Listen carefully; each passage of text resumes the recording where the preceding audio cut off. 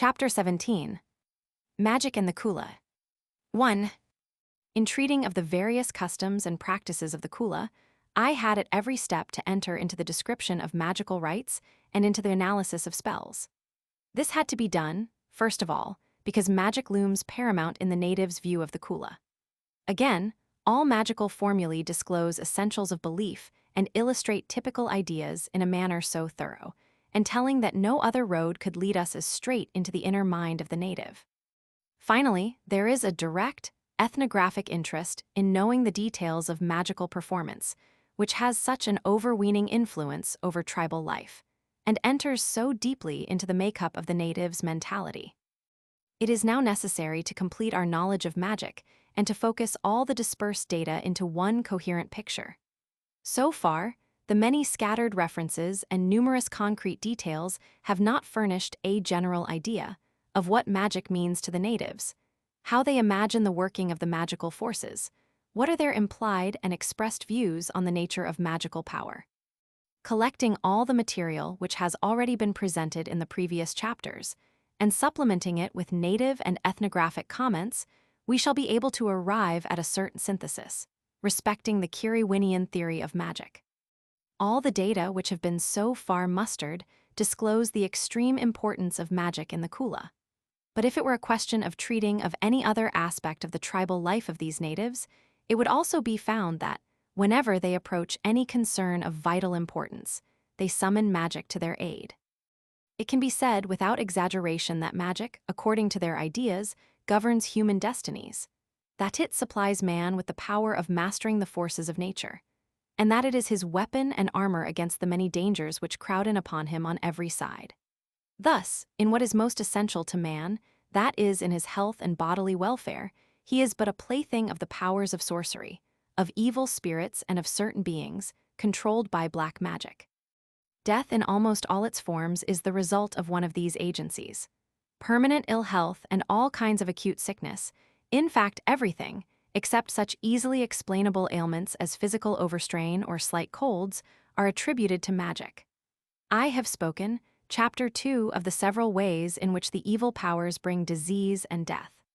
The Tovu, who bring epidemics, and the Takwe, who inflict shooting pains and minor ailments, are the only examples of non-human beings exerting any direct influence on human destinies, and even the members of this restricted pantheon of demonology only occasionally descend among the mortals to put into action their potential powers.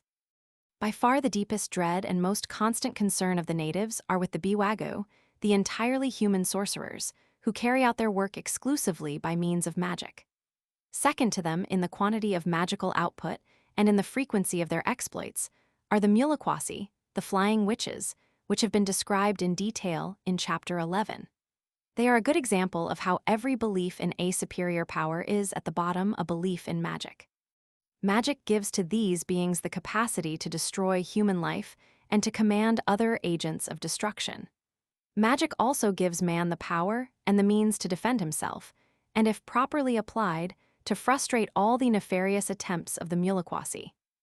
Comparing the two agencies, it may be said that in everyday life, the sorcerer is by far the most feared and is most frequently believed to be at work, while the Mulikwasi enter upon the scene at certain dramatic moments, such as the presence of death, a catastrophe on land, and more especially at sea. But then, they enter with even deadlier weapons than the Biwagu. Health, the normal state of human beings, can, if once lost, be regained by magic and by magic only. There is no such thing as natural recovery, return to health being always due to the removal of the evil magic by means of magical counteraction. All those crises of life, which are associated with fear of danger, with the awakening of passions or of strong emotions, have also their magical accompaniment. The birth of a child is always ushered in by magic, in order to make the child prosper and to neutralize the dangers and evil influences. There is no rite or magic at puberty. But then, with this people, puberty does not present any very definite crisis in the life of the individual, as their sexual life starts long before puberty arrives and gradually shapes and develops as the organism matures. The passion of love, however, has a very elaborate magical counterpart, embodied in many rites and formulae, to which a great importance is attached, and all success in sexual life is ascribed to it. The evil results of illicit love that is love within the clan, which, by the way, is considered by these natives as the main class of sexual immorality, can also be counteracted by a special type of magic. The main social interests, ambition in gardening, ambition in successful Kula, vanity and display of personal charms in dancing, all find their expression in magic. There is a form of beauty magic, performed ceremonially over the dancers, and there is also a kind of safety magic at dances, whose object is to prevent the evil magic of envious sorcerers. Particular garden magic, performed by an individual over his crops and seeds, as well as the evil magic which he casts on the gardens of his rivals, express the private ambitions in gardening as contrasted with the interests of the whole village, which are catered for by communal garden magic. Natural forces of great importance to man, such as rain and sunshine, the appropriate alternative operation of which makes his crops thrive, or wind, which must be controlled for purposes of sailing and fishing, are also governed by magic. The magic of rain and sunshine can be used for good as well as for nefarious purposes, and in this they have a special interest in the Trobriands, because the most powerful system of this magic is in the hands of the paramount chiefs of Kiriwena. By bringing about a prolonged drought, the chiefs of Americana have always been able to express their general displeasure with their subjects, and thus enhance their wholesale power, independently of any other mechanism, which they might have used for forcing their will on private individuals or on whole communities. The basic, food-providing economic activities, which in the Trobriands are mainly gardening and fishing, are also completely magic-ridden. The success of these pursuits is, of course, largely due to luck, chance, or accident, and to the natives, they require supernatural assistance. We had examples of economic magic in describing the construction of a canoe and the fishing for Kaloma shell. The communal garden magic and the fishing magic of certain village communities show to a higher degree even than the cases described, the feature which we found so distinct in canoe magic, namely, that the rites and formulae are not a mere appendage, running side by side with economic efforts, without exercising any influence over these. On the contrary, it may be said that a belief in magic is one of the main psychological forces which allow for organization and systemization of economic effort in the Trobriands. The capacity for art, as well as the inspiration in it, is also ascribed to the influence of magic. The passions of hatred, envy, and jealousy, besides finding their expression in the all-powerful sorcery of the Biwagu and Mulikwasi, are also responsible for many forms of witchery, known by the generic term of Bulabulata. The classical forms of this magic have as their object the estrangement of the affections of a wife or a sweetheart, or the destruction of the domestic attachment of a pig. The pig is sent away into the bush, having been made to take a dislike to its master and to its domestic habits. The wife, though the spells used to estrange her are slightly different, can be made also to take a dislike to her domestic life, abandon her husband, and return to her parents. There is a Bulabulata of gardens, of canoes, of Kula, of Kaloma, in fact of everything, and a good deal of beneficial magic is taken up with exercising the results of Bulabulata. The list of magic is not quite exhausted yet. There is the magic of conditional curses, performed in order to guard property from possible harm, inflicted by others. There is war magic. There is magic associated with taboos put on coconuts and betel nuts in order to make them grow and multiply. There is magic to avert thunder and resuscitate people who are struck by lightning. There is the magic of toothache and a magic to make food last a long time. All this shows the wide diffusion of magic, its extreme importance, and also the fact that it is always strongest there, where vital interests are concerned, where violent passions or emotions are awakened, when mysterious forces are opposed to man's endeavors, and when he has to recognize that there is something which eludes his most careful calculations, his most conscientious preparations and efforts. 2. Let us now proceed to formulate some short statement of the essential conception of magic, as it is entertained by the natives. All statement of belief, found among human beings so widely different from us, is full of difficulties and pitfalls, which perhaps beset us most there, where we try to arrive at the very foundation of the belief that is, at the most general ideas which underlie a series of practices and a body of traditions. In dealing with a native community at the stage of development which we find in the Trobriands, we cannot expect to obtain a definite, precise, and abstract statement from a philosopher belonging to the community itself. The native takes his fundamental assumptions for granted, and if he reasons or inquires into matters of belief, it would be always only as regards details and concrete applications. Any attempts on the part of the ethnographer to induce his informant to formulate such a general statement would have to be in the form of leading questions of the worst type, because in these leading questions, he would have to introduce words and concepts essentially foreign to the native. Once the informant grasped their meaning, his outlook would be warped by our own ideas having been poured into it. Thus, the ethnographer must draw the generalization for himself, must formulate the abstract statement without the direct help of a native informant. I am saying direct help because the generalization must be entirely based on indirect data supplied by the natives. In the course of collecting information, of discussing formulae and translating their text, a considerable number of opinions on matters of detail will be set forth by the natives. Such spontaneous opinions, if placed in a correctly constructed mosaic, might almost of themselves give us a true picture, might almost cover the whole field of native belief. And then our task would only be to summarize this picture in an abstract formula. The ethnographer, however, possesses an even better supply of evidence from which to draw his conclusions. The objective items of culture, into which belief has crystallized in the form of tradition, myth, spell, and rite are the most important source of knowledge. In them, we can face the same realities of belief as the native faces in his intimate intercourse with the magical, the same realities which he not only professes with his tongue, but lives through partly in imagination and partly in actual experience.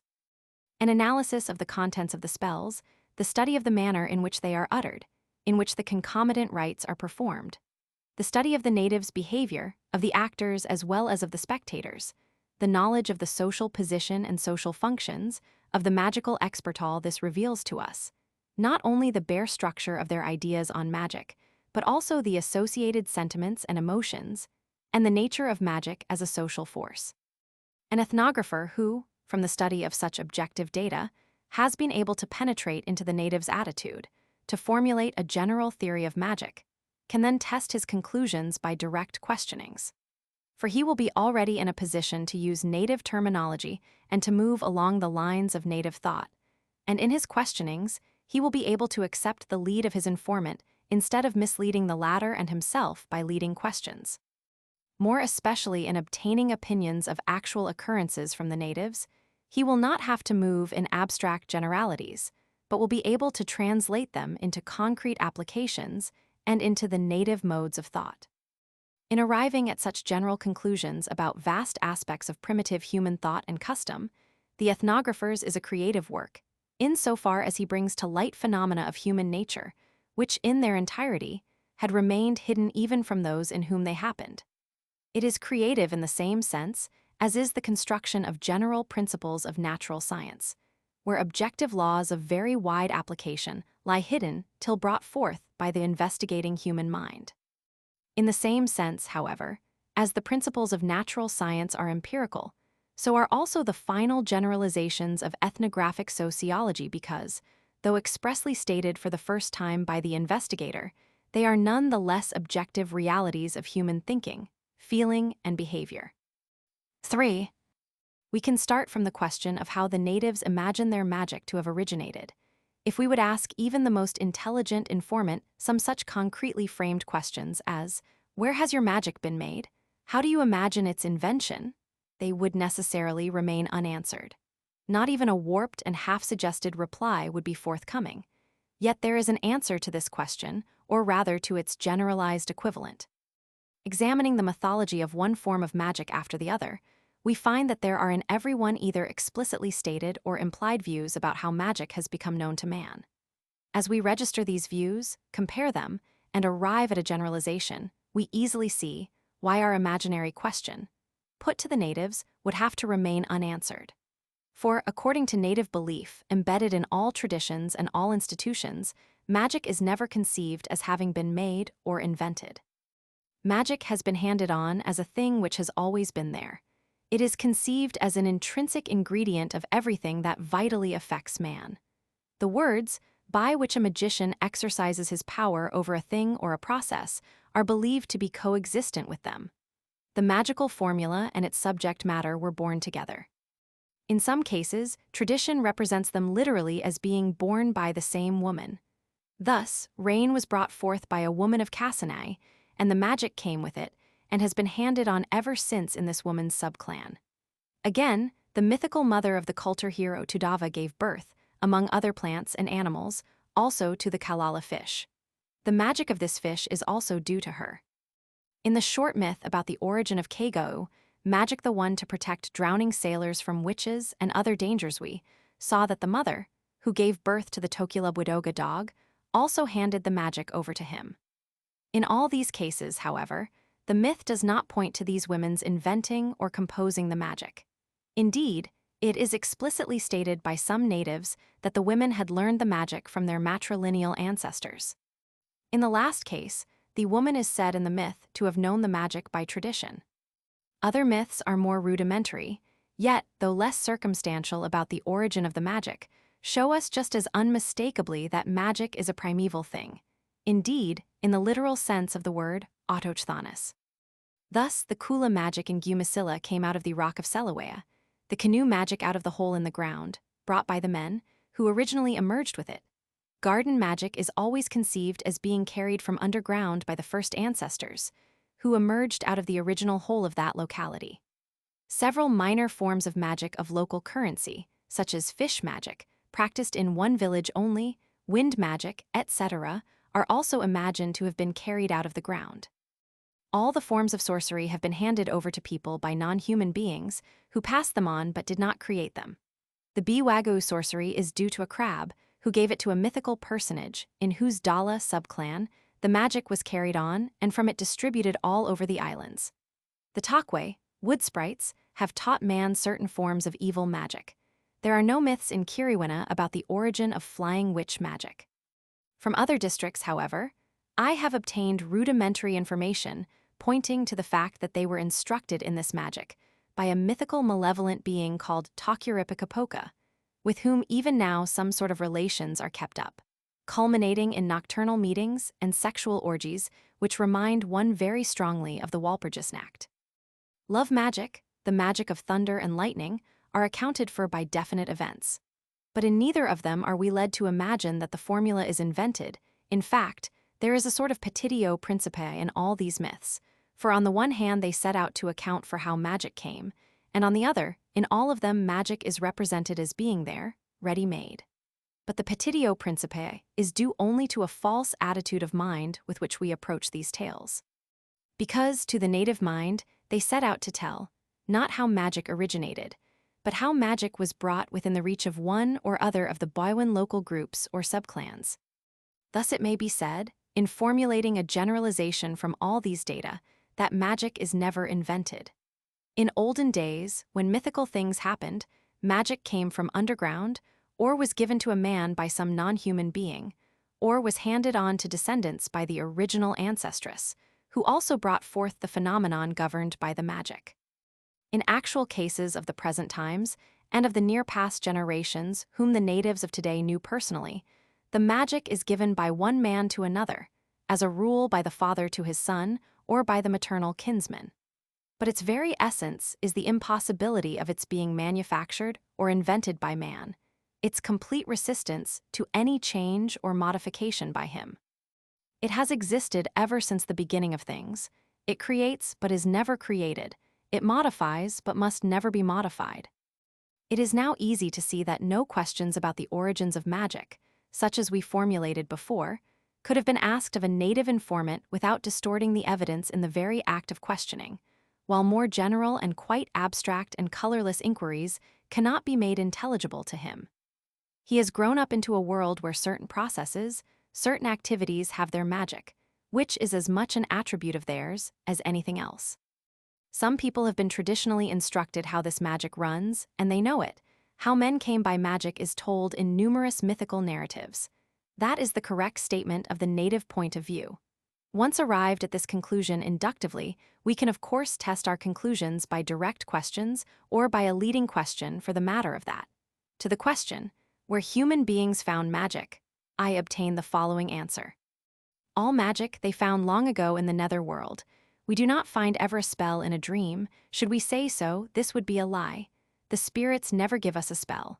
Songs and dances they do give us, that is true, but no magic. This statement, expressing the belief in a very clear and direct manner, I had confirmed, reiterated with variations and amplifications, by ever so many informants. They all emphasize the fact that magic has its roots in tradition, that it is the most immutable and most valuable traditional item, that it cannot leak into human knowledge by any present human intercourse with spirits or with any non-human beings such as the Takwe or Tovo. The property of having been received from previous generations is so marked that any breach of continuity in this succession cannot be imagined, and any addition by an actual human being would make the magic spurious. At the same time, magic is conceived as something essentially human.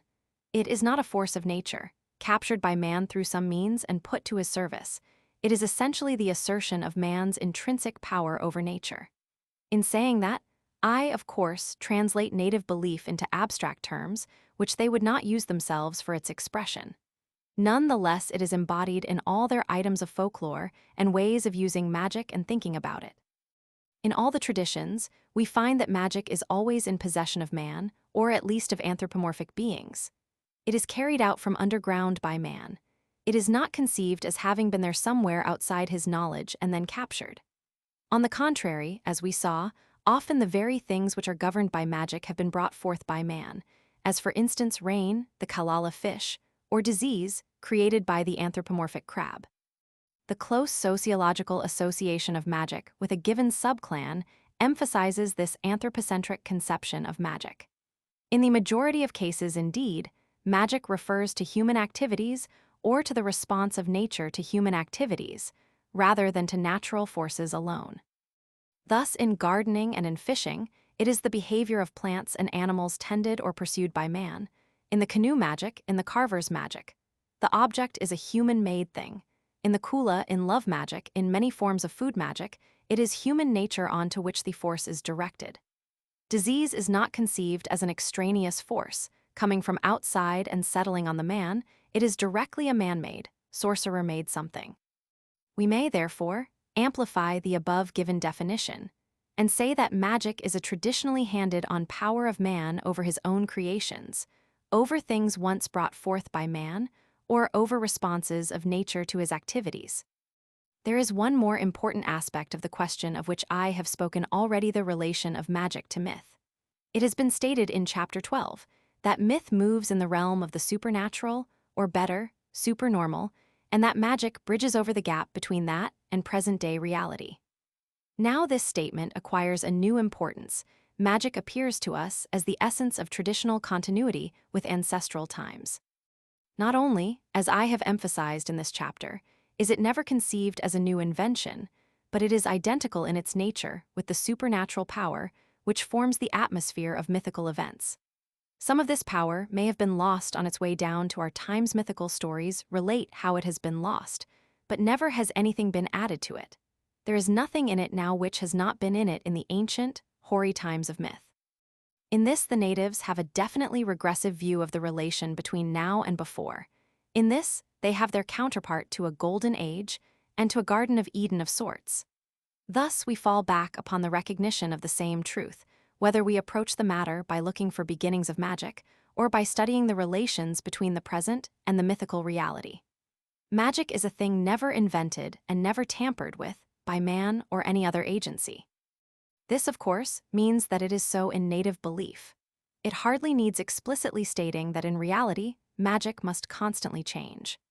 The memory of men is not such that it could hand over verbally exactly what it had received, and like any other item of traditional lore, a magical formula is in reality constantly being reshaped as it passes from one generation to another, and even within the mind of the same man.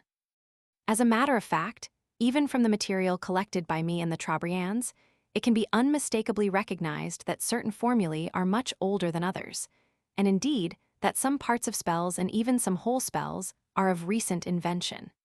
Here I cannot do more than refer to this interesting subject, which, for its full development, needs a good deal of linguistic analysis, as well as of other forms of higher criticism. All these considerations have brought us very near to the essential problem. What does magic really mean to the natives? So far, we have seen that it is an inherent power of man over those things which vitally affect him, a power always handed over through tradition. About the beginnings of magic they know as little, and are occupied as little as about the beginnings of the world. Their myths describe the origin of social institutions and the peopling of the world by men. But the world is taken for granted, and so is the magic. They ask no questions about magiogony any more than they do about cosmogony. 4.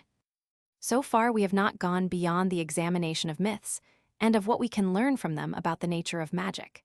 To gain a deeper insight into this subject, we must study more closely the concrete data about magical performance. Even in the foregoing chapters, a sufficient material has been collected to allow of correct inferences, and I shall only here and there have to allude to other forms of magic, besides that of canoe, kula, and sailing. I have spoken so far about magic in a wholesale manner, as if it were all of one piece.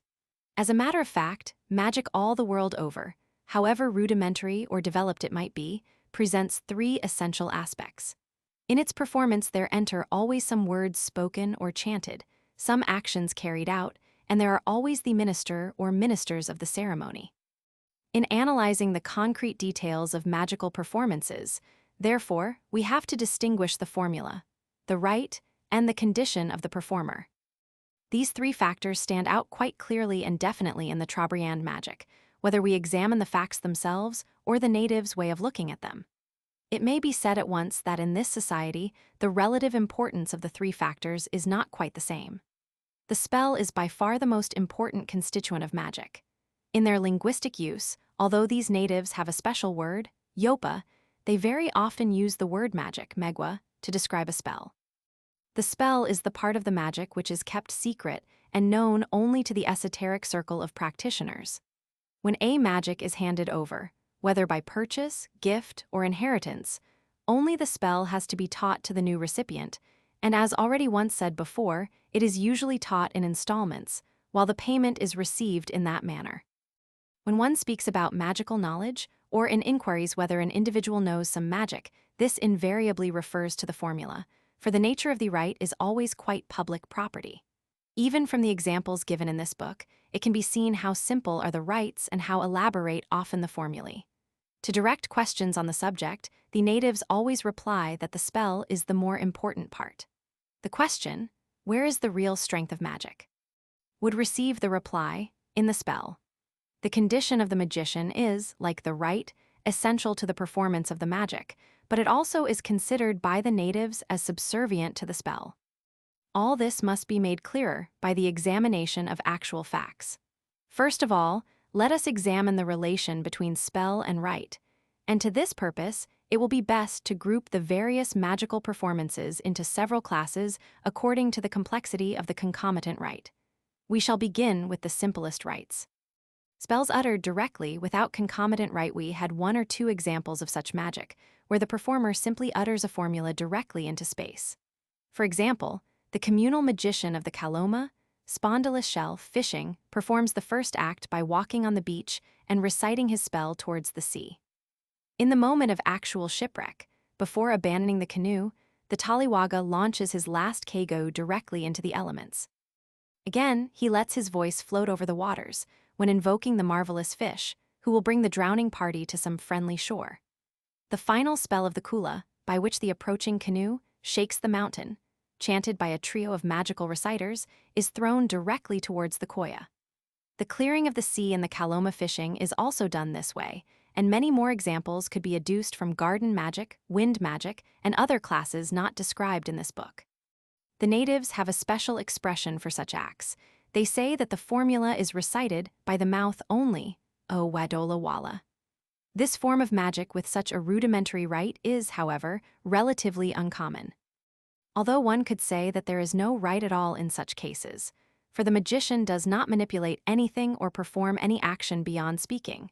Yet from another point of view, the whole performance is ritual in so far as he has always to cast his voice towards the element, or being, which he addresses.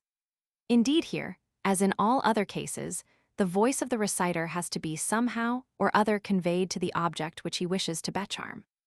We see, moreover, that in all these instances, the nature of this object is such that it can be directly reached by the voice, whilst on the other hand, there would be some difficulty in applying any substance or performing any action over, let us say, wind or a shell growing on a distant reef or the Koya mountain.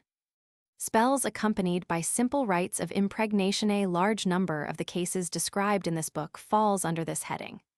We saw quite at the beginning, Chapter 5, Division Roman 2 and Roman 3, how the magician charms the blade of his adze, the ropes by which the canoe had been pulled, the lashing creeper, the caulking, and the paint of the canoe. Among the Kula rites, the initial magic over the aromatic mint, over the lilava magical bundle, over the jabobo, central part of canoe, all the beauty magic on Sara Buena Beach over coconuts, over the facial paints as well as the conch shell magic, belong here. In all these performances, an object is put well within reach of the voice and in an appropriate position. Often, the object is placed within a receptacle or covering so that the voice enters an enclosed space and is concentrated upon the substance to be charmed. Thus, when the lilava is chanted over, the voice is cast into the mats, which are afterwards carefully wrapped up. The aromatic mint is charmed, lying at the bottom of a bag made of baked and thus toughened banana leaf, which afterwards is carefully folded together and bound with string. Again, the adze blade is first of all half wrapped up in a banana leaf, and the voice enters the blade and the inside of the leaf, which subsequently is folded over and tied over the blade. In the magic of the conch shell, I drew attention to the fact that immediately after the charm has been spoken, both holes of the instrument are carefully stuffed up. In all cases where an object is going to be used immediately, not so many precautions are taken. But always, without any exception, the mouth is put quite close to the object medicated, see plate LVI, and wherever possible, this latter is placed in some sort of cavity, such as a folded piece of leaf, or even the two palms of the hand put together. All this shows that it is essential to a correct performance of magic, that the voice should be conveyed directly to the substance, if possible enclosed and condensed round it, and then imprisoned permanently there by means of some wrapping. Thus, in this type of rite, the action serves mainly to convey carefully and to retain the spell round the object. It may be noted that in almost all cases described, the substance harmed in the rite is not the final aim of the magic, but forms only a constituent part of the object in view or is an accessory of it, or an instrument used in its making. Thus the Wayugo creeper, the kebasi, caulking, the paint, the prowboards, all these are constituent parts of the canoe, and the magic performed over them does not aim at giving them any qualities, but aims at imparting swiftness and lightness to the canoe of which they are parts only. Again, the herbs and the colors of the coconut ointment medicated in the Kula are accessories of the final end of this magic, that is, of the personal beauty and attractiveness of the performer. The adze, the breaking stone in Kaloma magic, are implements used in obtaining the object, towards which the magic is directed. There are only a few instances in which the simple rite of impregnation is directly performed on the object in view. If we compare this type of rite with the one of the previous category, we see that the difference lies mainly in the size of the object. If you want to cast a charm over a mountain, over a reef, or over the wind, you cannot put your object into a little bag made of banana leaf. Nor can you put there the human mind. And as a rule, the final objects of magical rites are not small things, which could be easily handled. In the magic described in this book, there is, I think, not one single instance in which the substance handled in the rite and impregnated by condensing the charm upon it artificially is the final object of the spell. In war magic, the points of the spears are made effective and the shields are made spear-proof, see plate LVI by magic uttered over them. In private garden magic, the planted yams are made fruitful by a spell, and a few more examples could be adduced from other types of magic. Spells accompanied by a rite of transference. When we compare the rite of medicating the adze blade with the rite of medicating some dried grass, with which the canoe is afterwards beaten, we see that, in the second case, the magic is uttered over a something, which has no intrinsic connection with the final object of the magic, that is, with the canoe. It is neither to become a part of it, nor to be used as an implement in its manufacture. We have here the introduction for purposes of the rite of a special medium used to absorb the magical force and to transfer it to the final object. We can therefore call rites where such mediums are used rites of transference. When a stick is charmed to be used afterwards for the magical knocking out of a canoe, or a mussel shell with which the canoe will be scraped, or a piece of coconut husk which will be thrown into the water to remove the heaviness of the canoe, or a pandanus streamer which will give it swiftness, there is introduced into every one of these rites a substance which has to play a magical role only. The rite, therefore, is not the simple charming of a part or of a constructive implement which will enter into the composition or be used in the making of an object. The rite here is more autonomous, possesses more of its own significance. The beating of a canoe with two bunches of grass, one after the other, in order first to extract its heaviness and then impart to it lightness, has a meaning parallel to the spell but independent of it. So has also the throwing down of the coconut husk.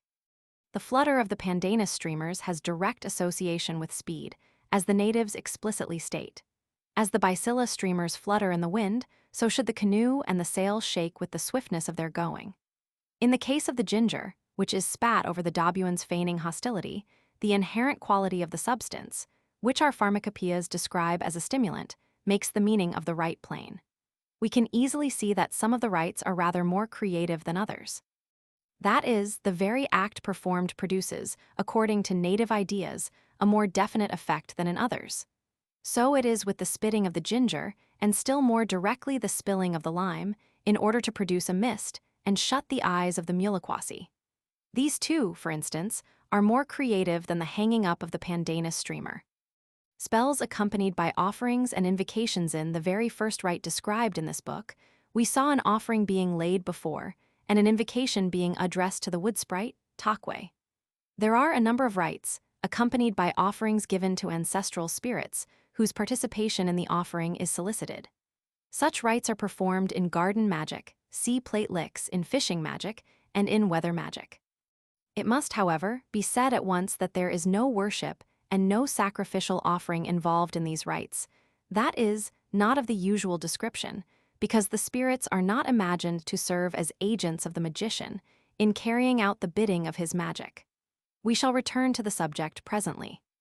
Here it will be enough to notice that the only instance of such a spell we have come across that is, the invocation of the Takwe has its concomitant offering made only as a sort of compensation for having chased him out, or as a means of persuading him to go. Probably it is the first rather than the second, because the Takwe has no free choice left after he has been exorcised. He must obey the bidding of the magician. This survey shows clearly that the virtue, the force, the effective principle of magic lies in the spell.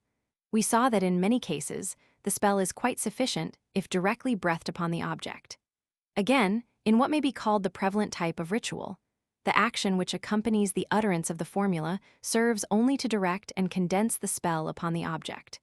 In all such cases, the rite lacks all independent significance, all autonomous function. In some cases, the rite introduces a substance which is used for magical purposes only. As a rule, the substance then intensifies, through a parallel action, the meaning of the spell.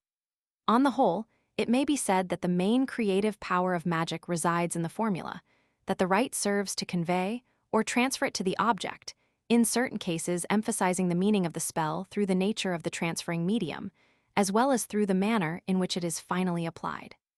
It is hardly necessary to state that in the Trobriand magic, there are no rites performed without the spell. 5. It is also evident in studying the manner in which the force of the spell is conveyed to the object, that the voice of the reciter transfers the virtue.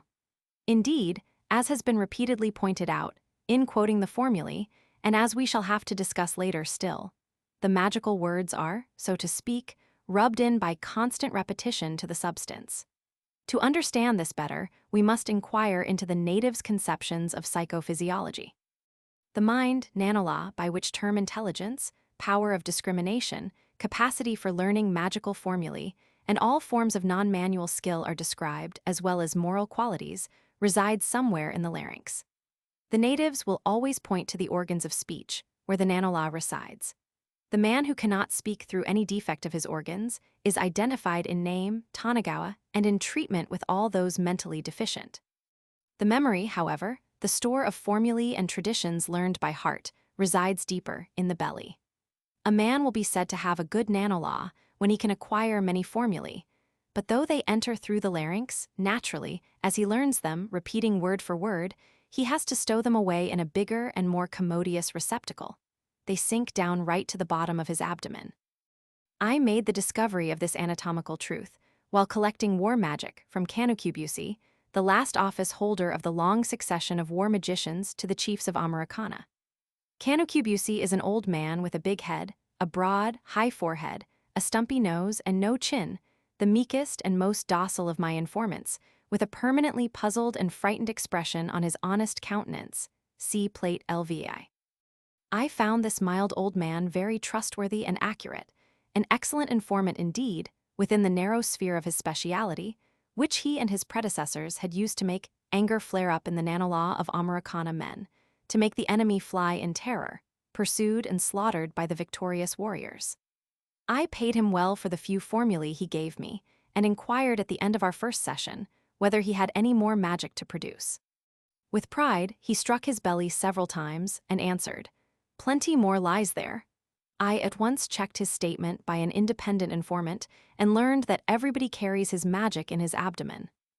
There exist also certain ideas about stratification of magic, namely, that certain forms of magic have to be learnt first, so that they sink down, while others come on top.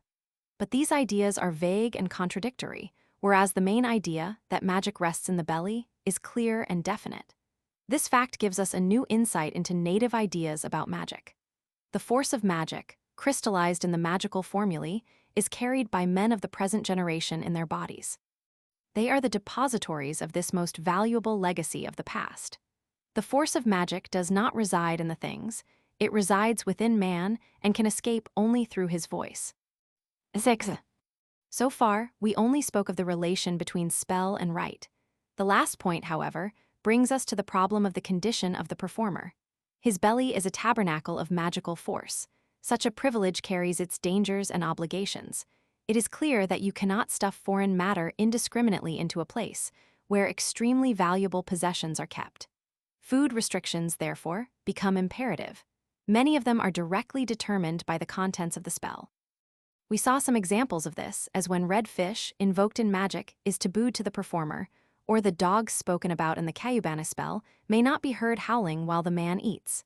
In other cases, the object which is the aim of the magic cannot be partaken by the magician. This is the rule in the case of shark fishing, kalala fishing, and other forms of fishing magic. The garden magician is also debarred from partaking of new crops, up to a certain period. There is hardly any clear doctrine as to why things mentioned in magical formulae, whether they are the aims of the magic or only cooperating factors, should not be eaten. There is just the general apprehension that the formula would be damaged by it. There are other taboos, binding the magician, some of them permanent, some of them temporary, during the season of his magical performance. We saw some permanent ones, as in the case of the man who knows Keigou magic and is not allowed to eat while children make noises. The temporary ones, such as the sexual abstinence during the first rites of the Kula, could be supplemented by numerous examples from other forms of magic. Thus, in order to bring about rain, the magician paints himself black and has to remain unwashed and unkempt for some time. The shark magician has to keep his house open, to remove his pubic leaf, and to sit with his legs apart, while the fishing and the magic last, so that the shark's mouth might remain gaping. But we cannot enter too much into enumeration of these taboos and observances, and have only to make it clear that the proper behavior of the magician is one of the essentials of magic, and that in many cases this behavior is dictated by the contents of the spell. The taboos and observances are not the only conditions which a man must fulfill in order to carry out certain forms of magic. In many cases, the most important condition is his membership in a social group, for many forms of magic are strictly local and must be performed by one who is the descendant of the mythical, original owner of the magic. Thus, in every case of garden magic, a magic which to the natives ranks first among all the other types of beneficent magic. The performer must be genealogically related to the first ancestor, who locally emerged from the whole. Certain exceptions to this rule are to be found only in cases where a family of high rank has come and usurped the headmanship of the group, but these exceptions are rare. In the case of the several systems of local fishing magic, the office of magician is hereditary and associated with the locality. The important rain and sun magic which have been born in Cassini can only be performed by the chiefs of that spot, who have usurped this important privilege from the original local headman. The succession is, of course, always matrilineal. A man may make a gift of such a magic to his son, but this latter may be obliged to relinquish the privilege at his father's death, and he never will be allowed to hand it over to his son, unless this latter belongs again to the local group, through cross-cousin marriage. Even in transactions where magic is sold or given away from one clan to another, the prestige of certain local groups as main specialists and experts in a branch of magic still remain. For instance, the black magic, though practiced all over the place and no more localized, is still believed to be best known in the villages of Bau and Biwaitalu, where the original crab fell down from the skies and brought with him the magic. The Kula magic is also spread over the whole district, yet it is still associated with definite localities.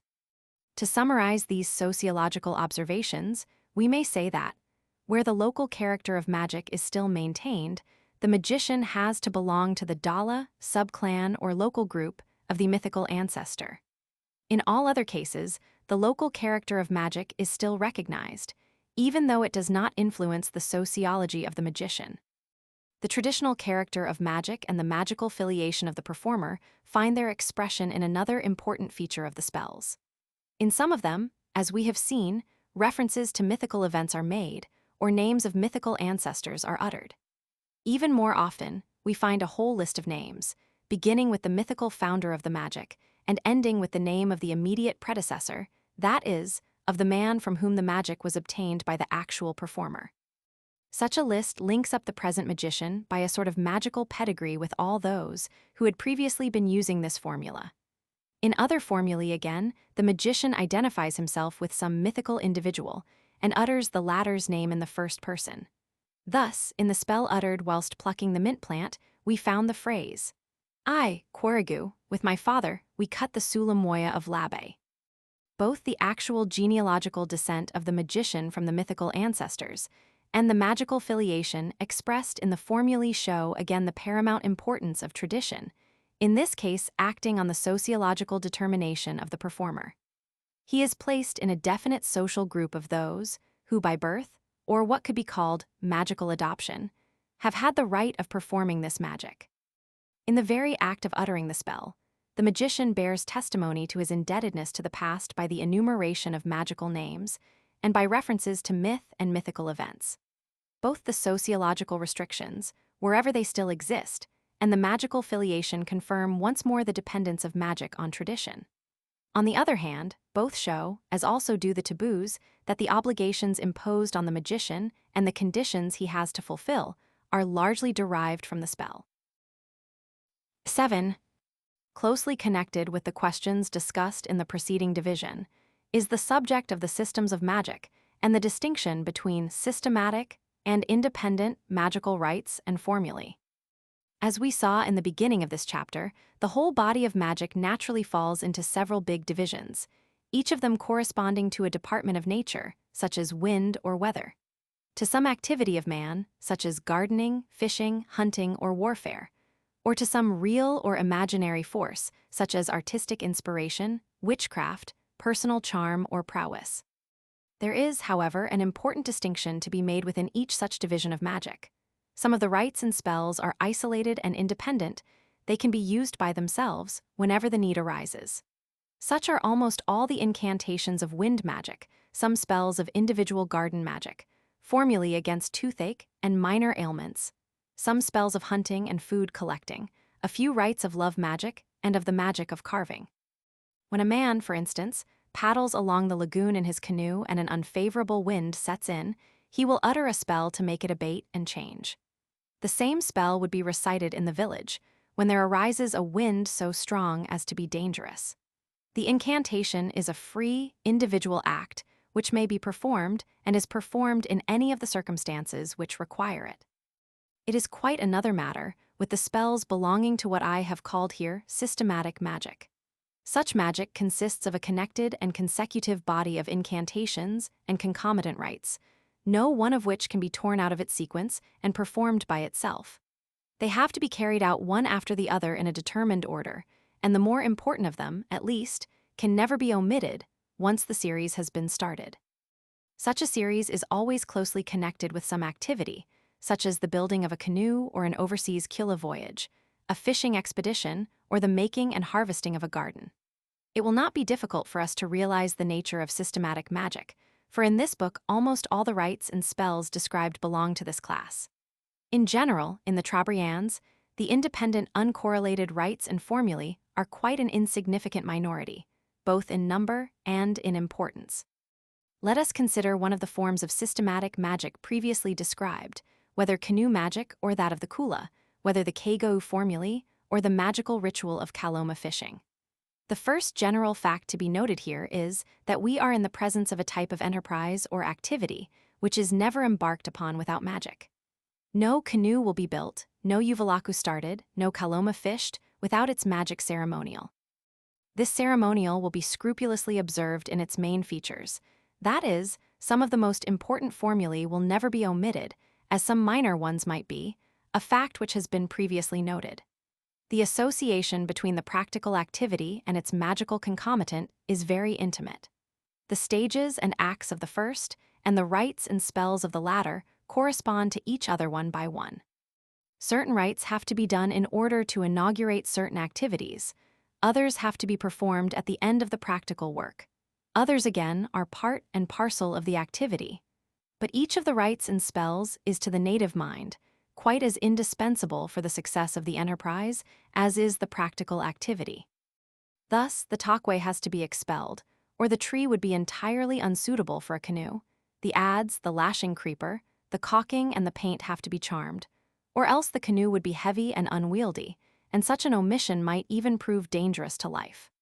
Going mentally over the various cases quoted in the previous chapters, it can be easily seen how this intimate association between enterprise and magic imparts to systematic magic its specific character.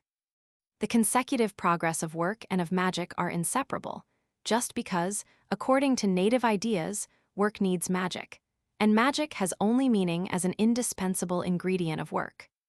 Both work and magic are directed towards the same aim, to construct a swift and a stable canoe, to obtain a good Kula yield, to ensure safety from drowning, and so on.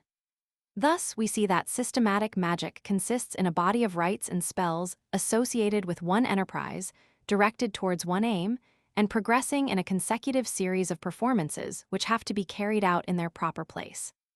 The proper understanding of what is meant by systematic magic is of the greatest theoretical importance, because it reveals the nature of the relation between magical and practical activities, and shows how deeply the two are connected with one another.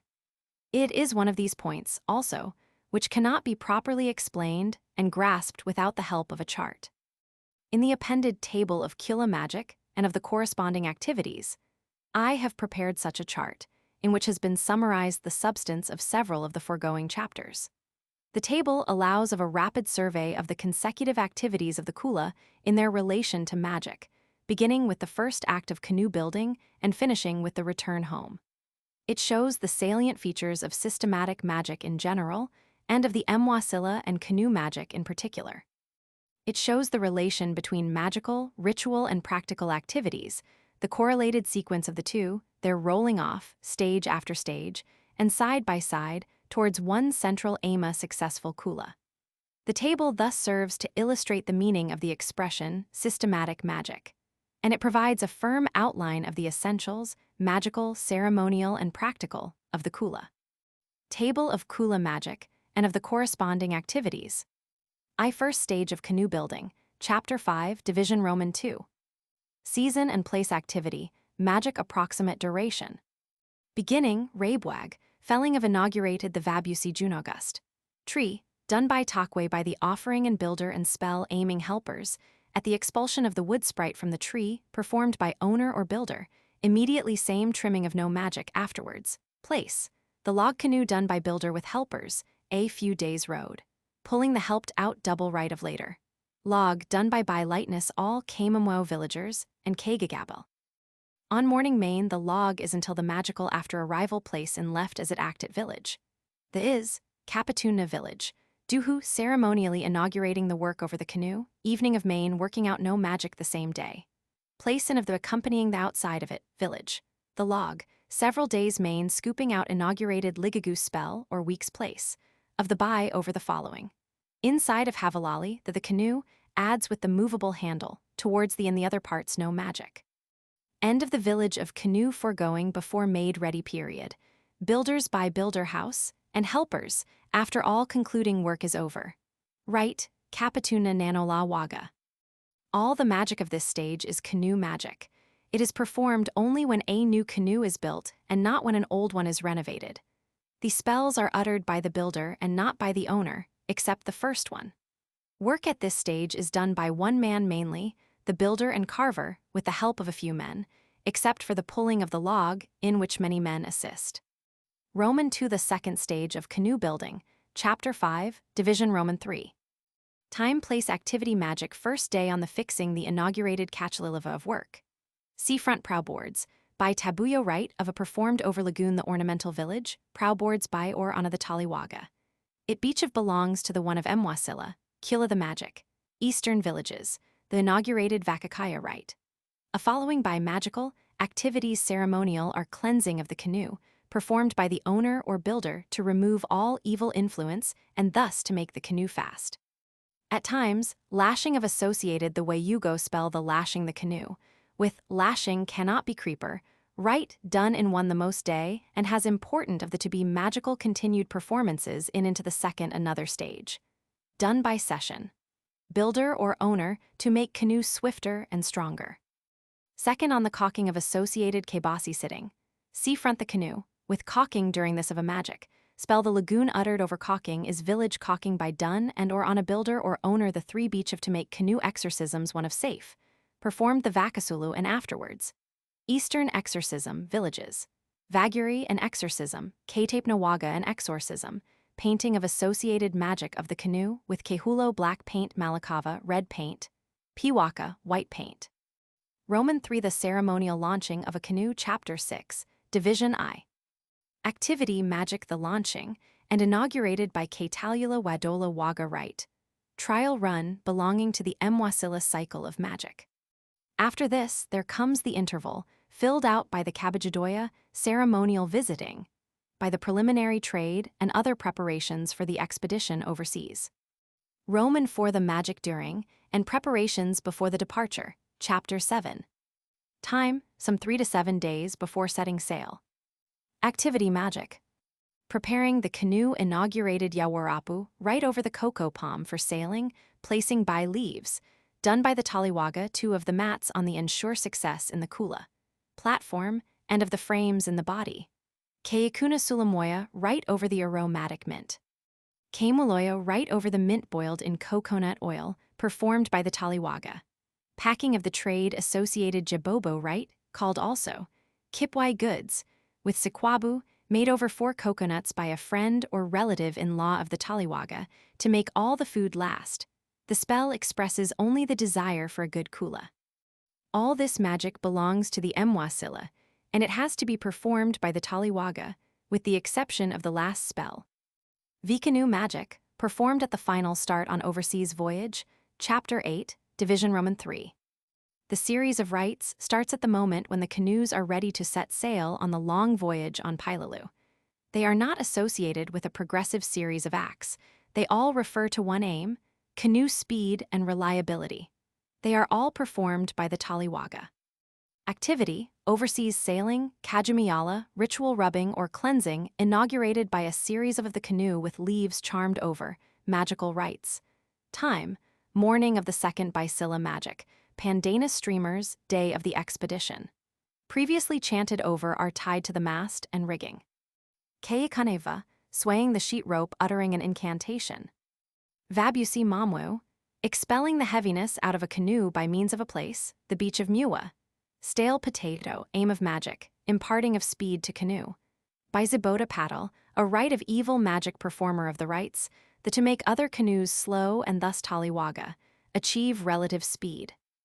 Roman 6 the Mwasila, performed on arrival at the final destination. A beauty magic, chapter 13, division I.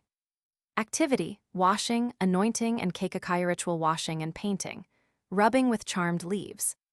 Luya coconut, spell over the scraped coconut used for anointing. Sonata comb, spell over the place, the beach on or near which comb, the party rest before starting on the last stage on the way to Dabu, Sayaku aromatic black paint, Sarabuena beach. On the way to Siniketa, Keikawa, Boa ordinary charcoal blacking, performers. The spells are uttered usually by the taliwaga, sometimes tala red paint of crushed by an elder member of the crew. Arakanut. B. Magic of the final approach, chapter 13, division Roman 2. Activity. The fleet are paddling Tauya the ritual blowing of the on the approach to Dabu, or conch shell, which has been punting to Siniketa in a body. Charmed over before. Kei Hunatabuya the swaying of the front prowboard, while the spell is being uttered.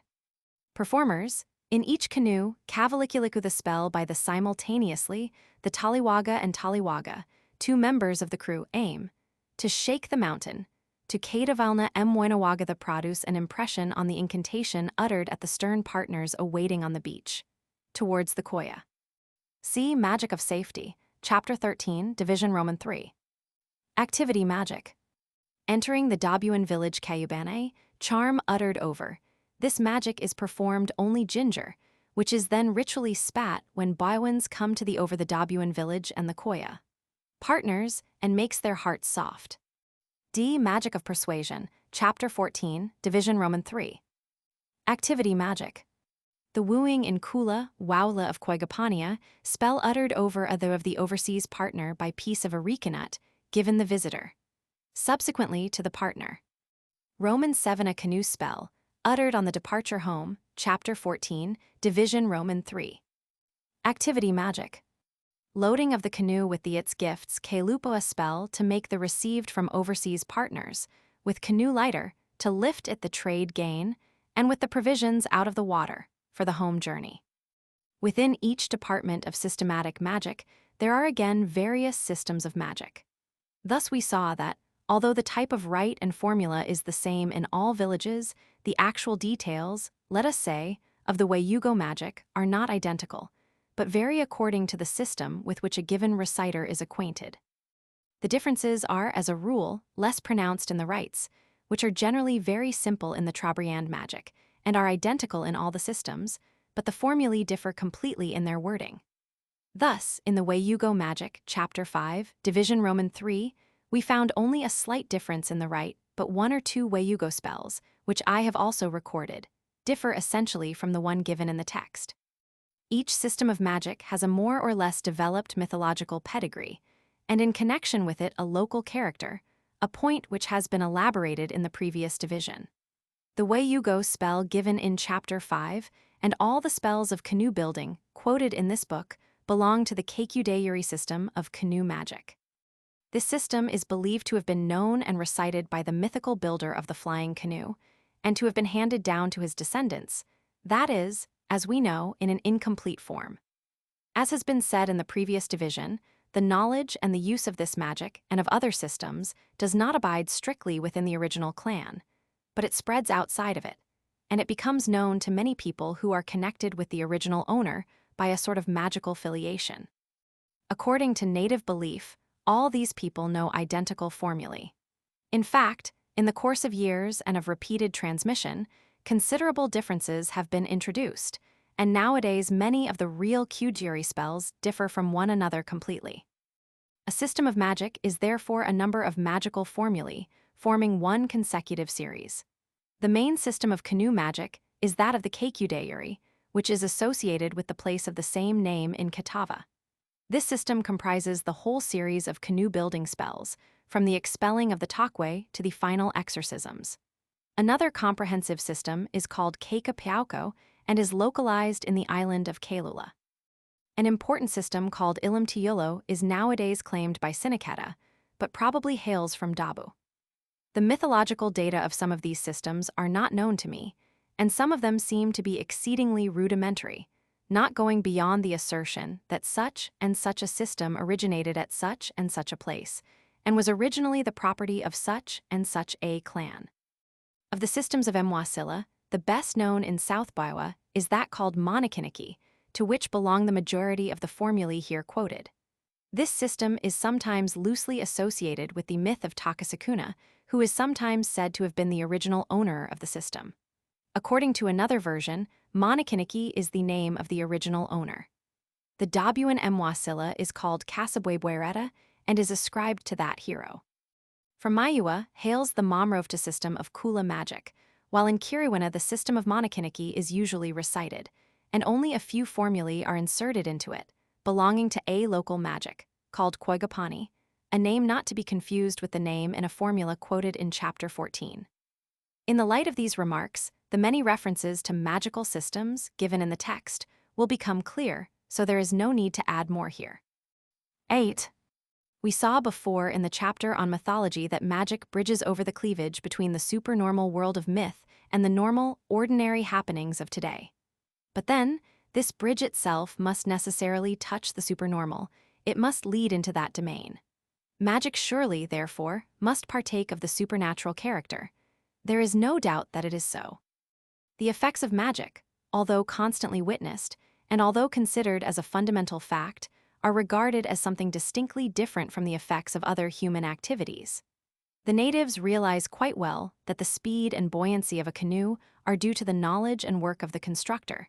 They are well acquainted with the properties of good material and of good craftsmanship. Yet the magic of swiftness adds something more to even the best constructed canoe. This superadded quality is regarded very much like the properties of the mythical canoe which made it fly through the air, though in the present-day canoes these properties have dwindled down to mere surpassing speed.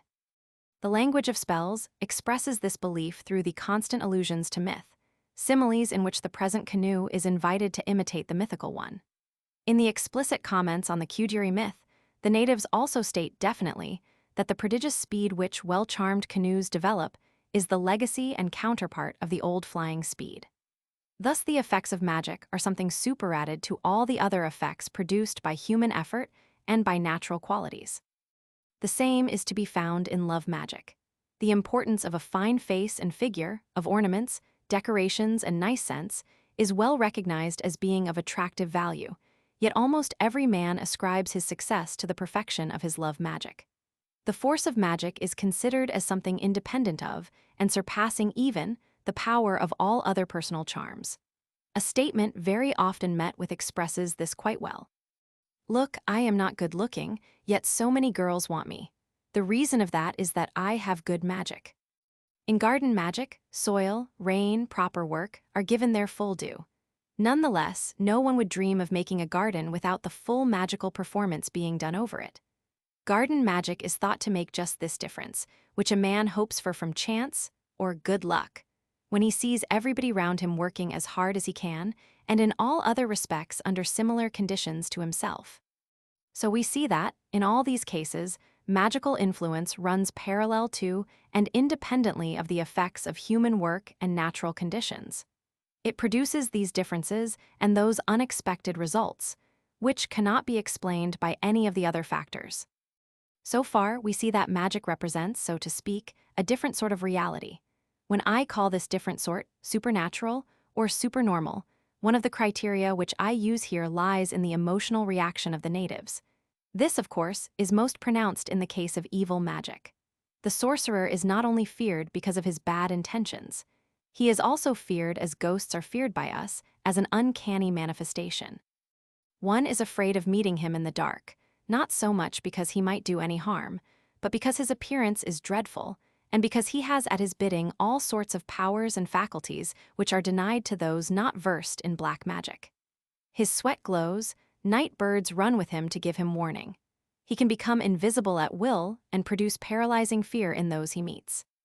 In short, the same hysterical dread, associated amongst ourselves with the idea of haunted places, is produced by the sorcerers in the minds of the natives. And it must be added that the natives have no such emotion of dread at all with regard to the spirits of the departed. The horror which they have of the biwagu is even stronger in the case of the muliquasi, to whom all sorts of most uncanny properties are attributed. Their ghoulish feasting on corpses, their capacity of flying, of making themselves invisible, of changing into night birds, all this inspires the natives with extreme terror. The other magicians and their art do not inspire such strong emotions in the natives, and of course in any case the emotion would not be that of dread. There is a very great value and attachment to systems of local magic, and their effects are distinctly considered as an asset for a community. Each form of magic also has its associated magical portent, kariyala. When a magic formula is spoken, a violent natural upheaval will take place. For example, when garden magic is performed, there will be thunder and lightning. With certain forms of Kula magic, a rainbow will appear in the skies. Others will produce shower clouds. The portent of a mild storm, accompanying the opening of the magical bundle Lilava, has already been quoted. The kego may produce a tidal wave, whereas an earthquake will be the result of other forms of magic. War magic, in an unexpectedly bucolic way, affects only some plants and birds. In certain forms of magic, a portent would take place whenever the formula is uttered. In others, this will not be so regular, but a kariyala will invariably occur when a magician dies. When asked, what is the real cause of any of these natural phenomena enumerated, they will say, magic is the real cause, ayala. They are a kariyala of magic. Another point, where magic touches the supernormal or supernatural, is in the association of spirits with certain magical performances.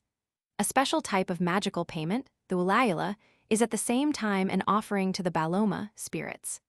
The magician will detach a small bit of the large quantity of food brought to him and put it down on some special place, with the words, "Partake, O spirits of your ulayala, and make my magic thrive." At certain ceremonies, the spirits are supposed to be present, see plate licks. When something goes wrong with magic, or it is badly performed, the spirits will become angry, as it is often expressed by the natives. In some cases, the baloma will appear in dreams and advise the magician what to do. As this is the most active interference of the spirits in human affairs, as far as magic is concerned, I shall quote in free translation some statements obtained on the matter.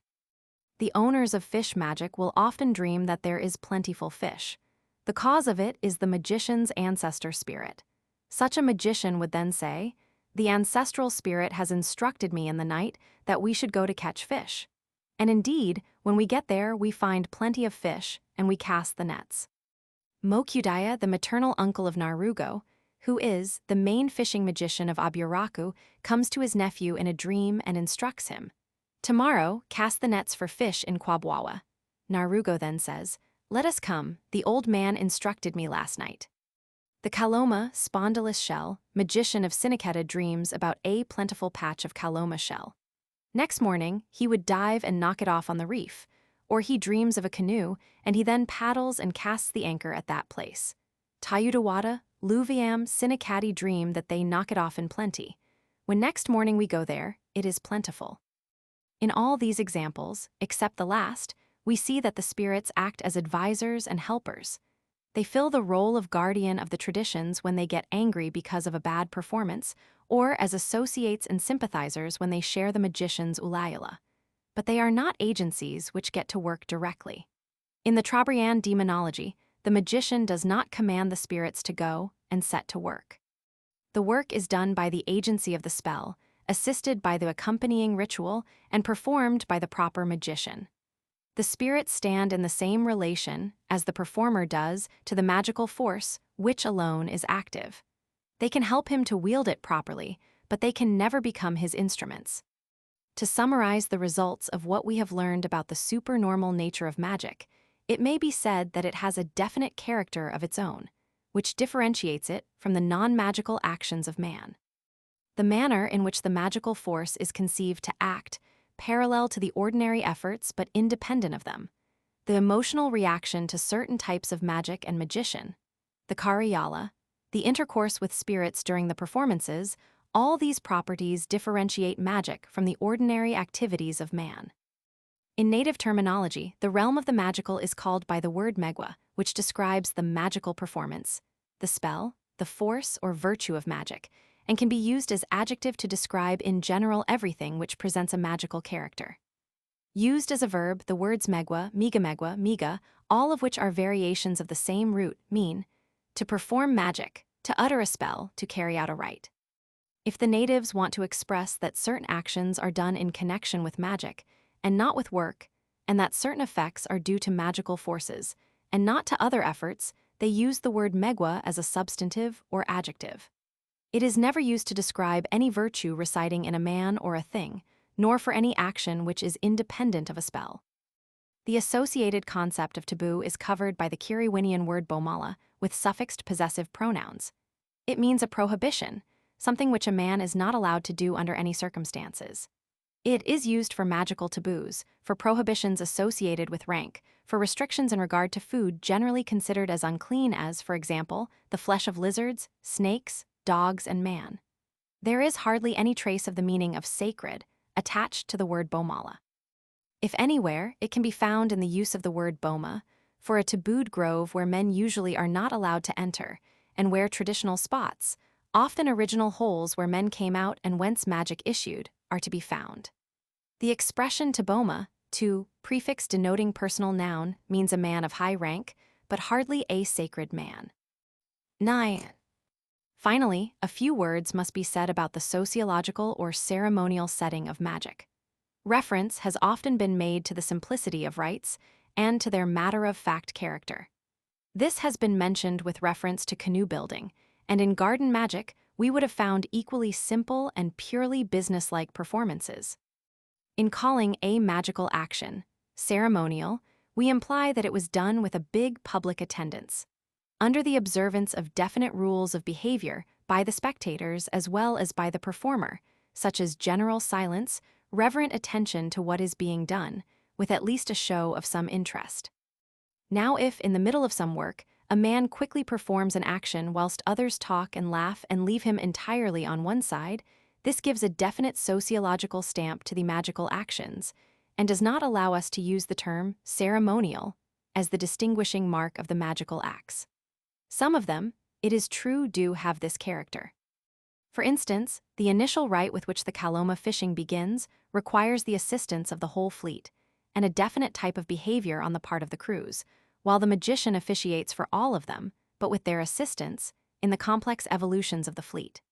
Similar rites are to be found in 2 or 3 systems of fishing magic, and in several rites of the garden magic of certain villages.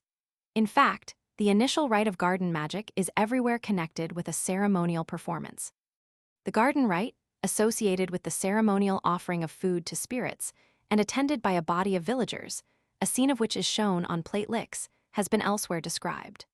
1 or 2 rites in war magic imply the active assistance of large numbers of men and take the form of big ceremonies. Thus, we see that magical rites may or may not be ceremonial, but that the ceremonial is by no means an outstanding or universal feature of Trobriand magic.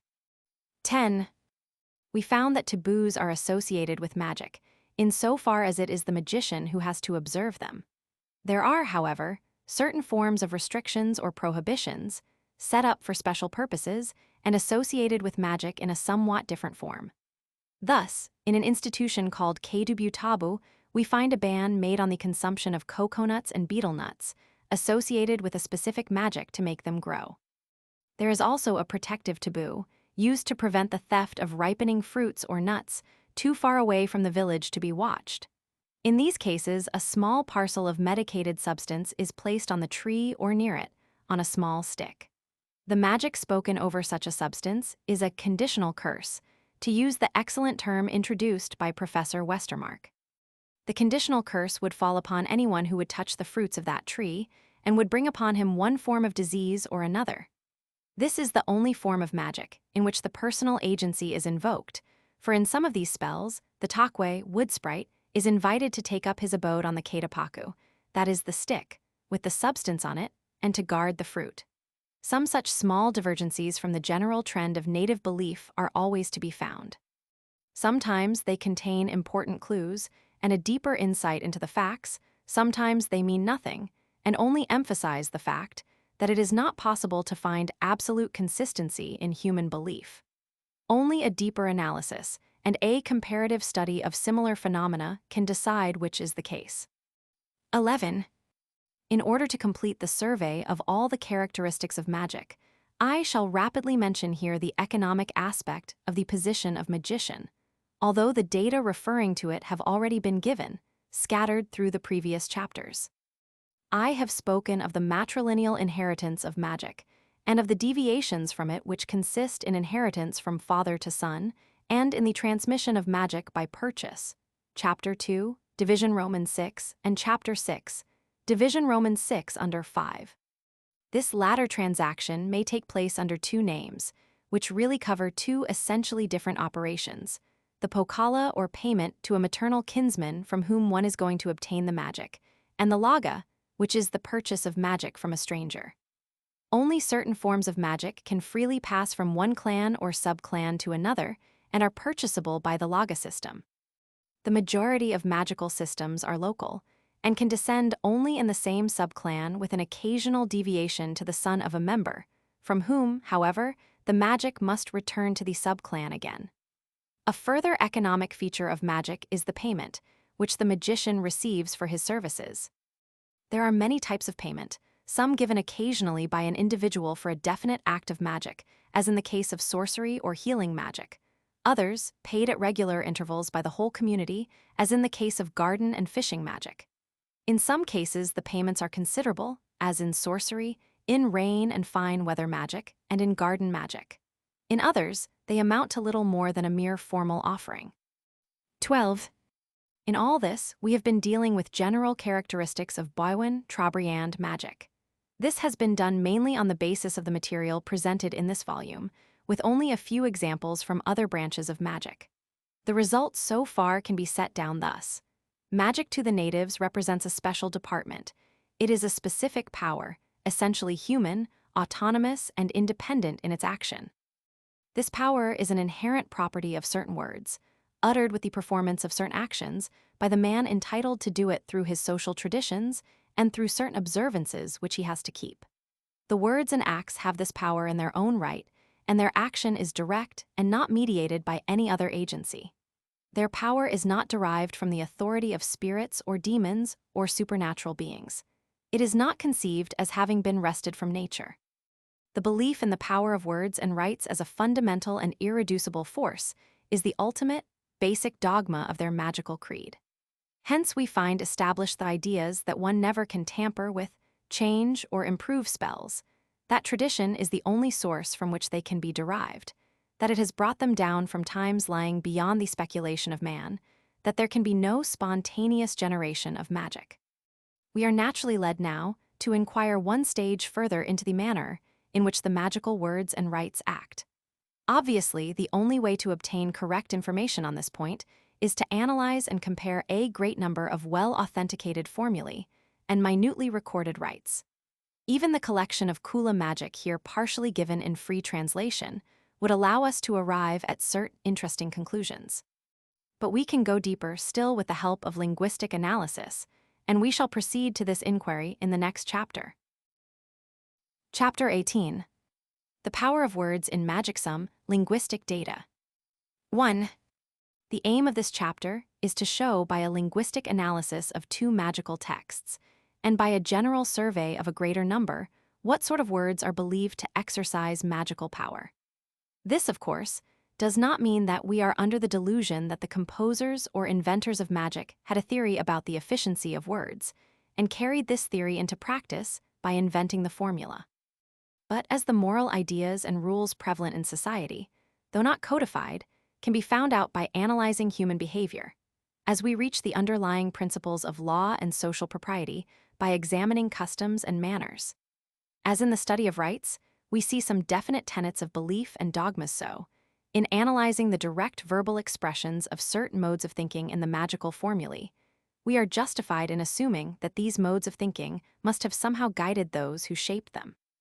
The exact manner in which we must imagine the relation between a typical way of thinking in a society on the one hand, and the fixed, crystallized results of this thinking on the other, is a problem of social psychology.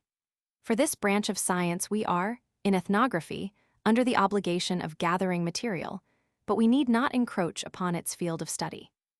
Thus much may, however, be put down, that, in whatever manner we might imagine a spell to have come into existence, it cannot be considered as the creation of one man. For as has been said before, if we examine any one of them, not with the eyes of the natives, but as outside critics, each spell shows unmistakable signs of being a collection of linguistic additions from different epochs. There is in practically every one of them a good deal of archaic material, but not a single one bears the stamp of having come down to us in the same form in which it must have presented itself a few generations ago. So that it may be said that a spell is constantly being remolded as it passes through the chain of magicians, each probably leaving his mark, however small, upon it.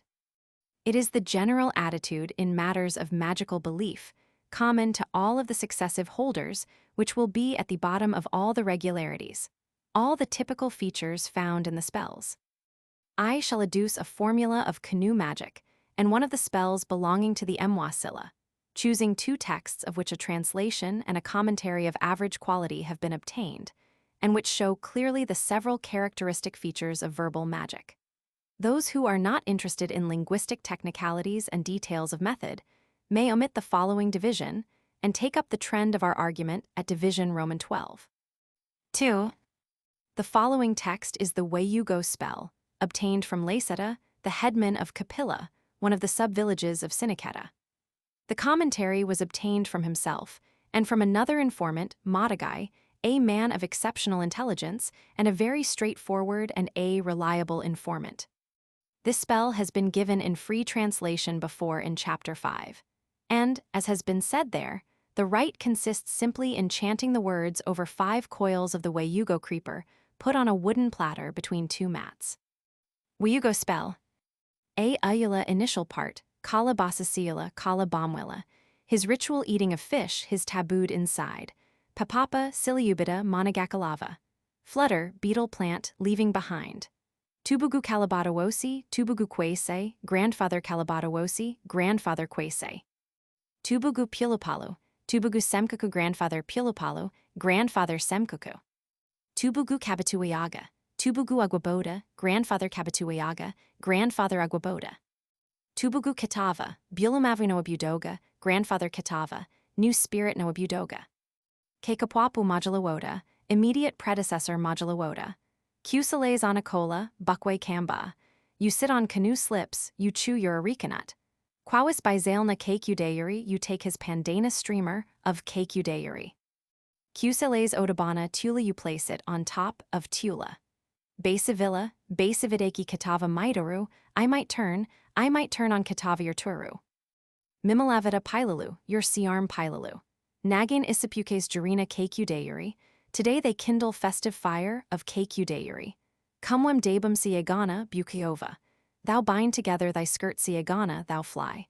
Bakabima kakabilla, bakapodama, I might clutch the adze handle, I might grip. Yaguayagula, the component sticks. Batarura odabana kayawa, I might fly on top of kayawa. Bitapwana main part, odabana kayawa, on top of kayawa, on top of kayawa. Repeated several times. Beakakoba odabana kayawa, I might become like smoke on top of kayawa. Beawe sulu odabana kayawa, I might become invisible on top of kayawa. Beavivala, etc. Beamwelta, etc. I might become as a wind eddy, etc. I might become alone, etc.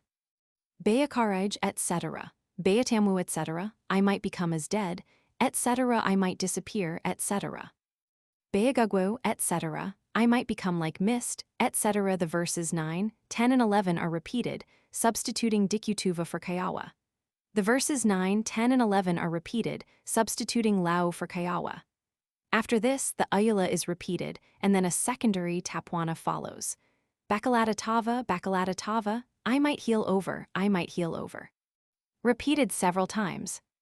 Ulasibu bakalatatava ulo kumwali maikil, I might heal over. My canoe gunnel. Bakalatatava ulisiroda, etc. I might heal over my canoe bottom, etc. Ulo kadukulu, etc. Ulo jelu, etc. Ulo kesuya, etc. My prow, etc. My rib, etc. My threading stick, etc.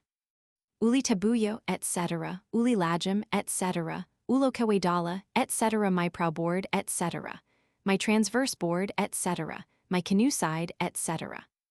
The ayala is repeated again, and the spell is closed by the dejina, concluding part. See dejina conclusion, wagam kusi wagam vivala canoe thou art ghost canoe, thou art wind eddy. Kayakarid siegana, bukiova, thou vanish siegana thou fly. Querasasa camkarike de kadimwadu, queripwo thou pierce thy sea passage kadimwadu, thou break through. Kabaluna saramwa, quabadibadi loma, knows his saramwa, thou meet loma. Kayakaraj, kayatamwu, kayavivala thou become as dead, thou disappear, thou become as a wind eddy. Kayagugwo thou become like mist. Kusola kamyamya, quadatine kamgulupaya, kuna thou mold the fine sand, thou cut thy seaweed, thou go. Kugaguna kamboimatala, thou put on thy busha wreath. We have here the native text, translated word for word, each expression and formative affix being rendered by its English equivalent. In obtaining such a verbatim translation, and subsequently putting it into a free, intelligible English rendering, there are two main difficulties to be overcome. A considerable proportion of the words found in magic do not belong to ordinary speech, but are archaisms, mythical names and strange compounds, formed according to unusual linguistic rules. Thus the first task is to elucidate the obsolete expressions, the mythical references, and to find the present-day equivalents of any archaic words. Even if we obtain a series of meanings corresponding to each term of the original text, there is often considerable difficulty in linking these meanings together. Magic is not built up in the narrative style. It does not serve to communicate ideas from one person to another. It does not purport to contain a consecutive, consistent meaning. It is an instrument serving special purposes, intended for the exercise of man's specific power over things, and its meaning, giving this word a wider sense, can be understood only in correlation to this aim. It will not be therefore a meaning of logically or topically concatenated ideas, but of expressions fitting into one another and into the whole, according to what could be called a magical order of thinking, or perhaps more correctly, a magical order of expressing, of launching words towards their aim. It is clear that this magical order of verbal concatenations I am purposely avoiding the expression magical logic, for there is no logic in the case must be known and familiar to anyone who wishes really to understand the spells. There is therefore a great initial difficulty in reading such documents, and only an acquaintance with a great number makes one more confident and more competent. 3. In the ordinary routine of working out such texts, I tried to obtain from the magician the equivalents, word for word, of the more cryptic expressions. As a rule, the magician himself knows a good deal more than anyone else about the mythical references and about certain esoteric expressions contained in the spell. There are some unintelligent old men, unfortunately, who rattle off a formula, and who evidently never were interested about its significance or else forgot all about it, and are no good as commentators. Often a fairly good informant, quite capable of reciting a spell slowly and intelligibly without losing his thread, will be of no use as linguistic informant, that is in helping to obtain a definition of a word, in assisting to break it up into its formative parts, in explaining which words belong to ordinary speech, which are dialectic, which are archaic, and which are purely magical compounds. I had only a few informants who could help me in this way, and among them the previously mentioned Madagai was one of the best. The analysis to which I now proceed can be given only in an approximate manner, for in a full one, a long disquisition on grammar would have to be given first. It will be enough, however, to show in broad outline the main linguistic features of a spell, as well as the methods which have been used in constructing the free translation given in the previous chapters. The formula here quoted shows the typical tripartition of the longer spells. The first part is called ayala. This word means the bottom part of a tree or post, the foundation of any structure, and in more figurative uses, it means reason, cause, or again, beginning. It is in this last sense that the natives apply it to the first strophe of a song and to the exordium of a magical formula. The second part of the spell is called tapwana, literally, surface, skin, body, trunk, middle part of a tree, main part of a road, and thus main part of a spell or song. The word digina, literally the tip or end, used for the tip of a tree or the end of a tail, is used to designate the final part or the conclusion of a spell. Sometimes the word dabwana, top, or head, not human head, is substituted for digina. Thus the spell must be imagined turned upside down, its beginning put at the basis, the ayula, its main part where the middle trunk would be, and its end at the tip, the digina. The opening words of the ayula in this spell are short, cutting, pithy expressions, each standing for its own cycle of ideas, for a sentence or even a whole story. In this, they are typical of the beginnings of Kiriwinian spells. They are also typical in the great difficulty which they present to the interpreter. Out of the 7 words contained in phrases 1 and 2, 4 do not belong to ordinary speech and are obscure compounds. Thus the words basasiala and bomwila are made up first of the prefix bo, which carries with it the meaning of tabooed, belonging to magic, and of the 2 roots sasiala and emwala, neither of which is a complete word. The first is the root part of the word visasiala, which designates a custom associated with this magic. At certain times, in connection with the performance of the Wayugo rite, the magician has fits of trembling and then he has to be given some baked fish, and after partaking of it, his trembling fit passes. The natives say that he trembles like a Bicilla pandanus streamer, and that this shows that his magic is good, since the trembling of the pandanus is a symbol of speed. Mwela is derived from alamwela, which means inside. With the prefix bo, the word can be translated, the tabooed inside. It is even more difficult to interpret the general meaning of these 2 expressions than to find out their literal equivalents. We have an allusion to a ritual eating of fish, associated with a trembling which symbolizes speed, and we have an expression, tabooed inside.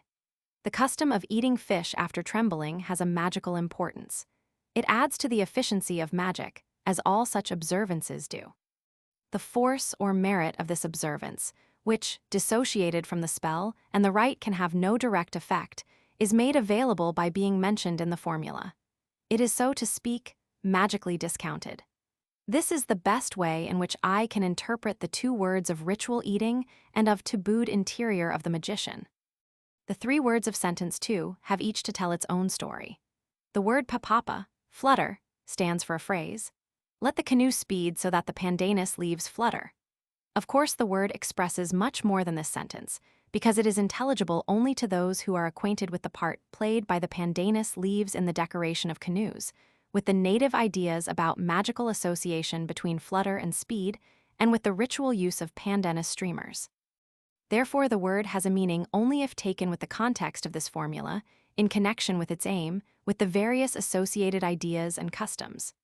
To the native, who knows all this and in whose mind the whole context rises, when he hears or repeats papapa, the word quivers with magical force. The word silubita, an especial magical transformation of lilibita, stands for a certain variety of the beetle pepper plant. The word monogakalava is again an elaborate compound carrying the meaning to leave behind. The betel plant is a common magical ingredient, and in this spell, the ancestral spirits will presently be invited to chew betel nut. Leaving behind undoubtedly refers to the other canoes, which will be outrun by that of the reciter. Both these words, therefore, can be placed without much difficulty into the context of this spell. It is quite clear, as has been said, that each of these expressions stands alone and represents a self-contained cycle of ideas. The 2 expressions of sentence 1 probably do belong to one another, but even they represent each one half of a complex story. Then, in 3, there comes a long list of names of ancestors, all of whom are said to be real men who had lived in Kitava, the home of this magic. The words Kwese, stormy sea, and Pulupalu, boiling up, foaming up, suggest that the names are significant and therefore mythical. Newabudoga, a Kitavan man, was father of the last mentioned one, Majalawoda, a maternal relative of the present owner. We see here, therefore, a good case of magical filiation, by which the present owner, a man of Siniketa, is connected with the mythical district of Kitava. The following 2 sentences, 4 and 5, are linguistically much clearer and simpler, and they present connected sequences of words. They are an invocation to ancestral spirits, asking them to join the magician at the canoe, which is called here Kekudeuri, the craft of the Kuduri, and to place the pandanus streamers on the top of Tulo. This, in an exaggerated and figurative speech, expresses an invitation to the spirits to follow the man on his trip. It must be noted that, according to the present belief at least, the spirits are not conceived as agents or forces which carry the canoe at the behest of the magician, but as passive companions only. Sentence 6 contains a scornful address to his companions. The magician in prospect sees himself sailing ahead towards the mountains.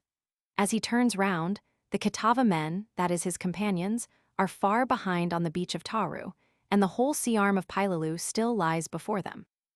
In 7, the same trend of ideas is followed. The custom of kindling the fire by the first canoe is alluded to, and the magician sees himself carrying out this privilege. It is to be noted that he speaks always of his canoe under the name of Kuduri, that is of the mythical flying canoe of ancient times. In 8, the canoe is addressed as a flying witch, who is asked to bind her skirt together and to fly. In 9, the magician verbally retraces an incident from the original myth of Kuduri. He takes the adze handle, gets hold of the canoe, and strikes it, whereupon the canoe flies.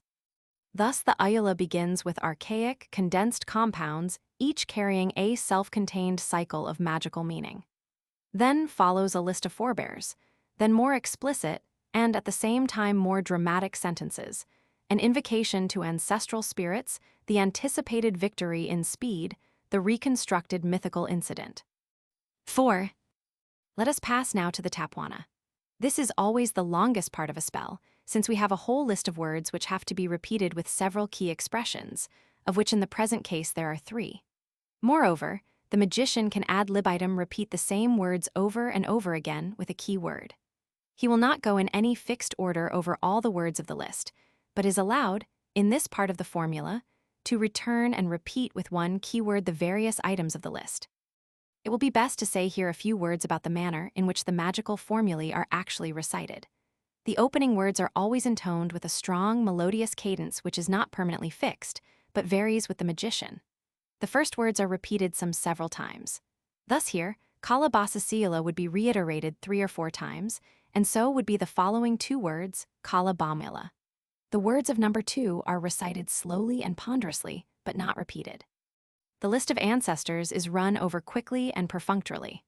The rest of the Ayula, its dramatic part so to speak, is spoken with less melody, more with the ordinary speaking voice and more rapidly. Then comes the last sentence of the Ayula, which in almost all spells links it up with the main part. This is always intoned slowly, solemnly, and distinctly. The voice drops at the end by the interval of a tone. In the Tapwana, the key word or key expression, which forms always the concluding part of the Ayula, is taken up again. It is repeated several times, as if to fix or rub it well in. Then, dropping into a quick, continuous stream of utterance, the magician runs over one word of the list after the other. The key word is inserted between each of them, said sometimes once, sometimes 2 or 3 times. It gives an effect as if the key word were being rubbed in into every one of the other expressions. They, as a rule spoken more slowly, mark the rhythm of this part. The reciting of the last part of a spell, the Djina or Dabwana, is more perfunctory. Usually it is rather spoken than chanted. After this digression, let us return to the analysis of our spell. It is a rule that the Tapwana, the main part of a formula, is easier to translate, expressed in less archaic and less condensed terms than the Ayula. The Tapwana of this spell has quite easy keywords, both in its first and in its second part. In the first one, phrase 11, the keywords are of mythical nature, referring to localities associated with the flying of one of the Kuduri sisters. In the second Tapwana, the keyword means, I might heal over or I shall heal over, that is with speed. And this expression stands here for, I shall overtake, and the list of words pronounced with this verb denotes the various parts of a canoe. The second part of the Tapwana, phrase 14, is much more typical than the first because the key word is a verb, whilst the list words are nouns. It is typical also, in that the verb expresses, in a simple and direct manner, the magical effect of the spell, the overtaking of the other canoes. Whereas the sum of the words of the list gives the object of the spell, that is, the canoe. Such Tapwana, in which the magical action is expressed as a verb, while in the list of words we have mentioned the various parts of a garden or of fishing nets, or weapons or parts of the human body, are to be found in all classes of magic. The first part of the Tapwana, phrases 11, 12, and 13, is less typical, insofar that the verbs depicting various magical actions are relegated into the list, while the keywords are adverbial expressions of locality. The verbal links of the long chain express all and one in a metaphoric manner the speed of the canoe. I shall fly, I shall become like smoke, I shall become invisible, I shall become as a wind eddy, etc., are all rather picturesque, concrete descriptions of surpassing speed. They present also a linguistic symmetry and singularity. The prefix ba is the form of the future or potential tense, which I have literally translated might, but which stands here for shall. The formative prefix yo is a causative and stands for become as or become like. Then follows the root, kakoba, smoke which trails in clouds above a burning garden. Hence the expression bea kakoba, in its full concrete meaning, could be translated, I shall become like clouds of trailing smoke. Again, bioacula in its full meaning could be translated, I shall become invisible as distant spray. The only abstract word in this list is tamwu, which literally means to disappear. So, in this tapwana, the list consists of a number of formally similar words, each expressing the same general meaning in a concrete metaphorical manner. The length of the whole tapwana, main body of the spell, can be imagined, since in the middle between its two sections, the ayula is recited once more. The last part of this spell, the Dejina, contains an explicit allusion to the Kudiri myth and to several geographic localities which are mentioned in that myth. It also shows the usual crescendo, characteristic of the conclusions of a spell. The final results are anticipated in exaggerated, forceful language. 5. So much about the Wayugo spell. I shall adduce now another spell of a somewhat different type, belonging to the Mwasila Kula magic. It is distinctly a more modern formula. There are hardly any archaic expressions. Words are not used as independent sentences each. On the whole, it is easily understandable and has a consecutive meaning. Reikuna sulamoya, also called samjayata.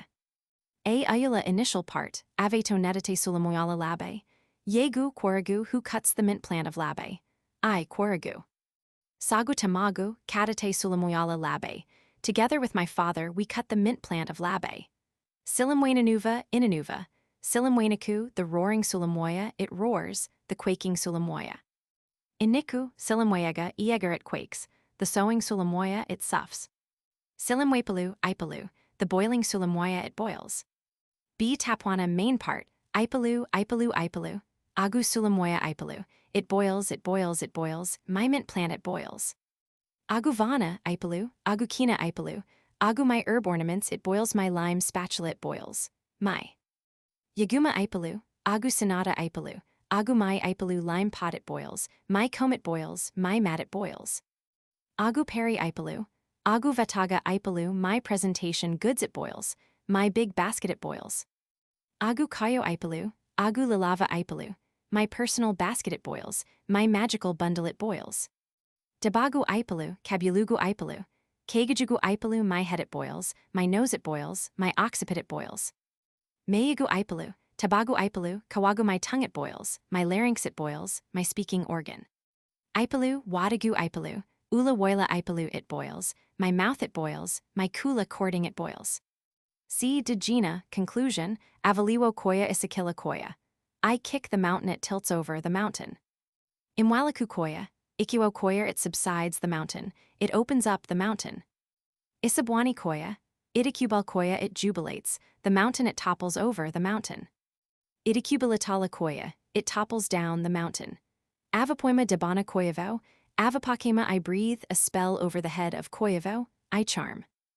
Lapum siagana, akulubiku wagana thy inside of siagana canoe, I drown the waga. Aculasanu lumena, I submerge the lamina. Gala budugu pilapala, gala valig, not my renown thunder, not my treading. Valig lumujudu tujujudu, my treading noise made by flying witches, tujujudu. The opening sentences of the formula are so clear that the translation word for word explains itself without any closer commentary, except of course as far as the names are concerned. Labe is a village in the north of Kiriwina, and it plays a considerable part in the mythology of the origin of man, since several of the principal subclans emerged there from underground. Labe is also the home of the mythical culture hero Tudava. The mythology of the Kula, however, does not include Labe amongst the places on which it touches. Perhaps this somewhat anomalous features of the formula may be connected with its obvious linguistic modernity. The other personal name mentioned in this spell is Quarigu, on which Laysetta, who gave me this magic, commented in the following manner. A man, he lived in Labe, the master of the magic. It was not this man who first knew the magic of Monokiniki. That magic was partly found by Takasakuna, partly in olden days in Sinaketa. In explaining this commentary, it must be noted that the informant was a Sinaketan man, hence his local patriotism, for there is no definite, mythological version connecting the early practice of the Mwasila with the village of Sinaketa. As we saw, Takasakuna is indeed one of the mythical heroes with whose story the magic of Mwasila is associated. Monokiniki is the name of one of the systems of the Mwasila magic, which usually is said to come from a man of that name. Phrase 2 of this spell contains 4 couples, each consisting of a compound and a verb. The substantival compounds have all, according to the alliterative symmetry so dear to Kiriwinian magic, the prefix silimwe, derived from sulamoya, the mint plant. Such play on words, especially on what is the leading word in a spell, as sulamoya is here, shows that the purely phonetic handling of words must be associated with the idea or feeling of their inherent power. The key word of the Tapwana, phrase 3, has been translated, literally, it boils. Perhaps it might have been translated in its other slightly different meaning it foams. Probably it has both meanings to the mind of the native reciter. I think that the use of a word fraught with 2 meanings at the same time is one of the characteristics of native language. In this spell, for instance, the word palu appears as one in a series of such verbs as to roar, to quake, to sough, all carrying the meaning of noise, commotion, stir, a meaning which is in harmony with the magical effects to be produced by the Mwasila magic. In this context, the obvious translation of the word would be to foam. On the other hand, this spell is said over a piece of mint, which will be preserved in boiled coconut oil, and the double meaning here contained might be paraphrased in this manner. As the oil of the sulamoya boils, so may my renown or the eagerness of my partner foam up. Thus, the word palu would link up the meaning of the rite of boiling with the context of this spell. This explanation, however, has not been obtained from a native informant, though it is undoubtedly in keeping with the general type of current explanations. What I have called before the magical concatenation of magical ideas consists in just such connections of words and their meanings. The Dejina final part contains 1 or 2 typical features. For instance, in phrase 4, the maternal uncle of the present reciter is asked to breathe the spell over the head of Monokiniki. In this, the present owner of the spell identifies his canoe with that of the mythical hero.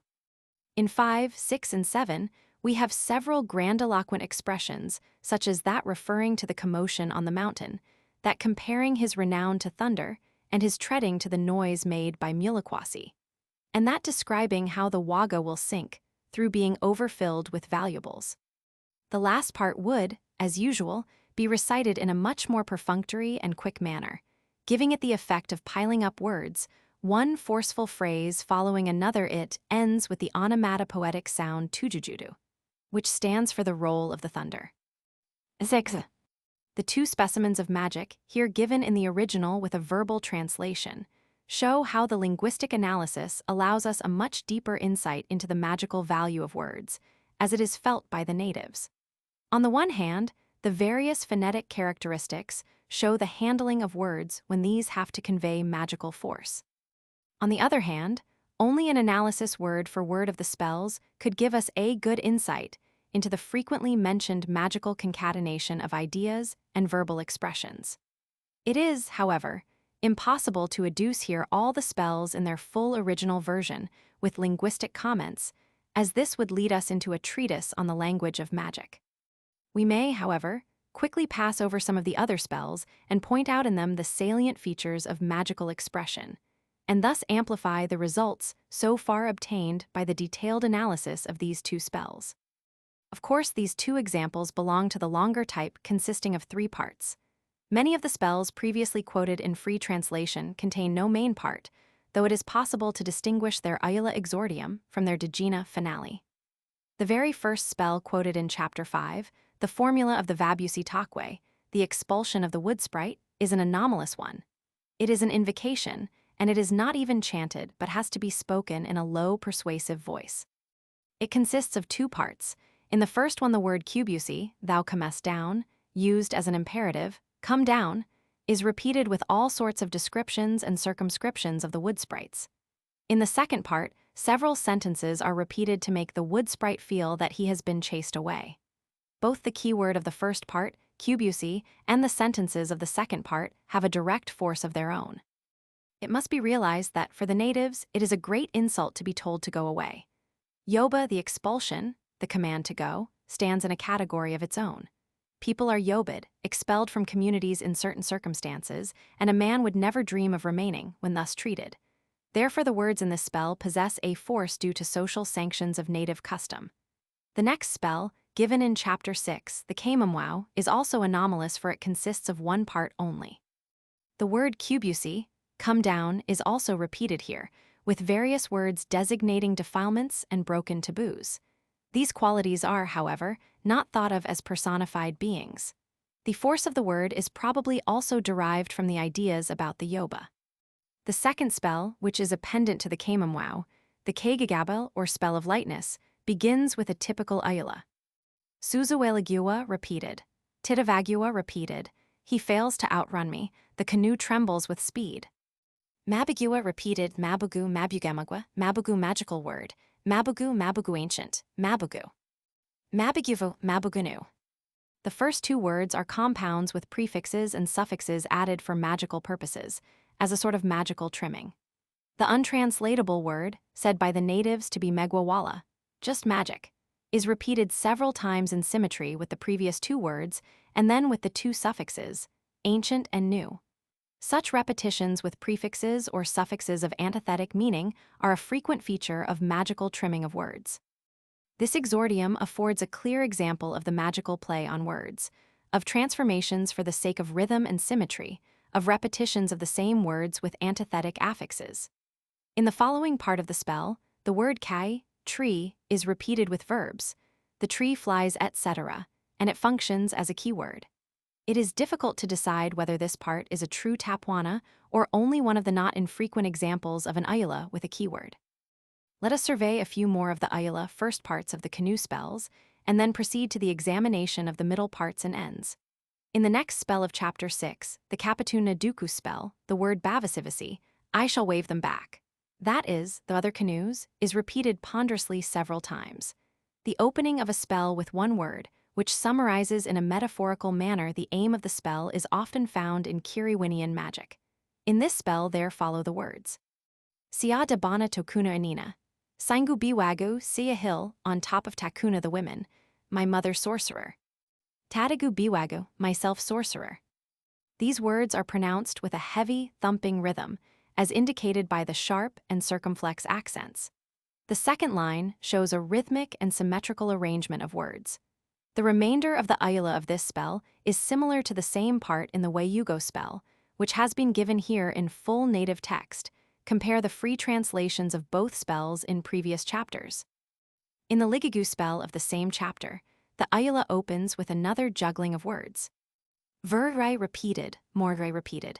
Basilabusi female rere, male rere, I shall penetrate. Wela basilalagu oyanaki. Basilalagu at Wela, I shall emerge at Oyanaki. I shall emerge. Wela basilabusi oyanaki. At Wela, I shall penetrate Oyanaki.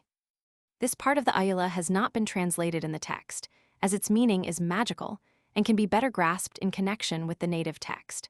The word rere is a magical word only. It is first given with the antithetic opposition of the male and female prefixes Roman 6 and mo. The following phrase is a typical example of a geographical antithesis. The two names refer to the promontories facing one another across the sea passage Kalakoki, between Baiawa and Kailua. Why those 2 points are mentioned, I could not find out.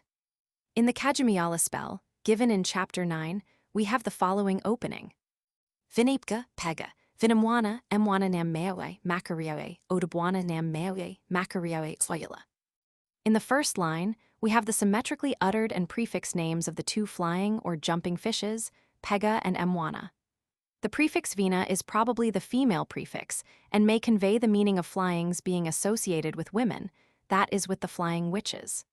The second and third verse contain a play on the root yova or yao to fly, reduplicated and with several affixes added. These two verses are brought into a sort of antithesis by the last two words, Odubwana and Waila, or at the top, and at the bottom, or here probably, at the one end of the canoe and at the other. In the Bicilla spell, given in the same chapter, we have the beginning. Bore, bore, borzjova, biova bore, bore, boriteta by teta. The word bore seems to be again a purely magical one. The prefix bo carries the meaning of tabooed, or ritual. The root rai suggests similarity with the above quoted magical word rere, which is obviously merely a reduplicated form of rai. This is therefore a rhythmically constructed play on the magical root rai, and the words yova, to fly, and teta, to be poised, to soar. The Keikuna Veva spell presents the following rhythmic and symmetrical exordium. Basyasuya repeated, Borgyaragu repeated, Basuya alamwela, Boiragu akatelna. The exact meaning of the two words is not quite clear, except that they represent magical influences. Their arrangement and the antithesis of alamwela, middle part, inside, and katelna, body or outside, is in keeping with the features observed in the other beginnings here quoted. 7. The Tapwana main parts of the spells, though they take a much longer time in reciting, are simpler in construction. Many spells, moreover, have no middle part at all. The first regular Tapwana we find in our spells is that in the Kapatu Naduku. There, we have a series of keywords recited with a list of complementary expressions. The keywords are verbs, spoken in the form made, matiki miova, etc. cut it fly, etc. These verbs are used in this spell with the prefix ma or mi, which represents the tense of indefinite duration. This prefix, although, as far as I know, found in several Melanesian languages in full vigor, has in Kiriwena a distinctly archaic flavor, and is only used in certain locutions and in magic. Some of the verbs used in this spell are metaphorical in their meaning, describing the speed of the canoe in a figurative manner. The list of the complementary words repeated with the keywords contains the enumeration of the different parts of the canoe. It is typical that the keywords are in their form archaic and in their meaning figurative, while the complementary terms are just ordinary words of everyday speech. Another regular Tapwana has been given in the Kajumiala spell in Chapter 9, where the only keyword, napuoi, has been translated. I impart speed magically. The prefix na is that of the definite tense.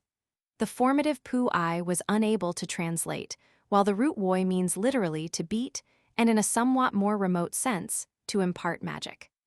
In the Keikuna Veva spell, the pair biwoitalai, bosier, meaning paint red in a ritual manner, and wreathe in a ritual manner, are given formal resemblance by the alliterative prefix bo, which carries with it the meaning of ritual. We see that the number of the Tapwana is smaller, since only 3 spells out of 7 have got it. In form, the Tapwana are simpler than the Ayula, and an examination of a greater number of keywords would show that they also express directly or figuratively the magical action or its effect.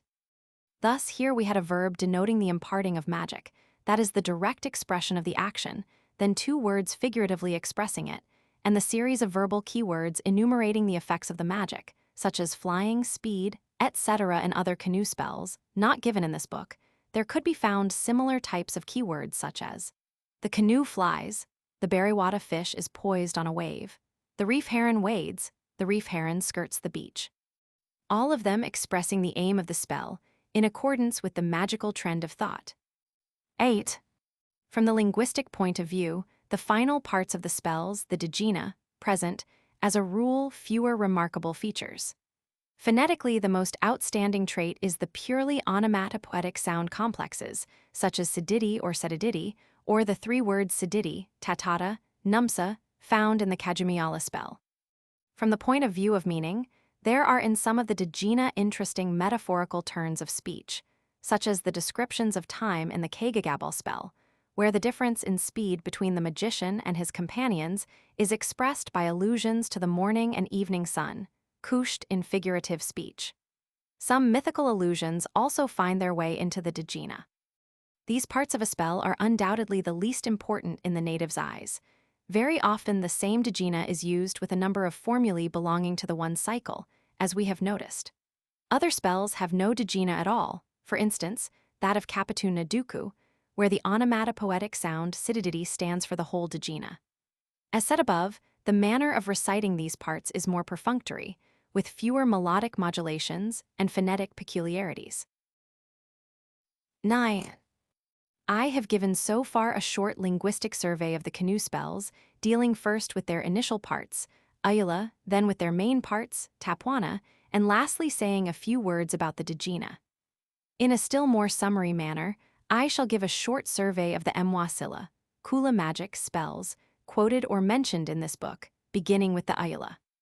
In the Yawarapu spell, Chapter 7, we have the beginning.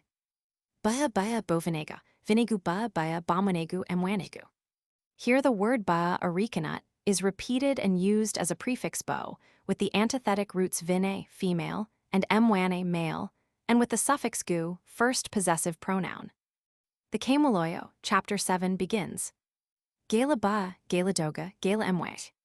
This is spoken in a solemn manner, and then follows the play on the root emwace, described above in the free translation of this spell. Another rhythmic beginning, spoken with regular, strongly marked accent, is to be found in the Keikakaya spell, Chapter 13. Kedutuna iyana, merbwaga iyana. Symmetrical arrangements of words, with alliterative prefixing of a particle, and with antithetic uses of word couples, are to be found in several other spells. The Talo formula, Chapter 13. Talo taludawada, udawada talo, talamwelili emwelili. The Tauya spell, Chapter 13. Emwanita, monamwanita deriwa, badaridariwa derima, badaridarima. The Kayubanai spell, Chapter 13. Mosuna nikaniki, magana nikaniki. The Quegapani spell, Chapter 14. Quega, queganubway, nubway quega, queganuwe, nuwe quega, queganume, nume. I have written them down here without full comment, to show their formal phonetic characteristics, which are indeed in all essentials quite similar to the samples previously quoted and analyzed. 10. The main parts of the spells in the magic of the Kula do not essentially differ in their characteristics from the Tapuana of the canoe magic. In their form, some keywords are simply verbs used without any transformation in their narrative tense. Thus, in the Talo red paint formula, the pair of verbs akata, it flares up. In amila, it flashes, is used with various nouns describing parts of the human head. The keywords of the Kayakuna Tabuyo, Chapter 13, are also grammatically simple. Barabwari, Kuvakaku Kuvakipusa, fishhawk, fall on thy prey, catch it, the verbs being in the second person of the narrative tense. In other cases, we find the keyword transformed by reduplication, composition, or by affixes. In the Yawarapu spell, Chapter 7, the pair bore tupa, Beidaruma repeated as key expressions is a compound which I did not succeed in analyzing completely, though the consensus of my informants makes me satisfied with the approximate translation. Quick sailing, abundant haul. In the Jabobo spell, Chapter 7, the expression tudub tubayama is a play on the root tubwo used as a rule verbally and meaning, to be full in the face, to be fine-looking.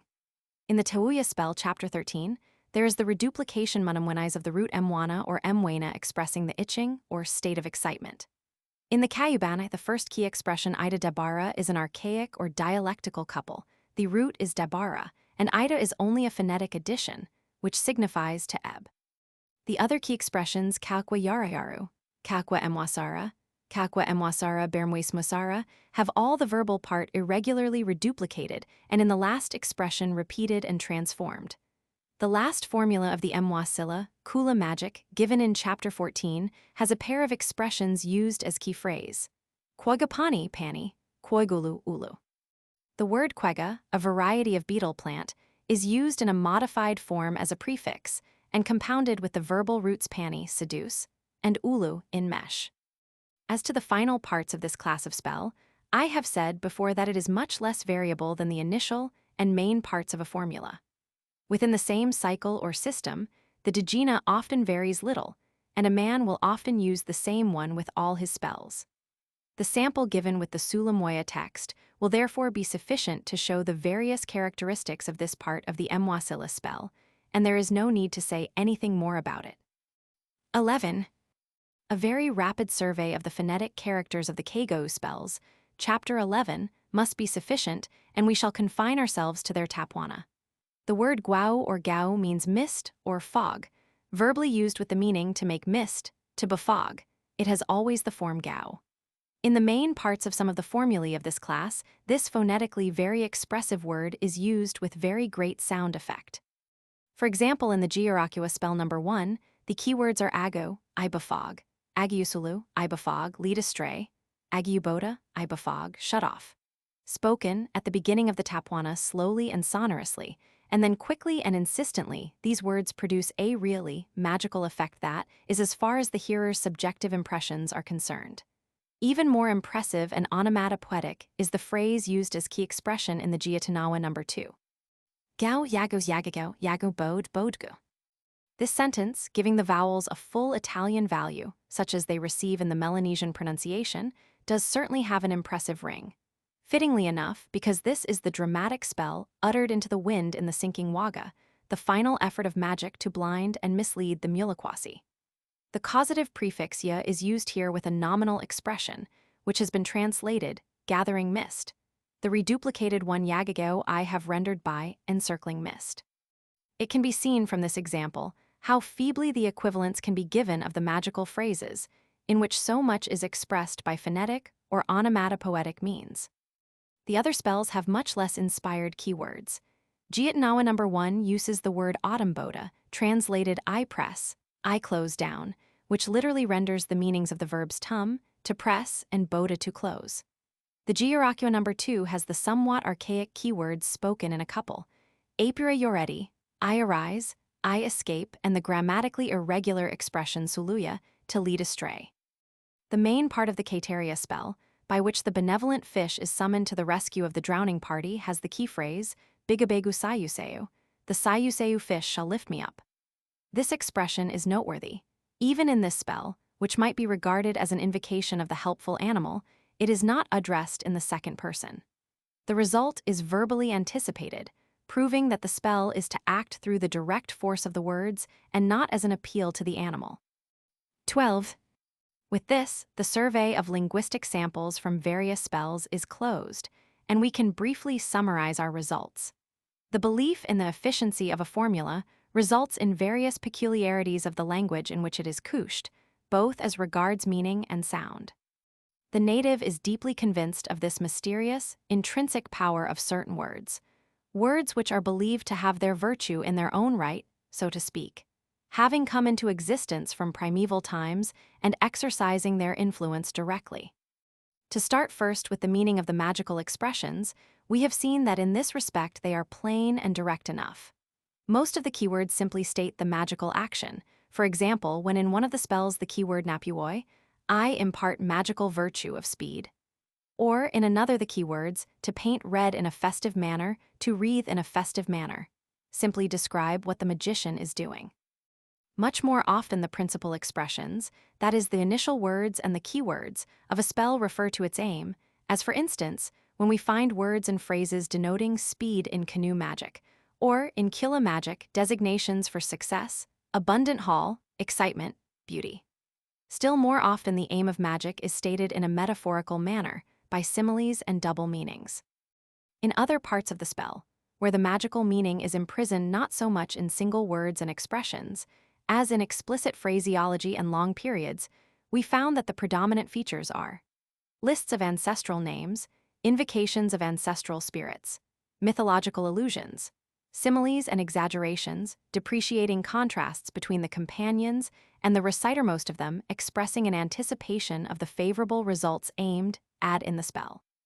Again, certain parts of the spell contain systematic meticulous enumerations, the reciter going over the parts of a canoe one by one, the successive stages of a journey, the various Kula goods and valuables, the parts of the human head, the numerous places from which the flying witches are believed to come. Such enumerations as a rule strive at an almost pedantic completeness. Passing to the phonetic characteristics, we saw that a word will often be used in a shape quite different from those in which it is used in ordinary speech, that it will show notable changes in form and sound. Such phonetic peculiarities are most conspicuous in the main words, that is, in the keywords and initial words. They are sometimes truncated, more often provided with additions, such as symmetrical or antithetic affixes, formatives added for the sake of sound. By these means, there are produced effects of rhythm, alliteration, and rhyme, often heightened and accentuated by actual vocal accent. We found play on words by symmetrical couples of sounds, with antithetic meaning like mo and Roman 6, or mwana and vina, both couples signifying male and female respectively, or mugwa ancient and vow new, or ma hither and wa thither, etc., etc. Especially we found the prefix bo, carrying the meaning of ritual or tabooed with derivation from bomala, or with the meaning red, festive in its derivation from ba arikanut. Onomatopoetic sounds such as sididi or saydidi, tatata, numsa in imitation of speed noises, of the wailing of wind, rustling of sail, swish of pandanus leaves, tujudu in imitation of the thunder claps, and the rhythmical, expressive, though perhaps not directly onomatopoetic, sentence. Gao yagos yagago, yago bode bodgu. 13. If we now turn to the substances used in the magical rites as means of ritual transference of the spell, we find in canoe magic dried lalang grass, dried banana leaf, dried pandanus leaf, all used in the magic of lightness. A stale potato is employed to carry away the heaviness of the canoe, although on another occasion heaviness is thrown away with a bunch of lalang grass. The leaves of 2 or 3 shrubs and weeds, which as a rule the natives take to dry their skin after bathing, are used for magical cleansing of a canoe body, and a stick and a torch serve in other rites of exorcism. In the rite associated with the blackening of a canoe, charred remains of several light substances, such as lalang grass, the nest of a small, swift bird, the wings of a bat, coconut husk, and the twigs of an extremely light mimosa tree are employed. It is easy to see that, not less than the words, the substances here used are associated with the aim of the magic, that is, with lightness, with swiftness, and with flying. In the magic of the Kula, we find betel nut, crushed with lime in a mortar, used to redden the tip of the canoe. Betel nut is also given to a partner, after it has been charmed over with a seducing spell. Aromatic mint, boiled in coconut oil and ginger root, are also used in the Mwasilla. The conch shell and the cosmetic ingredients charmed over on Saraboina Beach are really part of the outfit, and so is the lalava bundle. All the substances used in this magic are associated either with beauty and attractiveness, betel nut, cosmetics, the mint plant, or with excitement, conch shell, chewed betel nut. Here, therefore, it is not with the final aim which is the obtaining of valuables that the magic is concerned, but with the intermediate one, that is that of being agreeable to one's partner, of putting him into a state of excitement about the Kula. 14. I wish to close this chapter by adducing a few texts of native information. In the previous chapters, several statements and narratives have been put into the natives' mouths and given in quotations. I wish now to show some of the actual linguistic data from which such quotations have been derived. Numerous utterances of the natives were taken down by me as they were spoken. Whenever there was a native expression covering a point of crucial importance, or a characteristic thought, or one neatly formulated, or else one especially hazy and opalescent in meaning, I noted them down in quick handwriting as they were spoken. A number of such texts, apart from their linguistic importance, will serve as documents embodying the native ideas without any foreign admixture, and it will also show the long way which lies between the crude native statement and its explicit, ethnographic presentation. For what strikes us at first sight most forcibly in these texts is their extreme bareness, the scantiness of information which they appear to contain. Couched in a condensed, disjointed, one might say telegraphic style, they seem to lack almost everything which could throw light on the subject of our study. For they lack concatenation of ideas, and they contain few concrete details and few really apt generalizations. It must be remembered, however, that whatever might be the importance of such texts, they are not the only source of ethnographic information, not even the most important one. The observer has to read them in the context of tribal life. Many of the customs of behavior, of the sociological data, which are barely mentioned in the texts, have become familiar to the ethnographer through personal observation and the direct study of the objective manifestations and of data referring to their social constitution. Compare the observations on method in the introduction. On the other hand, a better knowledge of and acquaintance with the means of linguistic expression makes the language itself much more significant to one who not only knows how it is used, but uses it himself. After all, if natives could furnish us with correct, explicit, and consistent accounts of their tribal organization, customs, and ideas, there would be no difficulty in ethnographic work.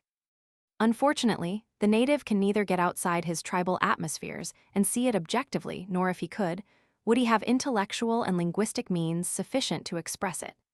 And so the ethnographer has to collect objective data, such as maps, plans, genealogies, lists of possessions, accounts of inheritance, censuses of village communities. He has to study the behavior of the native, to talk with him under all sorts of conditions, and to write down his words. And then, from all these diverse data, to construct his synthesis, the picture of a community and of the individuals in it. But I have dwelt on these aspects of method already in the introduction, and here I want only to exemplify them with regard to the linguistic material directly representing some of the natives' thoughts on ethnographic subjects. 15. I shall give here first a text on the subject of the priority in sailing, which, as described in Chapter 9, is the privilege of a certain subclan in Sinaketa. I was discussing with a very good informant, Toibayoba of Sinaketa, the customs of launching the canoes, and I tried, as usually, to keep my interlocutor as much as possible to concrete details and to the stating of the full sequence of events. In his account, he uttered this sentence: "The Talabwaga launch their canoe first. By this, the face of the sea is cleared." I thereupon perceived that a new subject had been brought within my notice, and I headed my informant onto it, and obtained the following text, sentence after sentence. The Talabwaga subclan and their seafaring privileges by Kugwo, Ikapusi Sawaga he might be first he fall down, it is launched, their canoe. Talabwaga, Boj by Milikatal Biwarita, Talabwaga, already he might be clear sea. Igaukume Dona Gweguya, Take Sawaga later on all chiefs, commoner their canoe.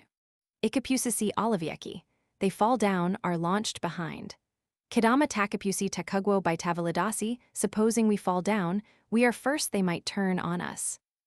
Baloma by Tana Dabu, Gala Tabani Bunakwa Solava, spirits, we might go Dabu, no we find pig necklace. Makawala Yu Yulo, by Kugwo Isapusi alike, lashing creeper, he it, might be first they bind. Siwayugo, Igu Yakadasi, their way you go lashing, later on ourselves.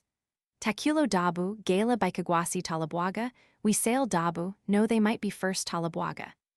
Akuvalawa Boj Awakwo, on sea front already he was over. Abwerita Tananams Kane Isakali Te Tala, in sea we consider whether he run one masculine. Lawaga Ikugwo, his canoe he is first. Gala by Kerswagasi paddle, no they might command canoe fleet. Dabu, Gweguya by Kagwasi, by waist Dabu, chiefs they might be first, they might come there. Kapital Gweguya, canoe fleet chiefs. Mtage Talabwaga Boj Iwakwo Sikarewaga, indeed Talabwaga already he, it, was over their command. Ovayu in village. The Talabwaga subclan belong to the Lukwasisiga clan and live at present in Kasiatana. Only one man and two women are surviving. Simwasila Suwaga Migavala, Vivala Boj their Kula magic their canoe magic his, woman already. Iauses, they grasp. Datakwasi Boj Kasakami Megwa Kwariwagasi, our magical property already we give you magic you command. Agil, today. Thus would they say on handing their magic to their male descendants. Informant's commentary. Commenting on verse 3, the expression, by Talavidasi Baloma, my informant said. By Tavalida, by Livalasi Baloma Avaka they might turn on us. They might say spirit, what? Pelagala Ikugwo Talabwaga, Kukagwasi Gumguguya, for no he is first Talabwaga, you are first subchiefs. Kayuvivisa Talabwaga, sweepers of the sea Talabwaga. Tavagi Gaga Ijiburuwasi, Nanasi Agaga, Pella we do bad they angry mind, there's he bad for. Majasi Balyamata, Tokanabagwo, Igura. Desire theirs we might watch long ago he has decreed.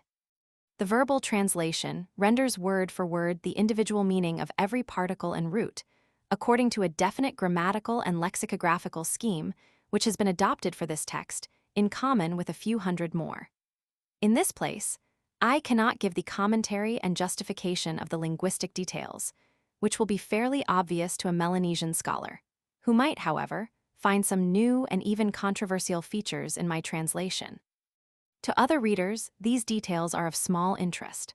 I have not included in this translation any distinction between the inclusive and exclusive first person, dual and plural. Of the two tenses which are to be found in this text, the narrative one is translated by the English verb in infinitive, the potential by the addition of the word might. In brackets underneath, the special meaning of a word in its context is indicated, or some comments are added. The free translation of the text must now be given. Free translation. 1. The Talabwaga canoe would be launched first. By this, the face of the sea is cleared. 2. Afterwards, all the chiefs, the commoners' canoes are launched. 3. If we would launch our canoes first, the spirits of ancestors would be angry with us. We would go to Dabu and we would receive no pigs, no necklaces. 4. It is likewise with the lashing of the canoe. First, the Talabwaga would bind the lashing creeper and afterwards ourselves. 5. On our journey to Dabu, the Talabwaga would not sail ahead, for their priority ends on the beach of Siniketa. 6. On the sea it is according to our wish, and if one man's canoe runs fast, he would be first. 7. They, the Talabwaga, do not wield the command of the canoe fleet. 8. In Dabu, the chiefs would be first. The chiefs would arrive there at the head of the fleet. 9. But the supremacy of the Talabwaga ends here already, in the village. 10. The Kula magic, the magic of the canoe, belonging to the Talabwaga clan, has passed already into the hands of their womenfolk.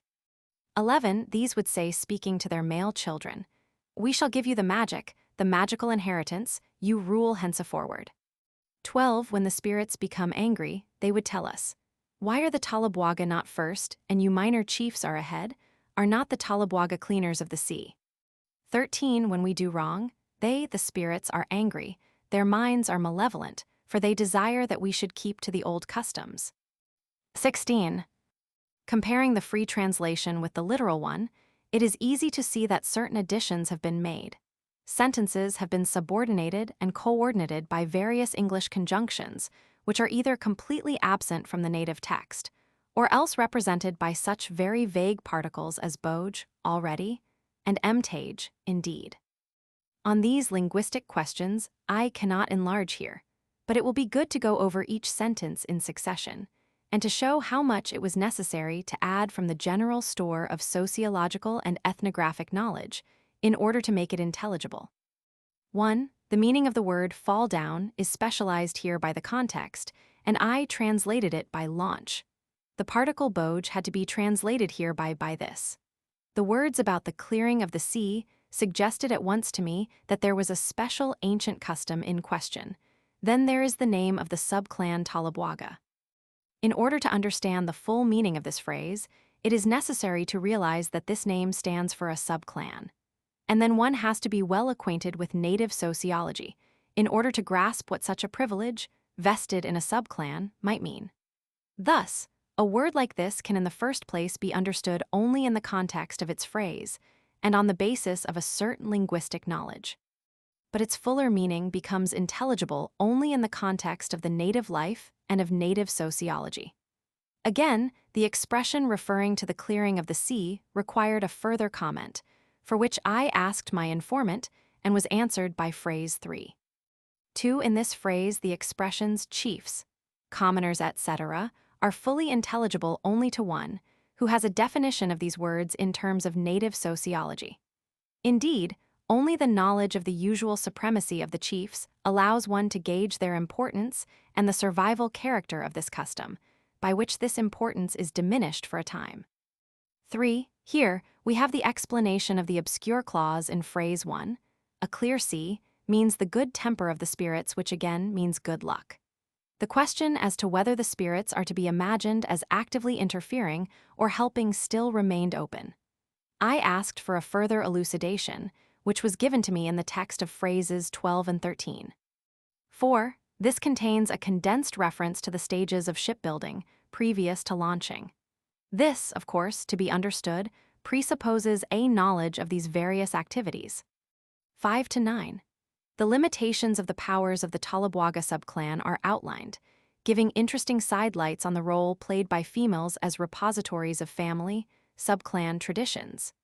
Needless to say, this statement would be entirely meaningless without the knowledge of the natives' matrilineal institutions, of their customs of inheritance, and of property in magic. The correct knowledge of these facts can only be gathered by a collection of objective, ethnographic documents, such as concrete data about cases of actual inheritance, etc.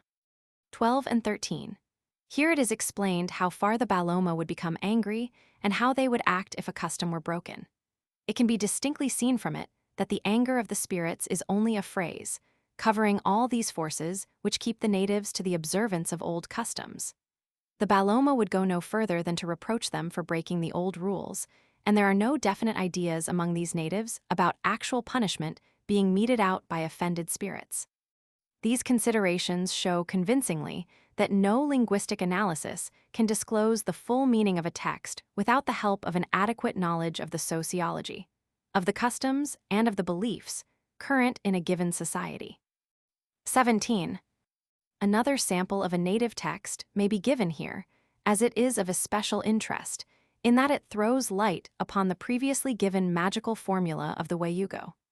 It is the text I obtained trying to find the meaning of the word Basasiula, which figures at the beginning of the above-mentioned spell. According to 2 informants of Sinikata, the word Visasiuna refers to the belief already described, that the owner of a Wayugo charm is liable to fits of trembling, during which he trembles as a bacilla, pandanus, streamer trembles in the wind. He then should ritually eat some baked fish, and this is called Visasiuna. Such a man would then ask somebody of his household, Kugabu kume avisasiuna, thou bake, thou bring, I ritually eat. Or someone else would urge his wife or daughter, Kugabu kume ivisasiuna, thou bake, thou bring, he eats ritually. Again, asked for a direct equation, my informant said, Ivisasiuna bigabu tamwea ikem, Ivisasiuna he bake, old man he eat. The following text contains a more explicit definition of the term, which I was trying at that time to make clear and to translate by an appropriate English expression. Explanation of word Visasiuna. A first informant. Pella iswa wayugo, itatativa for he learn wayugo, the creeper magic he it tremble. Wawola matana, isu or iswa wayugo, body his this man, who he learn wayugo. Nanakwa kugabu kuseki tamwea quick, thou bake thou give old man magician. Ivisasiuna boj itatativa kana bicilla, he ritually eats, already he tremble his pandanus streamer. Kana wayugo, his wayugo creeper. B second informant. Tata iswo bicilla, gala bicem, if one man he learn bicilla, not he might eat. Yina boj itatuva wawola, fish, already he tremble body his. Free translation. A1. The body of a man who has learned the Wayuga spell trembles because he learned the spell. Someone seeing him tremble would tell someone of his household. 2. Quick bake fish, give to the old man that he might ritually eat. His pandana streamer trembles, his Wayugo. B3. A man who learns the bicilla magic and does not eat fish will tremble. This text, with its foregoing short comments, and with its 2 versions will give an inkling of how I was able to obtain from my native informants the definition of unknown and sometimes very involved expressions, and how, in the act of doing it, I was given additional enlightenment on obscure details of belief and custom. It will also be interesting to give another text referring to the Guerra custom. I have given in Chapter 14 a native definition of this custom, and of the reception accorded to the Trobrianders in Dabu when there is a taboo on palms there. The statement was based on the following text, and on certain other additional notes. Guerra in Dabu and the Kayubene magic tama Dabu ikarigava Guerra. Ba bailalava we come to Dabu, he die anu Guerra. Erika he might ripen. Yuzi by Mwanagu, Nuya by Babis Kai banana he might ripen, coconut they might spike stick. Keikatoki small stick. Gala Kayubane Takakola, Ikawais Boano Kayubane, we fright, they take put on war paints.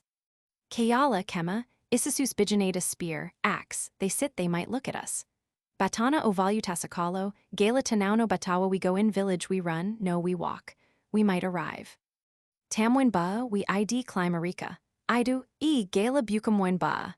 He cries no thou mightst climb Arika. Bagwi iku kayala emwada by woida. Already he takes spear, mayhap he might hit us. Tapula neya kayubane. Ikiita we ritually spit wild ginger root kayubane, he return. Ima ijijila iluwemo kayala kema, he come he laugh, he throw spear, axe. Tapula valu kumedona, boj itamwao we ritually spit village all, already he vanish. Ninasi ilique dasi, mind theirs, they tell us. Biwena, kamwenasi kami ba, nuya, kami good, you climb your Arika, coconut palms your. Yuzi kurasi, banana you cut. In comment added, Gala ikarij veyola ninasi biwena, no he die kinsman his, mind their well. Vivala kayala ikawo, pela takamzidu. Woman spear her she take for cannibals. Free translation. When we come to Dabu, there someone has recently died there is a gwala. The Arika nut will ripen, the bananas will ripen, they will stick up coconuts on small spikes. 2. If there is no Kayubane charm made we are afraid. They sc. The Dabuans put on war paint, take up spear and axe, they sit, waiting, and look at us. 3. We go into the village running, not walking. We arrive and climb the Arika palm. 4. He the Dabuan shouts, don't climb the Arika palm. 5. Already he takes the spear, so as to hit us. 6. We ritually spit about wild ginger root, charmed with the Kayubane spell he returns. Comes to us, laughs, he throws away spear and axe. 7. We ritually bespit the whole village. Already their intention vanishes, they tell us. 8. Well, climb your Arika palm and your coconut, cut your banana. 9. If no kinsman had died, their intentions are good. 10. A woman would also take up a spear, as they the Dabuans are cannibals. These 3 texts will be quite sufficient to give an idea of the method of dealing with linguistic evidence, and of the documentary value of immediately recorded native opinions.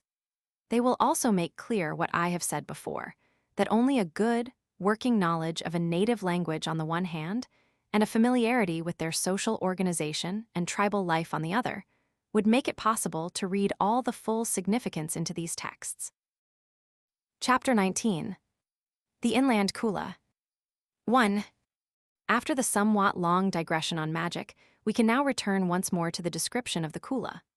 So far, we have been treating only one incident in it, the overseas expedition between Siniketa and Dabu, and the return visit. But in dealing with this one typical stage, we have received a picture of the whole Kula, and we have incidentally learnt all about the fundamentals of the exchange, the magic, the mythology, and the other associated aspects. Now it remains to put the finishing touches to the general picture, that is, to say a few words, first about the manner in which it is conducted within a district, and then to follow the exchange on the remaining part of the ring. The exchange within each Kula community has been called the Inland Kula. This part of the subject I know from personal experience in the Trobriands only. All that will be said, therefore, in this chapter will apply primarily to that part of the ring. As Baiwa, however, is by far the biggest and most densely populated piece of land within the Kula, it is clear that in treating the inland exchange in that island, we treat it in its most developed and typical form. It has been mentioned before, in Chapter 16, that in April 1918 Tayalua had come to Siniketa in connection with the Uvalaku visit of the Dabuans. Tayalua is the present chief of Americana, indeed, the last chief of Kiriwena, for after his death no one will succeed him. His power has been broken by the interference of government officials and the influence of mission work. The power of the Trobriand chief lay mainly in his wealth, and this he was able to keep constantly at a high level through the institution of polygamy. Now that he is forbidden to acquire more wives, though he may keep his old ones, and now that his successor will not be allowed to follow this immemorial custom of polygamy practiced by their dynasty, the power of the chief has no basis, and has to a great extent collapsed. I may add that this interference, inflicted for no comprehensible purposes, except if it be an exceedingly parochial and narrow-minded application of our sense of morality and propriety, has no legal basis whatever in the regulations of that colony, and could not be justified either formally or on account of any results it may produce. Indeed, the undermining of old-established authority, of tribal morals and customs tends on the one hand completely to demoralize the natives and to make them unamenable to any law or rule, while on the other hand, by destroying the whole fabric of tribal life, it deprives them of many of their most cherished diversions, ways of enjoying life, and social pleasures. Now, once you make life unattractive for a man, whether savage or civilized, you cut the taproot of his vitality. The rapid dying out of native races is, I am deeply convinced, due more to wanton interference with their pleasures and normal occupations, to the marring of their joy of life as they conceive it, than to any other cause. In the Trobriands, for instance, the chief has always been the organizer of all the big, tribal festivities.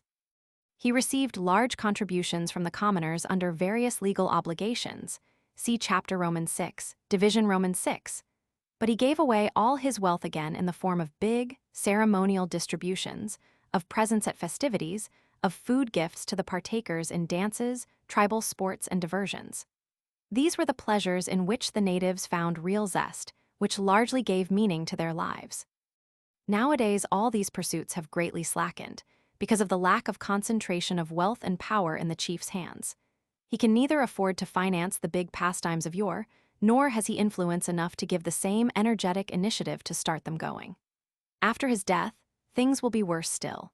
There are reasons to fear, and even natives express their misgivings, that in a generation or two the Kula will become entirely disorganized. It is a well-known fact that the resistance and health of a native depend on autosuggestion more even than is the case with ourselves, though new developments in psychotherapy seem to indicate that medicine has till now largely underrated the general influence of this factor.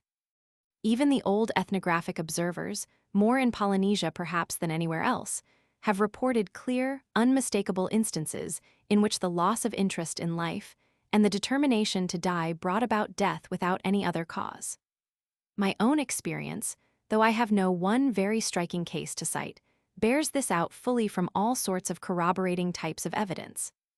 It is therefore not going beyond what is fully granted by facts to maintain that a general loss of interest in life, of the joie de vivre, the cutting of all the bonds of intense interest, which bind members of a human community to existence, will result in their giving up the desire to live altogether, and that therefore they will fall an easy prey to any disease, as well as fail to multiply. A wise administration of natives would, on the one hand, try to govern through the chief, using his authority along the lines of old law, usage, and custom. On the other hand, it would try to maintain all which really makes life worth living for the natives, for it is the most precious inheritance, which they have from the past ages, and it is no good to try to substitute other interests for those lost. It is easy to hand over one's vices to a man racially and culturally different, but nothing is as difficult to impart as a keen interest in the sports and amusements of other people. Even from one European nation to another, the last stronghold of national peculiarity can be found in its traditional diversions, and without diversion and amusement, a culture and a race cannot survive.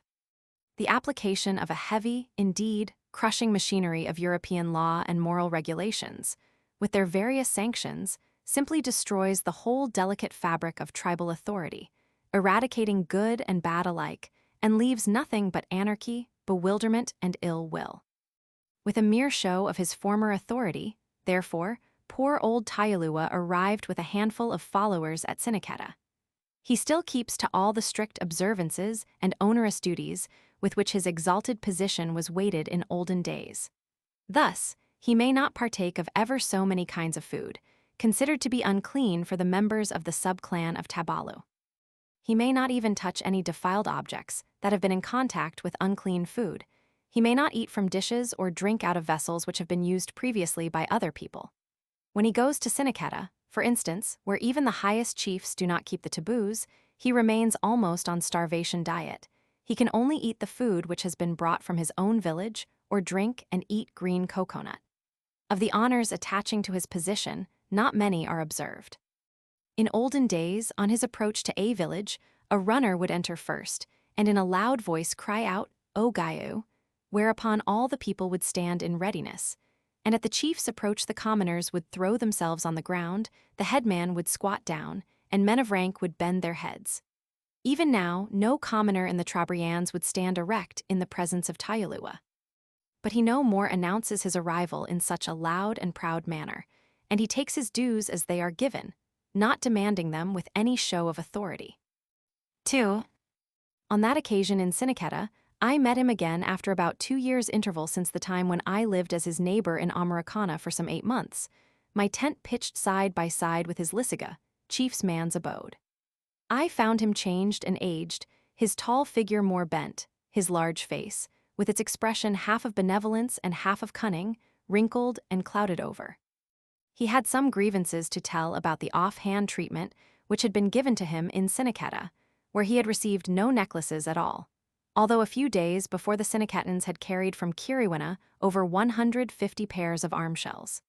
Indeed, the relative change of position between the chiefs of Siniketa and himself is a permanent sore point with the old chief.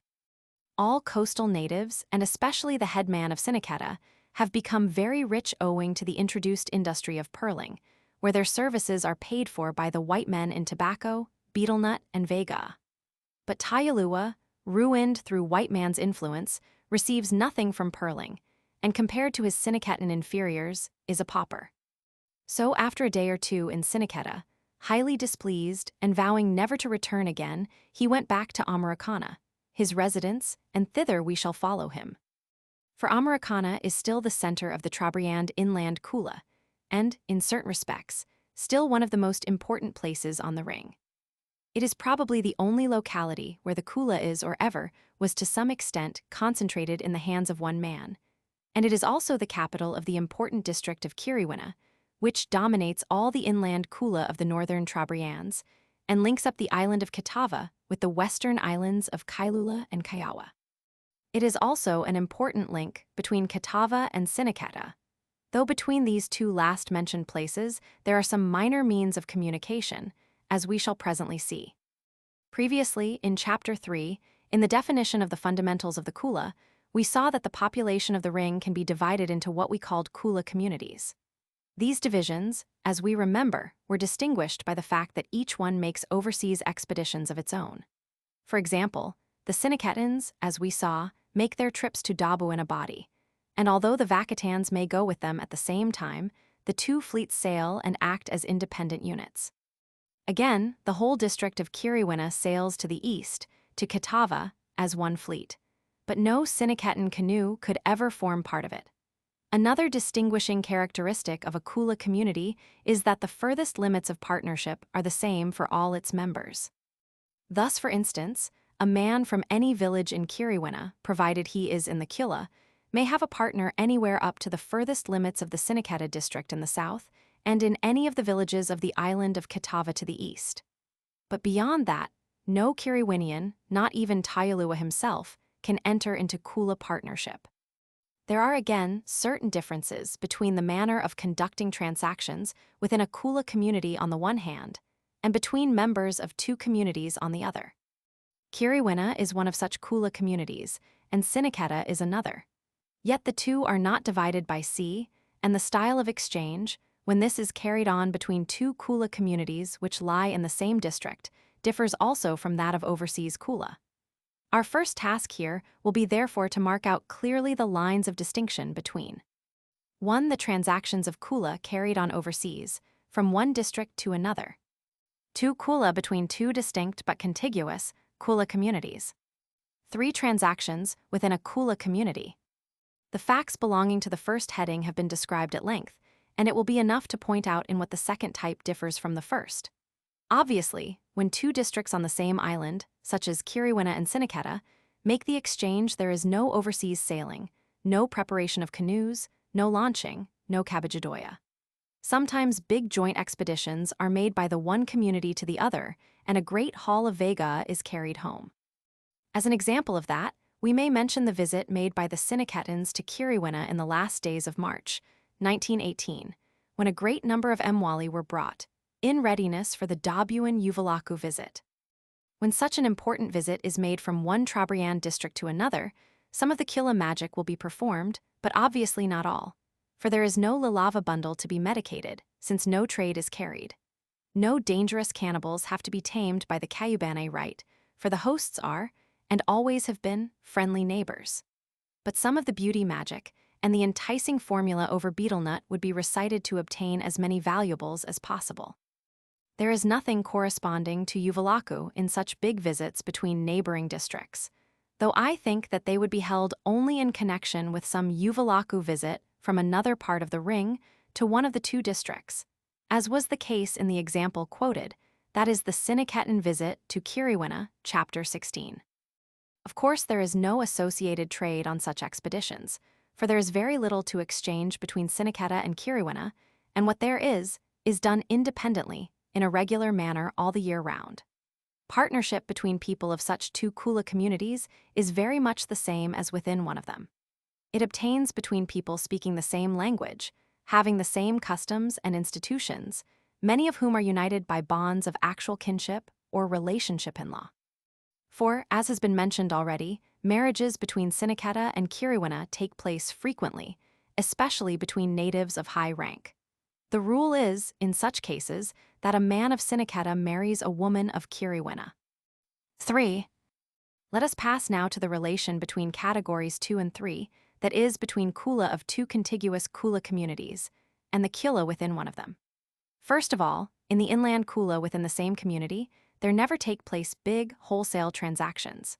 The circulation of Vega consists of individual exchanges, sometimes more frequent, that is, whenever an overseas expedition has come home laden with many valuables, sometimes done at long intervals.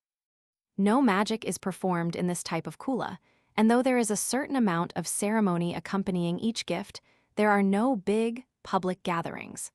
A concrete description of an actual case may serve best to illustrate these general statements. During the 8 months I stayed in Americana in 1915-1916, I had the opportunity of watching many cases of inland Kula, as there was a constant come and go between Kiriwina and Kitava, and subsequent to each influx of arm shells from the east, a series of exchanges took place. In the month of November, Tayalua went with his canoe on a small expedition across the sea to Kitava and brought back a good haul of Mwali arm shells. He arrived on an evening on the beach of Kalukuba, and word was sent over to the village that next day he would come up with his trophies. In the morning, blows of conch shell, heard from the distance, announced the approach of the returning party, and soon, preceded by one of his small sons carrying the conch shell, Tayalua made his appearance followed by his companions. Each man carried a few pairs which he had obtained, whilst the chief's share was brought in on a stick, hanging down in a chaplet C plate LX. The people in the village sat before their huts, and according to native custom, there was no special concourse to meet the chief, nor any outward signs of excitement. The chief went straight to one of his bulaviaka, that is, one of his wives' houses, and sat on the platform before it, waiting for some food to come. That would be the place where he would seat himself if he wanted just to have a domestic chat with some of his wives and children. Had any strangers been there, he would have received them at his place of official reception, in front of his lisiga, the extremely large and high chief's house, standing in the inner row of yam houses and facing the main place, the Baku, C plate Roman II. On that occasion he went to the hut of Kadamwasila, his favorite wife, the mother of 4 sons and 1 daughter. She is quite old now, but she was the first wife married by Tayalua himself, that is, not inherited, and there is an unmistakable attachment and affection between the two, even now. Though the chief has several much younger and 1 or 2 really fine-looking wives, he is usually to be found talking and taking his food with Kadamwasila. He has also a few older wives, whom, according to the custom, he inherited from his predecessor, in that case, his elder brother. The eldest of them, Bokyoba, the dean of the body of the chief's wives, has been twice inherited. She is now a source of income for her male kinsmen, have to supply yams to the chief and an object of veneration, and is now even relieved of the duty of cooking the chief's food. Tayalua sat, ate, and talked about his journey to myself and some of the village elders assembled there. He spoke of the amount of Mwali at present in Kitava, told us from whom and how he obtained those at which we were then looking, naming the most important ones and giving bits of their histories. He commented on the state of gardens in Kitava, which in one respect, in the production of the big yams, Cuvi, are the admiration of all the surrounding districts. He spoke also about future Kula arrangements, expeditions to arrive from the east in Kiriwina, and of his own planned movements. On the afternoon of the same day, people from other villages began to assemble, partly to hear the news of the chief's expedition, partly in order to find out what they could obtain themselves from him. Headmen from all the dependent villages sat in one group round the chief, who now had moved to the official reception ground in front of his lysiga.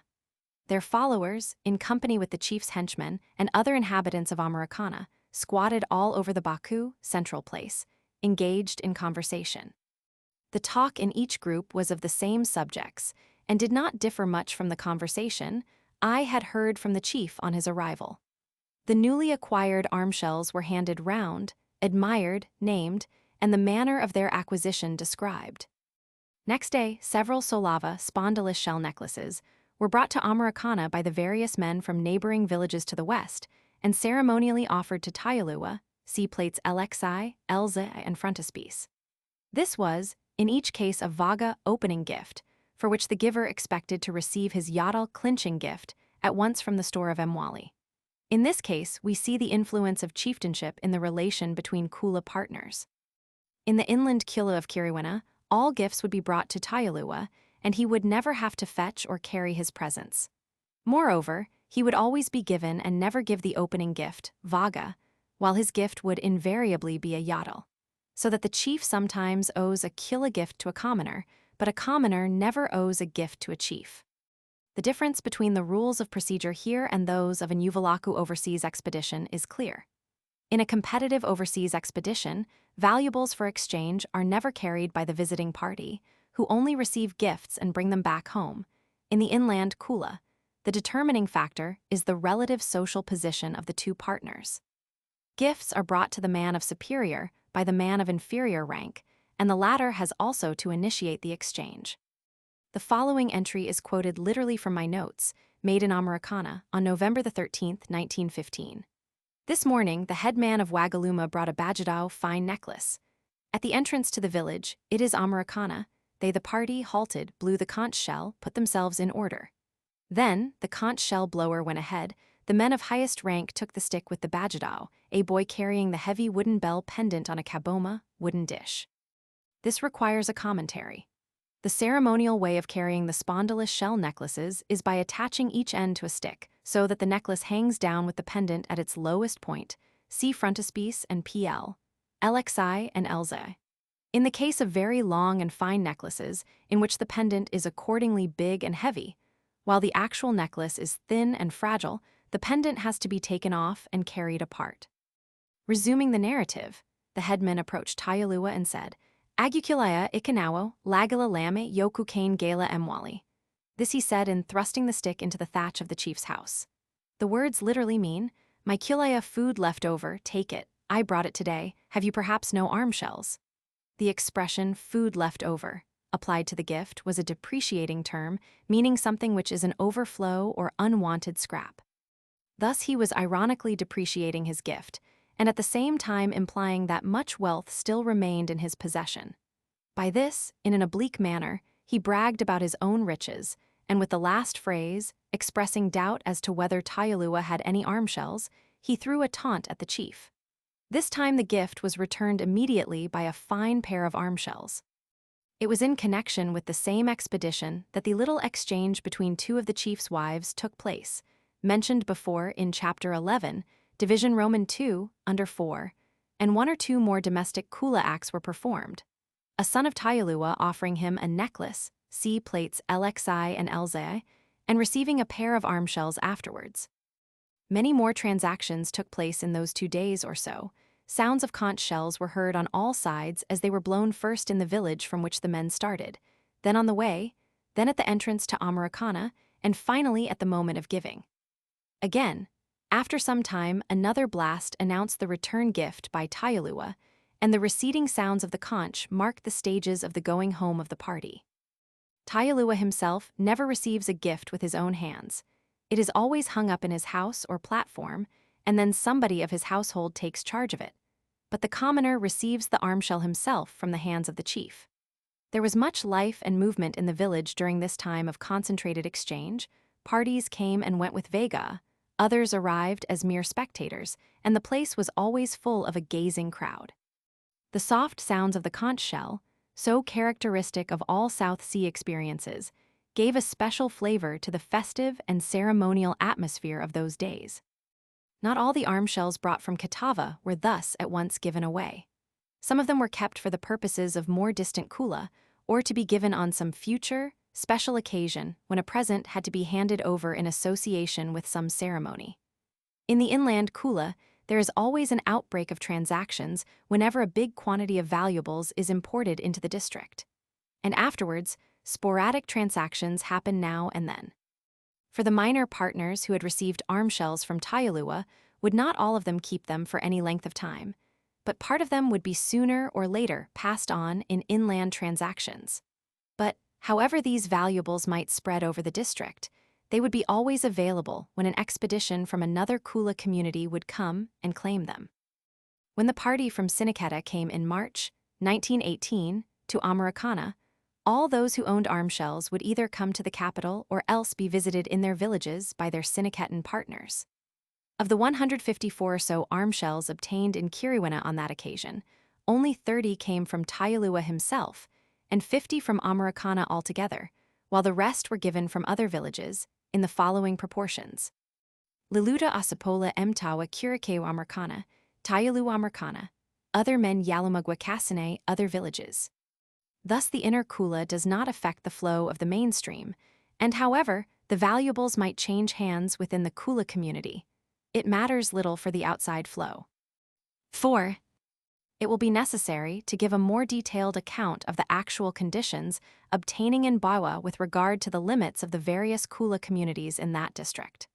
Looking at map Roman 4, p50, we see there the boundaries of Kiriwena, which is the easternmost Kula community in the northern part of the islands.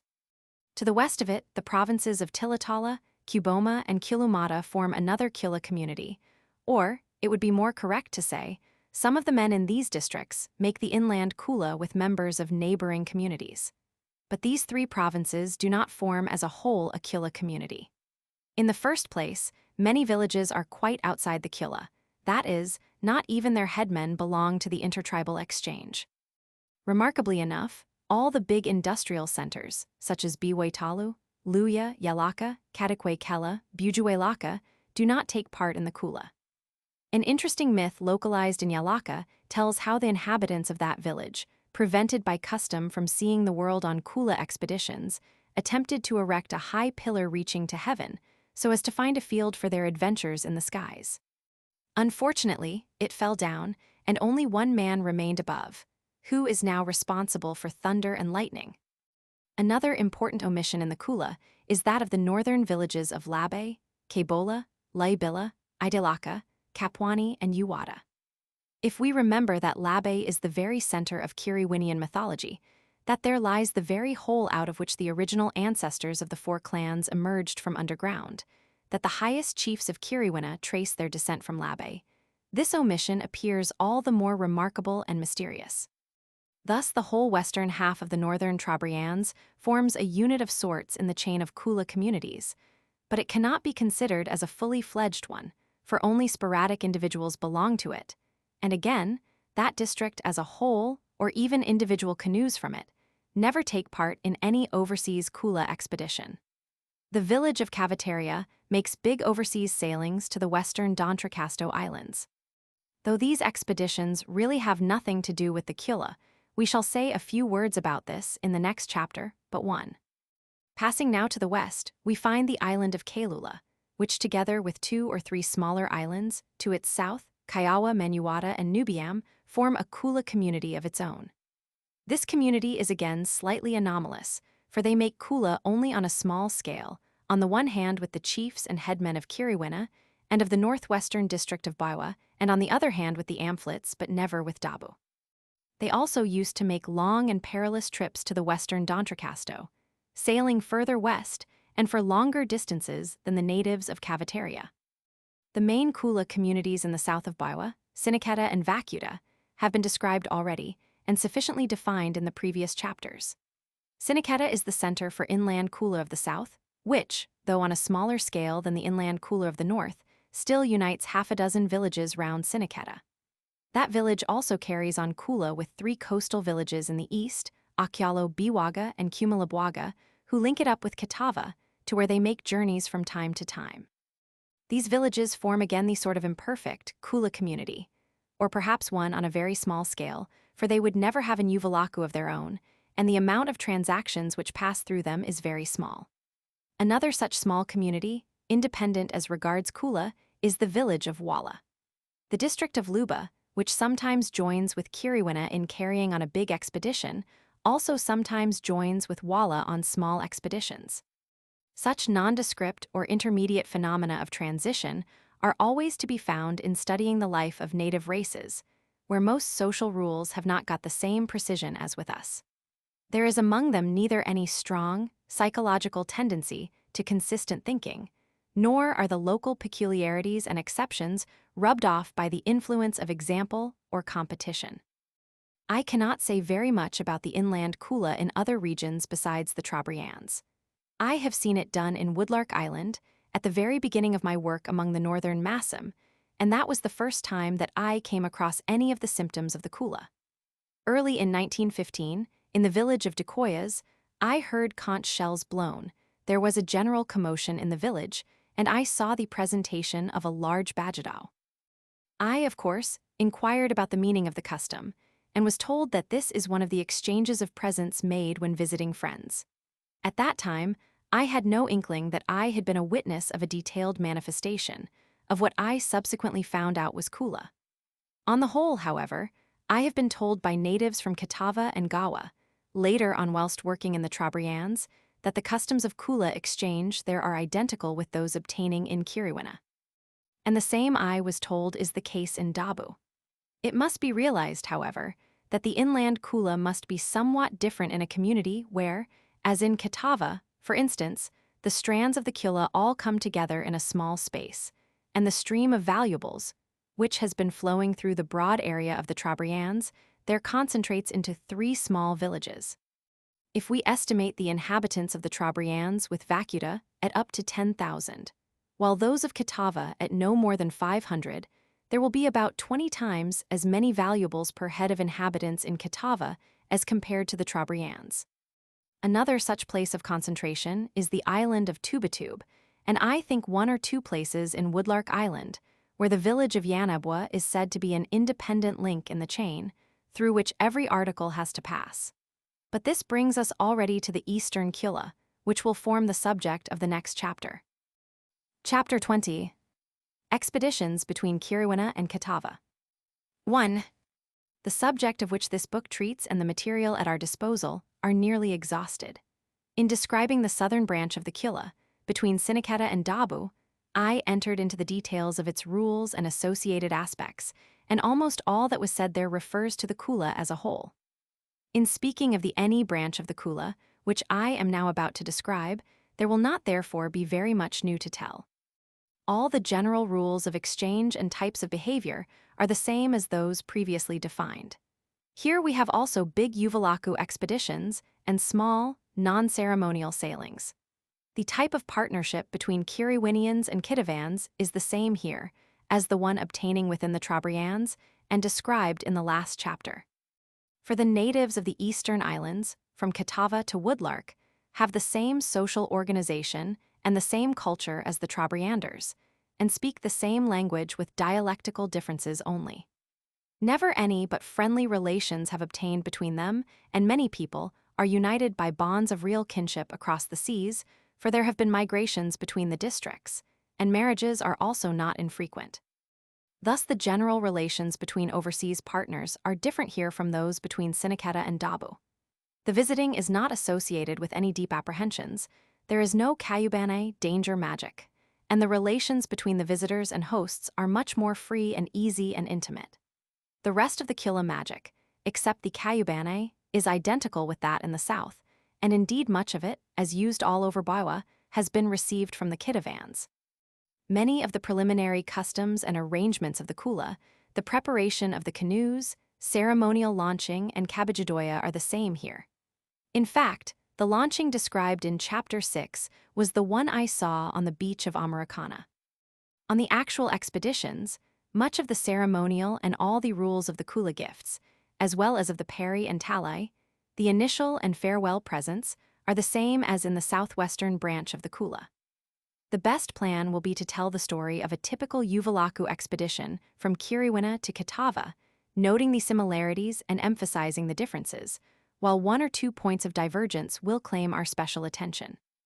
There is a small but interesting incident called Ulawada, a custom which allows a visiting party to attack and damage the house ornaments of a man to whom they bring a gift. Another important speciality of this Eastern Kula is the association of a mortuary feast called Sai with particularly abundant distributions of Vega. I had opportunities of collecting notes about the northeastern Kula and of making observations during my residence in Americana in 1915-1916. I saw several expeditions from Kitava arrive on the beach and camp for a few days. Tayalua went twice to Kitava, and his return from one of these visits has been described in the last chapter. He also once started for an expedition there, of which I was a member.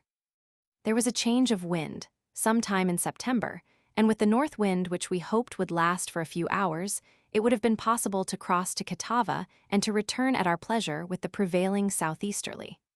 Halfway to our goal, the wind changed and we had to return, to my great disappointment, though this gave me a good example of the entire dependence of the natives on the weather. Unfortunately, Tayalua got it into his head that I had brought him bad luck, and so when he planned his next trip, I was not taken into his confidence or allowed to form one of the party. 2 years later, when I lived in Aburaka, about halfway between the northern and southernmost end of Baiwa, several expeditions from Kitava visited Wala, a village lying across on the other side of the island, which here is no more than 1.5 miles wide, and 1 or 2 expeditions left from Wala for Kitava. The only big expedition which came under my notice was the Uvalaku, which was to leave sometime in April or May 1916 from Kiriwina to the east. I saw only the preparatory stages, of which the launching was described in Chapter 7. Let us imagine that we follow the course of this Kiriwinian Uvalaku. The first general intimation that it would take place came after one of the visits which Tayalawa made to Kitava. He had heard there that a considerable quantity of arm shells was soon to come to the island, for, as we shall see by the end of this chapter, such big concerted movements of valuables along the ring take place from time to time. Tayalawa then and there made arrangements with his chief partner, Kwewea, to make an Uvalaku, which was to be the means of carrying on the big movement of the Mwali. On his return to Americana, when the headmen of the other Kiriwinian villages assembled, the plans of the Uvalaku were talked over and details arranged. Even in olden days, before the chief's power was undermined, though he used to take the initiative and give decisions in important matters, he had to put the case before the other headmen and listen to what they had to say. Their opinions on the occasion of which we are speaking would hardly ever be in contradiction to his wishes, and it was decided without much discussion to make the Uvalaku in about 6 months' time. Soon after, the rebuilding or refitting of the canoes began in the manner previously described. The only slight difference in the preparations between Kiriwina and Siniketa lies in the preliminary trade. The Kiriwinians have to go inland to the industrial districts of Kiboma, and they go there every man on his own account to acquire the articles needed. It will be best to say here at once all that is necessary about the trade between Kiriwina and Kitava. As these 2 districts are geologically, and in other respects much more similar to one another than Siniketa and Dabu are, the trade is not of such vital importance, with one notable exception, as we shall see.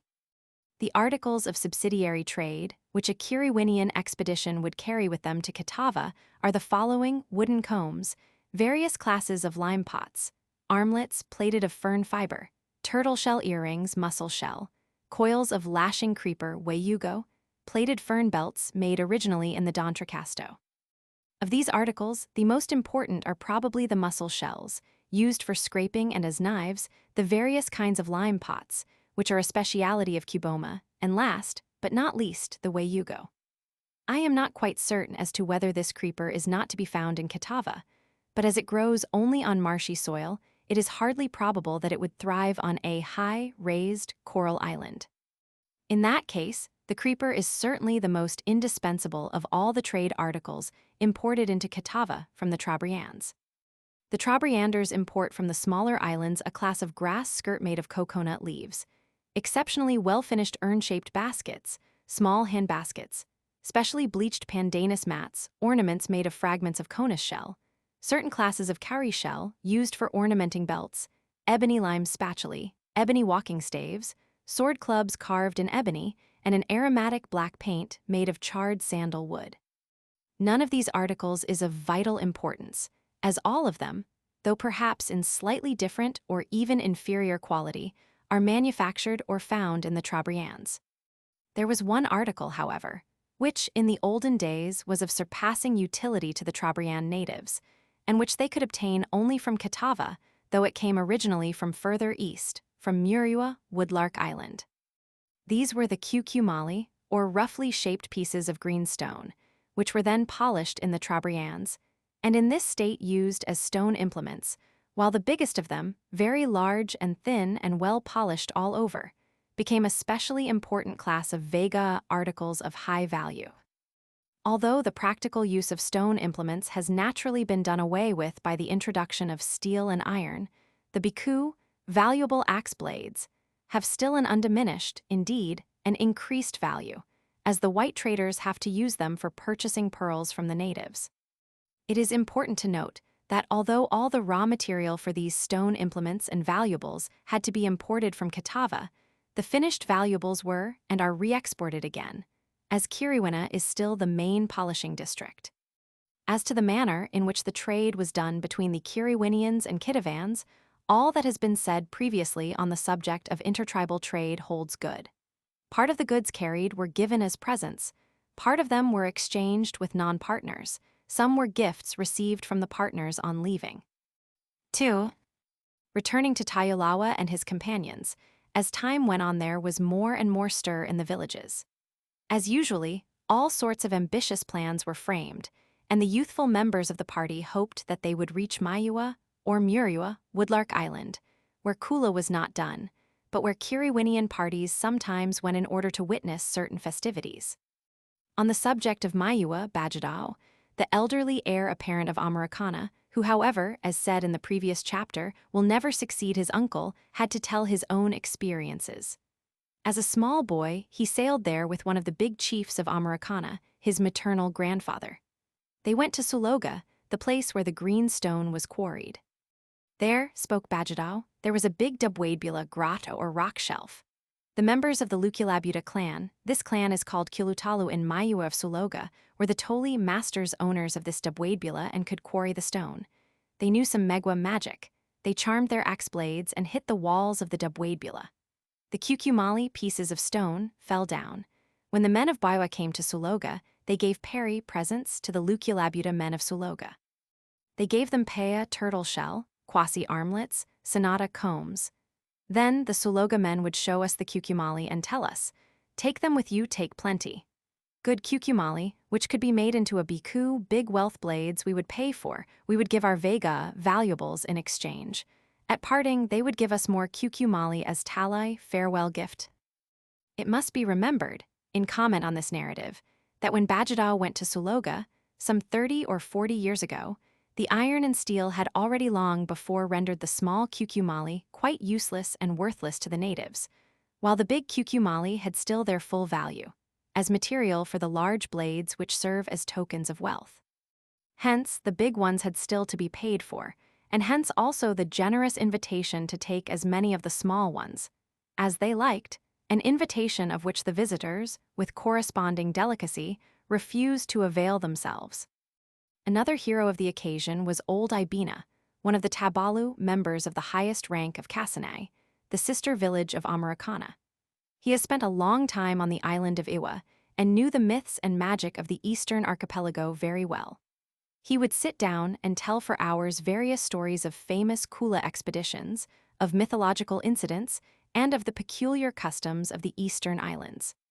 It was from him that I first obtained my information about the Mulakwasi and their customs, about shipwreck and the means of saving the party, about the love magic of Iwa, and many other facts, which only a man of cosmopolitan experience and culture like Ibina would know and understand thoroughly. He was a good informant, eager to instruct and to display his wisdom and knowledge, and not devoid of imagination, of the licentious and libidinous women of Catalugi, see chapter 10, and of what a man has to suffer there, he would speak as if he had been there himself.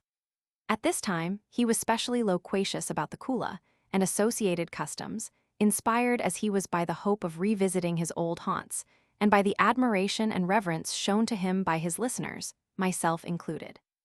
The other members of the audience were most interested in his accounts of how they make gardens in Kitava, Iwa, and Gawa, of the special dances performed there, of the technicalities of Kula, and of the great efficiency of the Iwan love magic.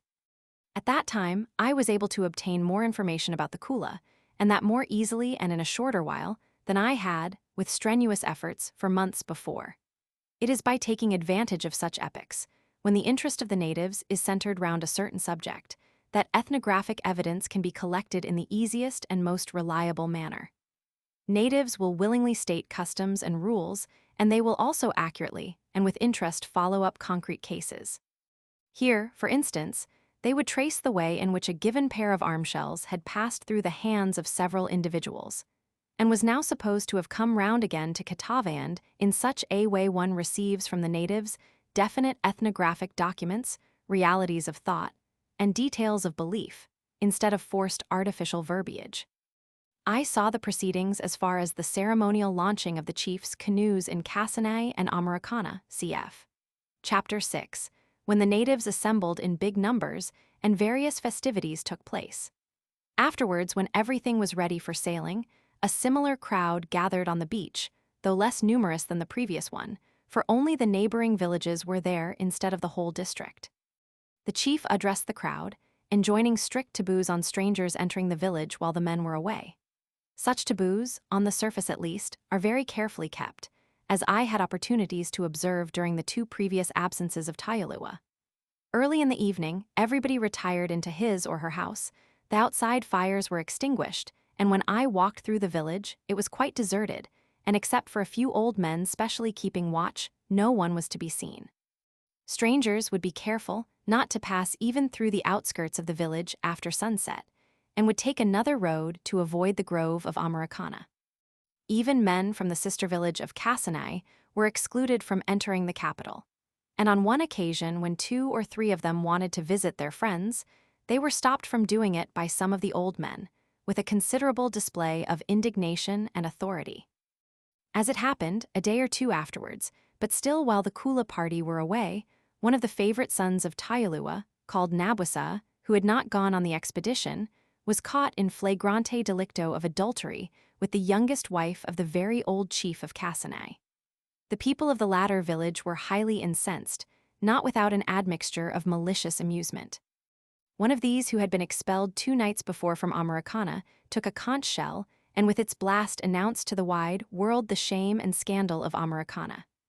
As a conch shell is blown only on very important and ceremonial occasion, this was a slap in the face of the supposedly virtuous community and a reproach of its hypocrisy. A man of Casanay, speaking in a loud voice, addressed the people of Americana. "You don't allow us to enter your village. You call us adulteress, Takelasi, but we wanted only to go and visit our friends. And look here, Nabwasa committed adultery in our village." The Uvalaku party, to whom we now return, would cross the sea in a few hours and arrive in Kitava. Their manner of sailing, the arrangement of men in the canoe, the taboos of sailing are the same as in Siniketa. My knowledge of their canoe magic is much smaller than of that in southern Boa, but I think they have got far fewer rights. The sailing on these seas is on the whole easier, for there are fewer reefs, and the 2 prevailing winds would either bring them towards the eastern islands or push them back towards the long coast of Biwa. The natives of Kiriwina are, on the other hand, far less expert sailors than the Siniketans. They have the same beliefs about the dangers at sea, especially about the participation of the flying witches in shipwreck. The history of such a calamity and the means of escape from it, given in one of the foregoing chapters, chapter 10, refers to these seas as well as to the sea arm of Pailalu. These natives, as well as the southern Baiwans, feel and appreciate the romance of sailing. They are visibly excited at the idea of an expedition. They enjoy even the sight of the open sea on the eastern coast beyond the Rabewag, Coral Ridge, and often walk there on mere pleasure parties. The eastern coast is much finer than the beach of the lagoon. Steep, dark rocks alternate there with fine, sandy beaches, the tall jungle spreading over the higher and lower parts of the shore. The sailing to Kitava does not present, however, the same contrasts as an expedition to the D'Entrecasteaux Islands from southern Biwa. The natives remain still in the world of raised coral islands, which they know from their own home. Even the island of Mayua, or Muriua, Woodlark Island, where I spent a short time, does not present such a definite contrast in landscape as that between the Trobriands and the Koya. I do not know from personal experience the Marshall Bennett Islands, but from an excellent description given by Professor Seligman, they seem to be good specimens of small, raised atolls. With regard to magic, the most important initial rites over the Lalava and Sulamoya are done in the village by the Taliwaga, compare above, Chapter 7. The magic over the 4 coconuts in the canoe is not performed in Kiriwina. On arrival at the beach in Kitava, all the rites of beauty magic, as well as the magic over the conch shell, are recited in a manner identical to that in Saraboina, Chapter 13. Here, however, the natives have to make the last stage of the journey on foot. The party, headed by a small boy, probably a youngest son of the Taliwaga, after whom the chief and the others follow, would march towards the village which is situated beyond the elevated ridge. When solava necklaces are brought by the party which, it must be remembered, is never the case on an Uvalakude, would be carried ceremonially on sticks by some men following the chief. In that case, that is when the party are bringing Kula gifts. The Uluwata ceremony is performed. On entering the village, the party march on briskly without looking to right or left, and whilst the boy blows frantically the conch shell, and all the men in the party emit the intermittent ceremonial scream called tilekiki, others throw stones and spears at the kavalapu, the ornamental carved and painted boards running in a Gothic arch round the eaves of a chief's house or yam house. Almost all the kavalapu in the eastern villages are slightly injured, that of Taialua having one of its ends knocked off. The damage is not repaired, as it is a mark of distinction. This custom is not known in the Kula between Siniketa and Dabu, or Siniketa and Kiriwina. It begins on the eastern shore of the Trobriands and is carried on as far as Tubatube, where it stops again, for it is not practiced in Wari, Test Island, or on the portion of the Kula between Tubatube and Dabu. I myself never saw it practiced in the Trobriands, but I saw a similar custom among the Massim of the south coast of New Guinea. At a Sai feast, which I witnessed in 3 different villages as it progressed from one to the other, the party who brought in gifts of pigs to a man attempted to do some damage to his trees or his house. A pig is always slung by its legs on a long, stout pole dangling head downwards. See plates V and LZI. With this pole, the natives would ram a young coconut or betel nut palm or a fruit tree, and if not stopped by the owners would break or uproot it, the pig squealing and the women of the damaged party screaming in unison. Again, a party entering a village with gifts to one of the inhabitants would throw miniature spears at his house. A distinct show of fierceness and hostility is displayed on both sides by the natives on such occasions. Although the somewhat histrionic attack and the slight but real damage to property were sanctioned by tribal usage, not infrequently among the southern Massim, serious quarrels and scrimmages were started by it. This custom has been observed by Professor Seligman among the natives of Bartle Bay. As a man passed the house, they speared the wall with the branches they had been waving and left them stuck in the walls. And again, the people bringing them, the pigs, in, carried branches of trees or pieces of stick with a wisp of grass tied to the end, and with these speared the house of the man to whom the pigs were given. When we remember what has been said about the style in which all gifts are given, that is, so to speak, thrown down fiercely and almost contemptuously by the giver.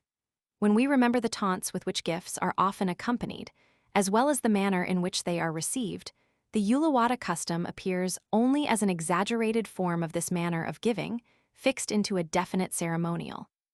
It is interesting from this point of view to note that the Uluwata is only done in association with Vaga, initial gifts, and not with the Yadel, return gifts.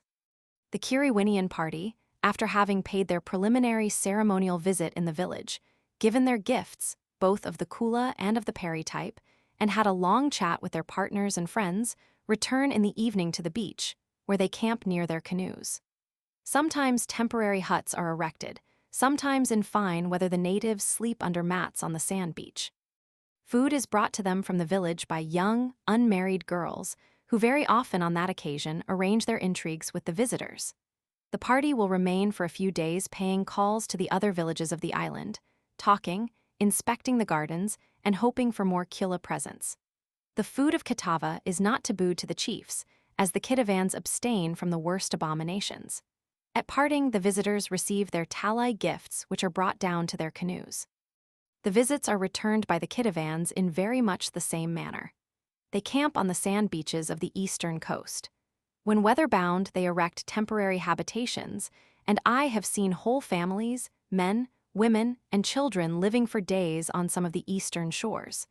For it is the custom of the men of Kitava to carry their women and small children on their trips.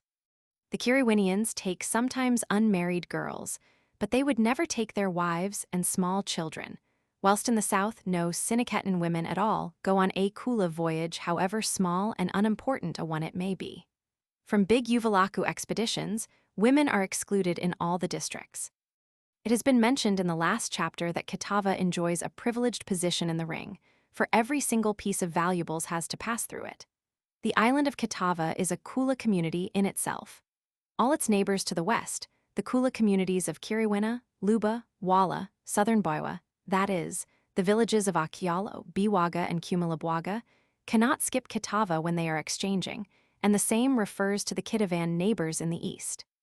In other words, a man from the eastern islands beyond Kitava, if he wants to pass an armshell westwards, has to give it to a Kitava man and may not give it directly to someone beyond. The islands east of Kitava, Iwa, Gawa, and Kweyawata form one community.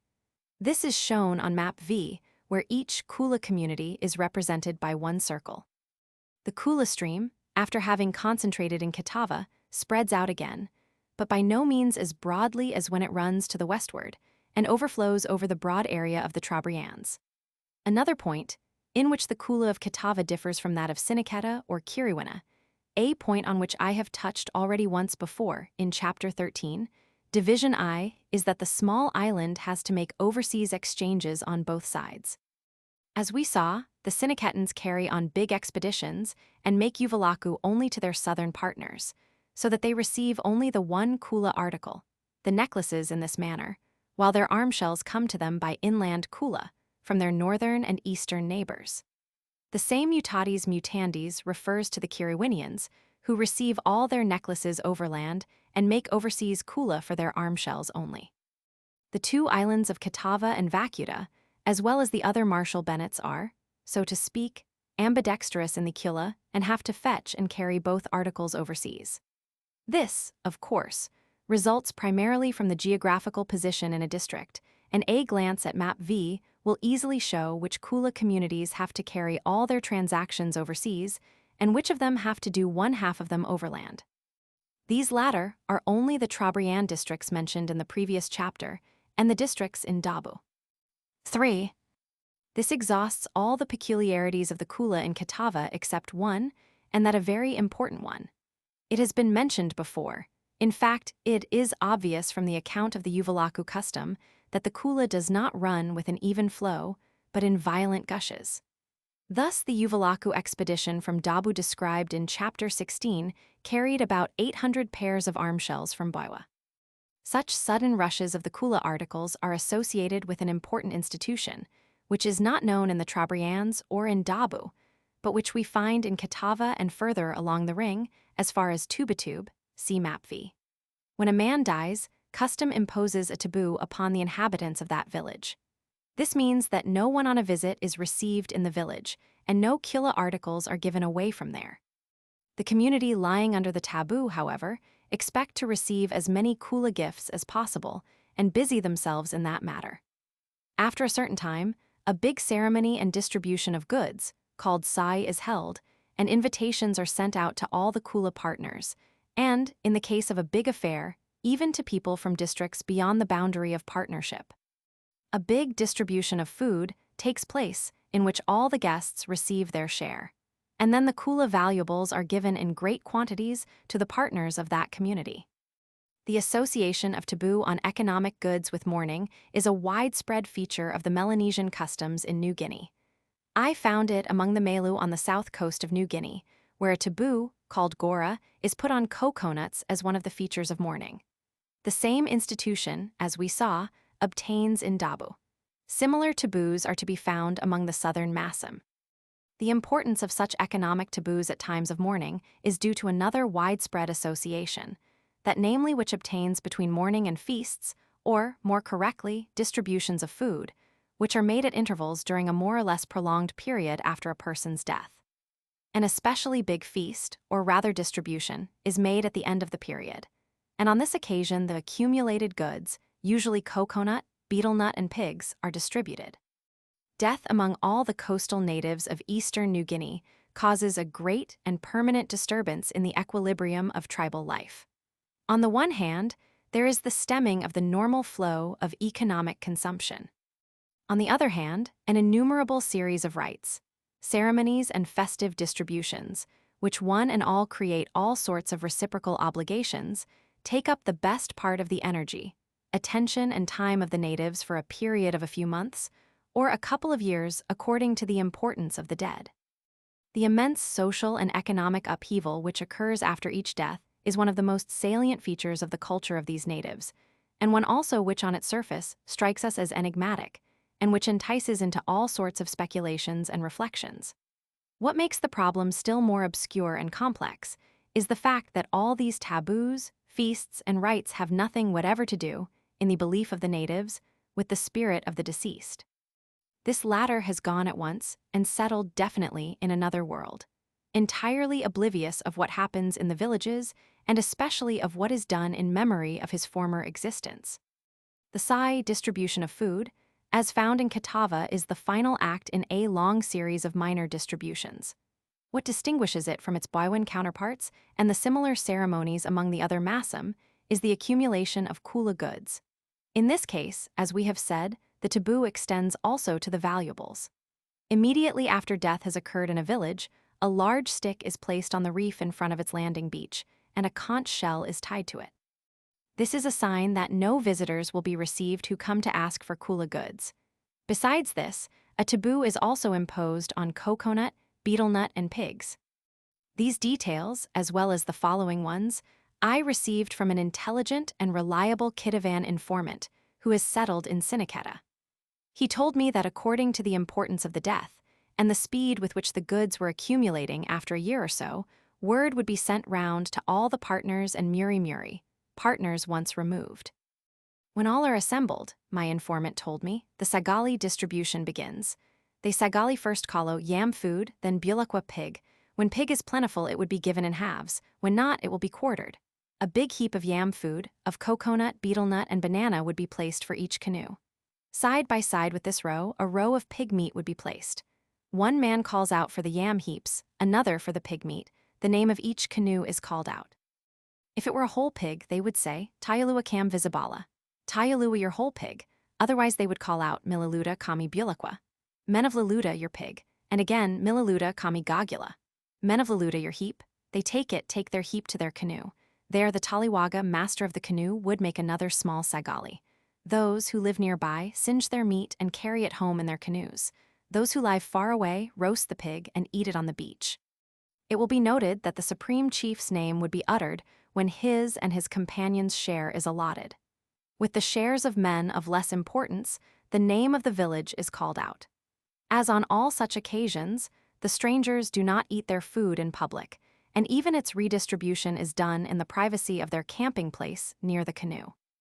After the distribution of the food, and of course before this is taken away by the parties, the master of the Sai goes into his house and takes out a specially good piece of valuable. With a blast of the conch shell, he gives it to the most distinguished of his partners present. Others follow his example, and soon the village is filled with conch shell blasts, and all the members of the community are busy presenting gifts to their partners. First, the initial gifts, vaga, are given, and only after this is over, such valuables as have been due of old to their partners, and which have to be given as clinching gifts, yadel, are handed over.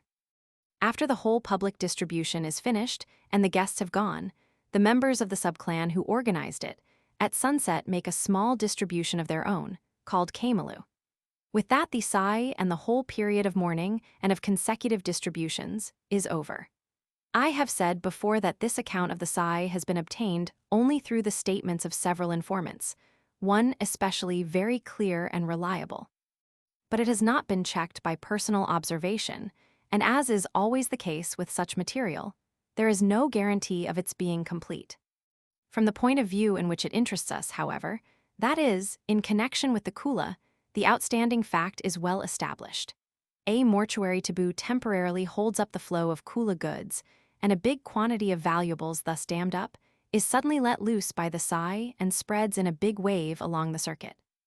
The big wave of arm shells, for instance, which traveled along and was taken up by the Uvalaku expedition of the Dabuans, was the ripple of a sai feast, held 1 or 2 months previously at full moon in Yanabwa, a village of Woodlark Island. When I was leaving Baiwa in September 1918, a mortuary taboo was in force in the island of Yaguma, or Egum, as it is pronounced in the Eastern District, the Alcester Islands of the map. Kwewea, the chief of Katava whom I met on his visit in Siniketa, told me that the people of Yaguma had sent him a sprouting coconut, with the message, "When its leaves develop, we shall sagali make the distribution." They had kept a coconut at the same stage of development in their village and sent others to all the neighboring communities. This would give a first approach in fixing the date, which would be appointed more precisely when the feast was close at hand. The custom of associating the sai with Kula is practiced as far as Tubatube. In Dabu, there is no distribution of valuables at the mortuary feast. They have there another custom, however. At the final mortuary distribution, they like to adorn themselves with arm shells and necklaces of the Kula custom entirely foreign to the Trobrianders. In Dabu, therefore, an approaching mortuary feast also tends to dam up the valuables, which, after its performance, will ebb away in 2 waves of Mwali and Sayulava along both branches of the Kula. But they have no custom of distributing these valuables during the final mortuary feast, and therefore the release of the Vega would not be as sudden as in a sai. The same word sai is used to denote the mortuary festivities over a wide area in the country of the Masam. Thus, the natives of Bonabona and Sau, on the south coast of New Guinea, celebrate annually in November to January festivities, associated with dancing, gifts of pigs, the building of new houses, the erection of a platform, and several other features. These feasts, which are held in an interconnected series each year in several different localities, I had opportunities, as mentioned before, to see in 3 places, but not to study. Whether they are associated with some form of exchange of valuables, I do not know. Mortuary feasts in other districts of the Masam are also called sai. What is the relation between these feasts and those of the northern Masam, I am unable to say. These considerations bring us more and more to the point, where the 2 branches of the Kula, which we have been following up from the Trobriands southwards and eastwards, bend back again and meet. On this remaining part of the Kula, on which my information, however, is scanty, a few words will be said in the next chapter. Chapter 21. The remaining branches and offshoots of the Kula. 1. In this chapter, the ring of the Kula has to be closed by a description of its remaining portions. It will also be found indispensable to speak about its offshoots, that is, the trade and the expeditions regularly carried on from certain points of the ring to outlying places. We have come across such offshoots already, when we realized that the Western Trobriands, especially the village of Caviteria, and the settlements on the island of Kailula make non-Kula trading expeditions to the islands of Ferguson and Goodenough. Such expeditions would naturally belong to a full picture of the Kula, with its various associations. This is even more the case, as this lateral trade is associated with the import and export of some of the Kula valuables in and out of the ring. We have brought the description of our southern expedition as far as Dawson Straits, and on the eastern route, we reached Woodlark Island in the last chapter. We have to link up these 2 points. The saying that a chain is not stronger than its weakest link does not, let us hope, apply to ethnology. For indeed my knowledge of the remaining links of the Kula chain is far less complete than that contained in the previous chapters. Fortunately, what has been said there remains true and valid, whatever might happen in the southeastern portion of the Kula. And again, there is no doubt that the fundamentals of the transaction are identical all over the ring, though some variations in detail probably occur. I had the opportunity of questioning informants from almost every place in the Kula, and the similarity of the main outlines is established beyond a doubt. Moreover, the information about some aspect of trade in the southern Massim district contained in Professor Seligman's book entirely, though indirectly, corroborates my results. But it is necessary to state emphatically and explicitly that the data given in this chapter are not in the same category as the rest of the information contained in this book. The latter was obtained from natives among whom I lived, and the bulk of it has been controlled and verified by personal experiences and observations. Compare Table I in the introduction. The material referring to the southeastern branch was obtained by cursory examination of natives from that district, whom I met abroad, not in their own country, whilst I have not been in any of the places between Woodlark Island and Dabu. Starting at Woodlark Island and keeping map V before our eyes, we come at once on to an interesting ramification of the Kula. To the east of Woodlark lies the coral group of the Lufflands, inhabited by natives speaking the same language as in Woodlark. They are in the ring, but it seems to be a cul-de-sac Kula, for as I was told, the valuables which go there return again to Woodlark. This is quite an unusual complication, a kind of eddy in the otherwise progressive current.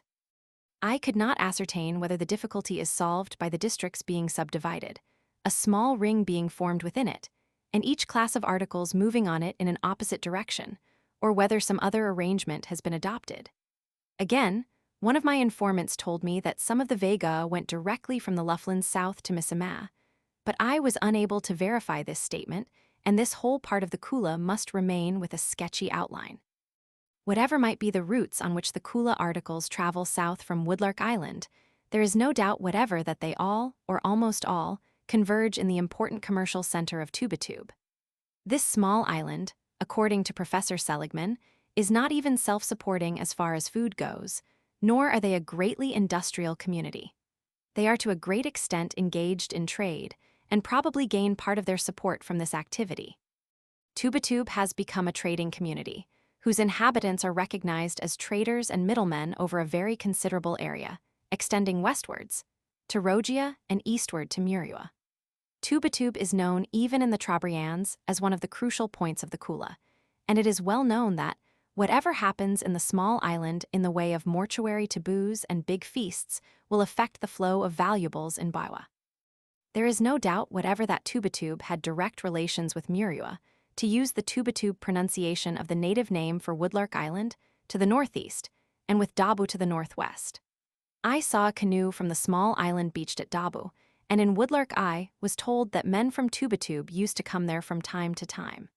Professor Seligman also describes in detail the manner and the stages of their sailings to Woodlark Island.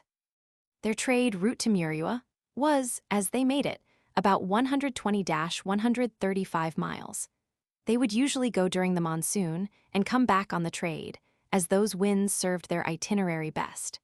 Presuming that wind and weather served them throughout the passage, they slept the first night on an island called Or, a couple of miles or so from Dawson Island.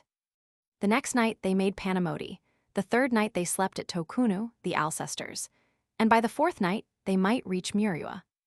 This description reminds us very much of the route on which we previously had followed the Sinicatans to Dabu, the same short stages with intermediate camping on sandbanks or islands, the same taking advantage of favorable following winds. From Catawba eastward as far as Tubatube, a different type of canoe was used, the Najga, mentioned already in Chapter 5, Division Roman 4. As we saw there, it was very much the same in principles of construction as the Trobriand canoe, but it was bigger, of a greater carrying capacity, and more seaworthy. It was at the same time slower, but had one great advantage over the swifter counterpart. Having more waterboard, it made less leeway in its sailing, and could be sailed against the wind.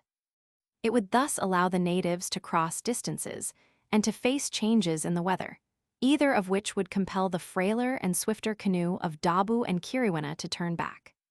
To the northern shores of Normanby Island, Dau, and to Dabu, the men of Tubatube would sail with the SE trade wind and return with the blow of the monsoon.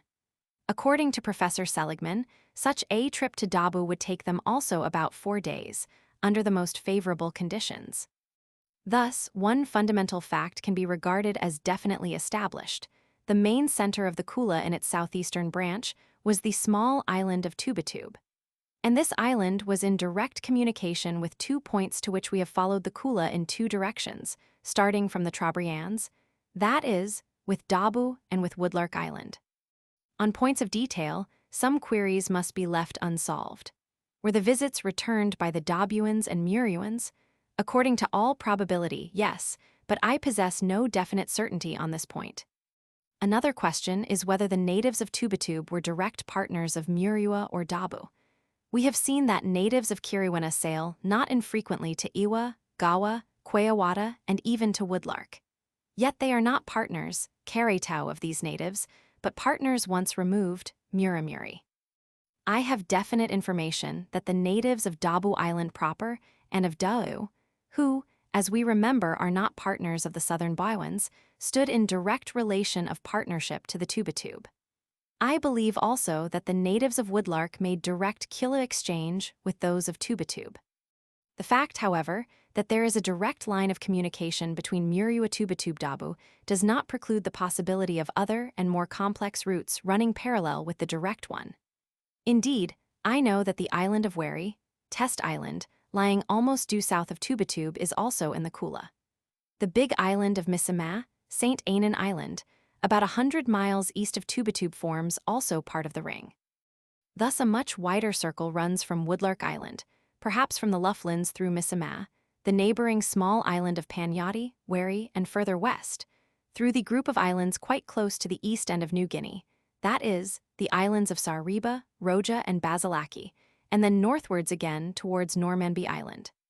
This duplicated circuit in the southeast has its northwestern counterpart in the double ramification which unites Kitava with Dabu. The short route runs direct from Kitava to Vacuta and from Vacuta to Dabu. Besides this, however, there are several longer ones. In one of them the stages are as follows: Kitava Akyalo or Kitava Wala, then Siniketa, then Dabu direct, or via the Amphlids. Another and still wider ramification would run thus: Kitava to Kiriwina, Kiriwina to Siniketa, etc., or the widest Kiriwina to Western Baiwa, then Kailula, thence Amphlids, and from there to Dabu.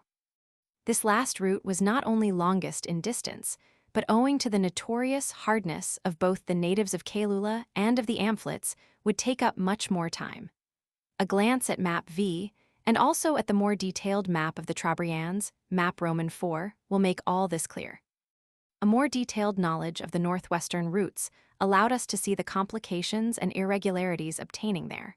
That the district of Western Baiwa carried on exclusively the inland Kula, and that merely in the person of a few headmen of a few villages, that Kailula made Kula on a small scale with the communities in the Amphlids, and that all these, as well as the villages on the eastern shore of southern Baiwa, were what we described as semi-independent Kula communities.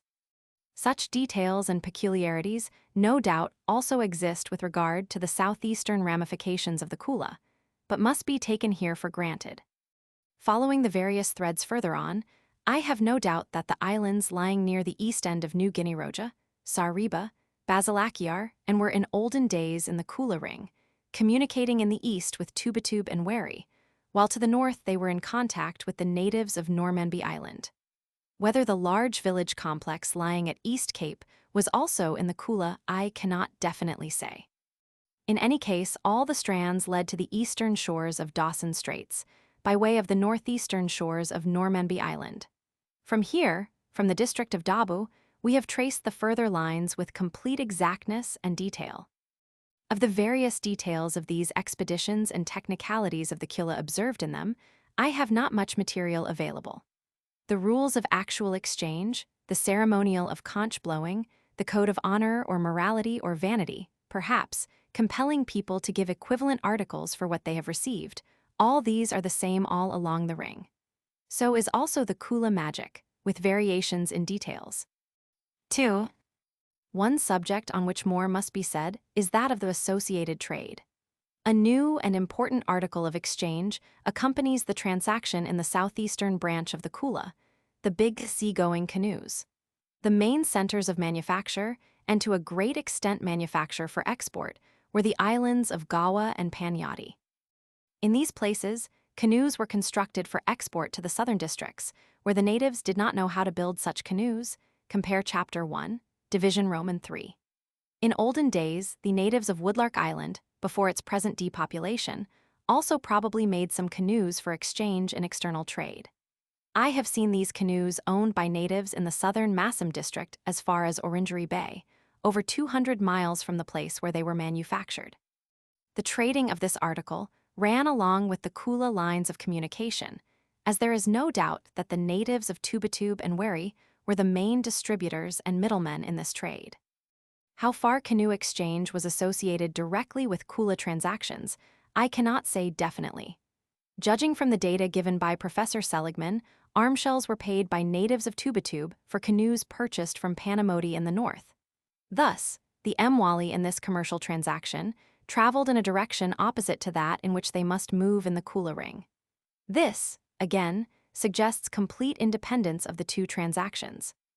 Besides the canoes, another important article of trade in the southern portion are the clay pots manufactured both in Tubatube and Wari. Besides this, the two islands of merchant venturers, as they are called by Professor Seligman, carry on their Kula expeditions, and most likely independent of them also, they trade almost all the various articles of industry manufactured in the neighboring districts and distributed by the two communities. This subject has been treated so fully by Professor Seligman in Chapter 40 of his Melanesians that a reference here will suffice. Having now before us the whole ring of the Kula, we may inquire how far is this ring in contact commercially with other outlying districts, and more especially, how far are certain articles of trade imported into it and others drawn out of it. What will interest us most in this connection is the entry into the ring and the exit out of it of the articles of Kula proper, the Mwali armshells, and the solava, necklaces. 3. One such offshoot of the Kula ring we met in the Trobriands, to wit, the expeditions from the western village of Caviteria and from the island of Kula to the Koya of Ferguson and Goodenough. We shall begin with a brief account of these expeditions. The preparations are very much the same as in Sinicata. The canoes are built with more or less the same magic cf. Chapter 5, they are launched ceremonially, and the trial run, the Tassassoria, also takes place, Chapter 6. The island of Kula is by far the more important center of canoe building. Whether some of the Caviteria canoes were not actually made in Kula and purchased by the Caviterians in olden days, I do not definitely know, though I think this was the case. Nowadays, the community of Caviteria are completely absorbed by the pearling industry, and since about a generation ago have given up the expeditions and even do not own any canoes. The collecting of trade articles, the magic performed over the Lalava, the Yawarapu, and the Sulamoya are the same as those described before, Chapter 7, except, that is, that there exists a different system of Mwasila in the island of Kula, a system which was used also by the Caviterians. It must be remembered in this connection that the natives of Kula did make Kula on a small scale with the Amphlyns, and that their Mwasila was connected with the Kula. But the main object of the Caviterian and Kalulan Mwasila was their non-Kula trade with the natives of Ferguson and Goodenough. This is quite clear from Mr. Gilmer's account, and it was also corroborated by my informants. They told me that the Mwasila is done because of the Kavila, fine food, that is, of the sago and betel nut and pigs, the main objects of their expedition. If they, the Western Biwans, would not make Mwasila, they, the Western Dontracasto natives, would fight them. They are foolish men, the people of the Koya, not like people of Dabu, who are human beings. Those in the Koya are wild, eaters of man.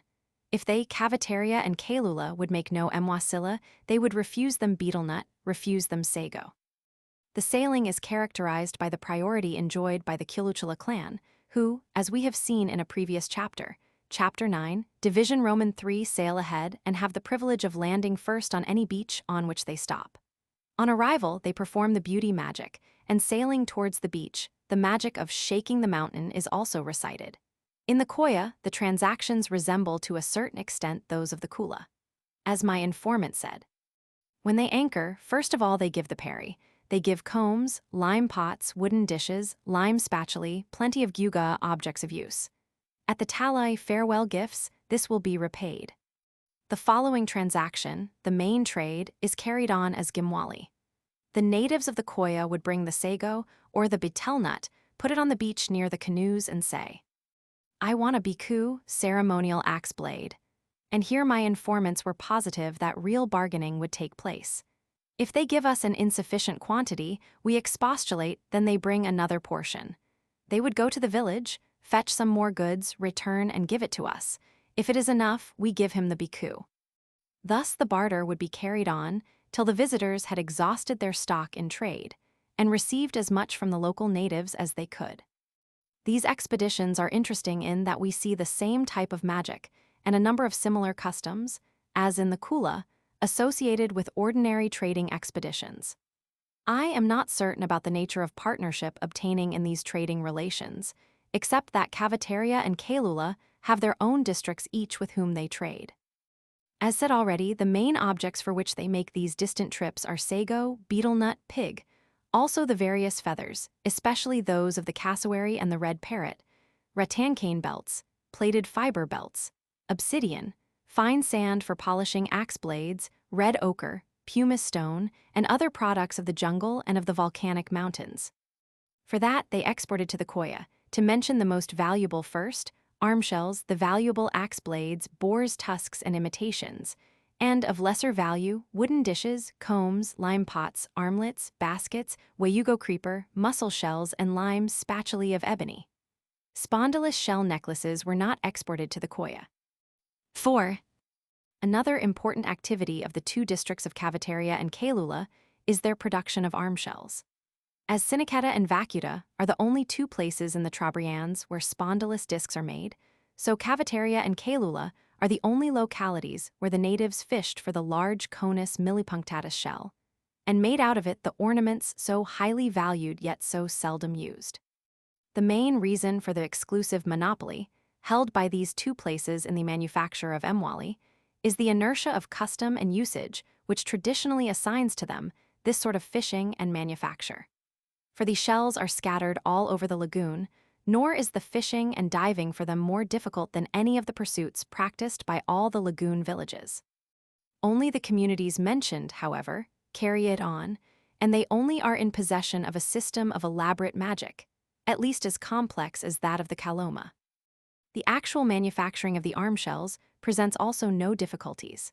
The ornament is made out of a belt of the shell cut out nearest to its base. With a stone, the natives knock out the circular base along the rim, and they also knock a circle at some distance from the base and parallel to it, by which the broad band of shell is severed, from which the ornament is to be made. It has then to be polished, and this is done on the outside by rubbing off the soft calcareous surface on a flat sandstone. The interior is polished off with a long, cylindrical stone. It was the custom in Caviteria that when a man found a fine canoe's shell, he would give it to his wife's brother as a Yulo present, who in turn would send the finder a return present of food, such as specially fine yams, bananas, betel nut, and also a pig if it were an especially fine shell. He then would work out the shell for himself. This arrangement is a pendant to the one described with reference to Sinicata, where a man would fish as well as work out a necklace for one of his wife's kinsmen. An even more interesting custom obtains in Kula. A pair of shells would be fished and broken in one of the villages of that island, or in one of its small sister islands, Kaiawa and Manuata. In this unfinished state, as a band of coarse shell, called as such Macavena, it is then brought to the amphlets, and there given as a Kula gift. The Gumasilla man, who receives the shells, will then polish them up, and in that state again Kula them to Dabu.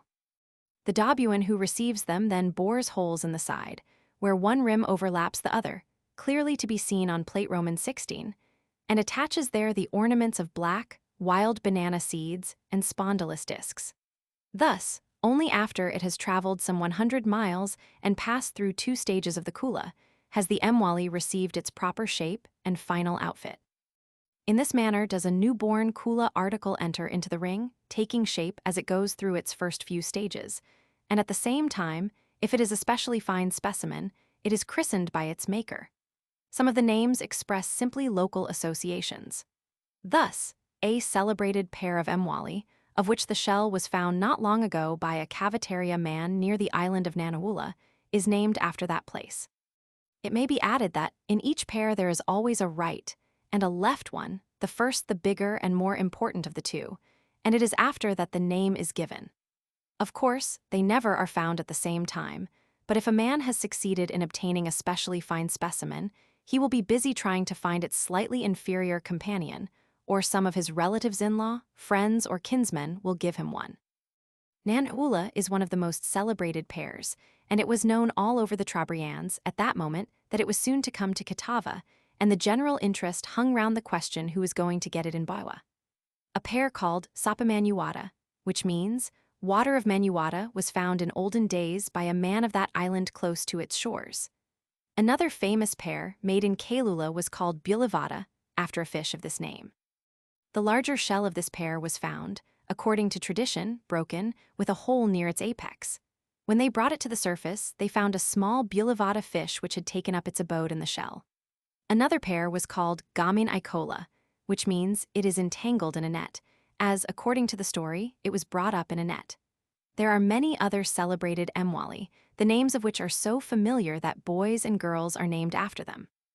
But the majority of the names cannot be traced as to their origins. Another point at which the arm shells enter into the ring is Woodlark Island. I do not know for certain, but I believe that the industry is quite or almost extinct now in that island. In the olden days, Murua probably was quite as productive a center of this manufacture as the Trobriands, and in these latter, though Kailula and the Western Islands fish and work the Mwali as much as ever, the natives of Caviteria are almost entirely out of it, busy all the time diving for pearls. Both the main places of origin of the arm shells, therefore, are within the Kula ring. After they are made, or, as we saw in Kailula in the process of making, they enter the circulation. Their entry into the ring is not accompanied by any special rite or custom, and indeed it does not differ from an ordinary act of exchange.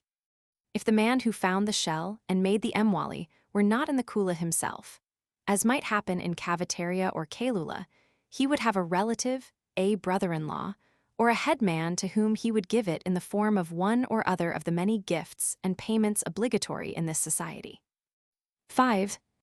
Let us follow the ring of the Kula, noticing its commercial side tracks, of which so far we only described the trading routes of Caviteria and Kailula. To the eastward, the section from Kitava to Woodlark Island is the one big portion of the Kula from which no lateral offshoots issue, and on which all the trade follows the same routes as the Kula.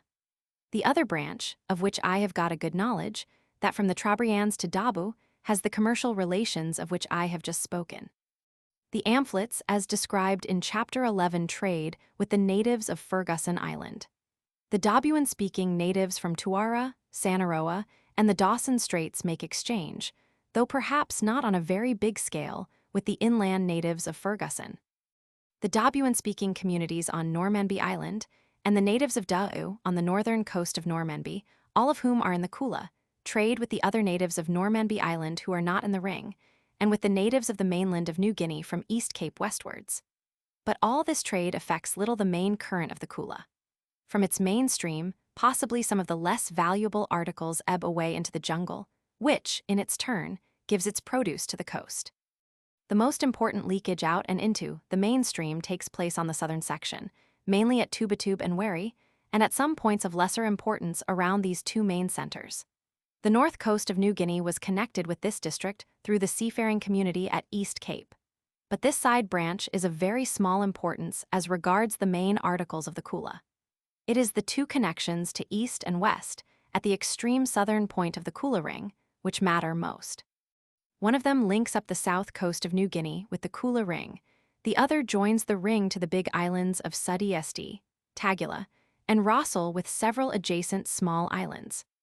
The south coast, going from east to west, is at first inhabited by natives of the Massam stock, speaking the Sa'u and Bonabona dialects. These are in constant intercourse with the southern section of the Kula district, that is with the natives of Rogia, Sariba, Basilaki, Tubatube, and Wary. The Massam of the southern coast are again in commercial relations with the Malu, and from this point, a chain of trading relations unites the eastern districts with the central ones, inhabited by the Matu. The Matu again, as we know from Captain Barton's contribution to Professor Seligman's work, are in annual trading relations with the Gulf of Papua, so that an article could travel from the delta of any of the Papuan rivers to Woodlark in the Trobriands, and many things were in fact traded over all this distance. There is, however, one movement which specially interests us from the Kula point of view, namely that of the two types of Kula valuables. One of these articles, the arm shells, travels on the south coast from east to west. There is no doubt that this article leaks out from the Kula current at its southernmost point and is carried away towards Port Moresby, where the value of arm shells is, and was, in olden days much higher than in the eastern district. I found in Melu that the local native traders purchased, for pigs, arm shells in the Sau district, and carried them west towards Aroma, Hula, and Karapunu. Professor Seligman, from his notes taken at Port Moresby, informs us that Hula, Aroma, and Karapunu import arm shells into Port Moresby. Some of these arm shells, according to the same authority, travel further west as far as the Gulf of Papua. It was much more difficult to ascertain what was the direction in which the spondylus shell necklaces moved on the southern coast. Nowadays, the industry of making these articles, which was once very highly developed among the Port Moresby natives, is partially, though not completely, in decay. I have myself still had the opportunity of watching the natives of Bora at work on the Ajeva, the very small and fine shell discs, such as the very finest boggy would consist of. They were using in their manufacture a native pump drill with a quartz point, in a place within a few miles of a large white settlement, in a district where white man's influence on a big scale has been exercised for the last 50 years. Yet, this is only a vestige of the once extremely developed industry. My inquiries into this subject could not be exhaustive, for when I worked on the south coast, I did not have the problem before me, and on my second and third expeditions to New Guinea, I only passed through Port Moresby. But I think it may be considered certain that in olden days, the shell strings moved from Port Moresby eastwards and were introduced into the Kula ring at the east end of New Guinea. However this might be, unquestionable sources of this Kula article are the islands of Sudi, Rossel, and the surrounding small islands.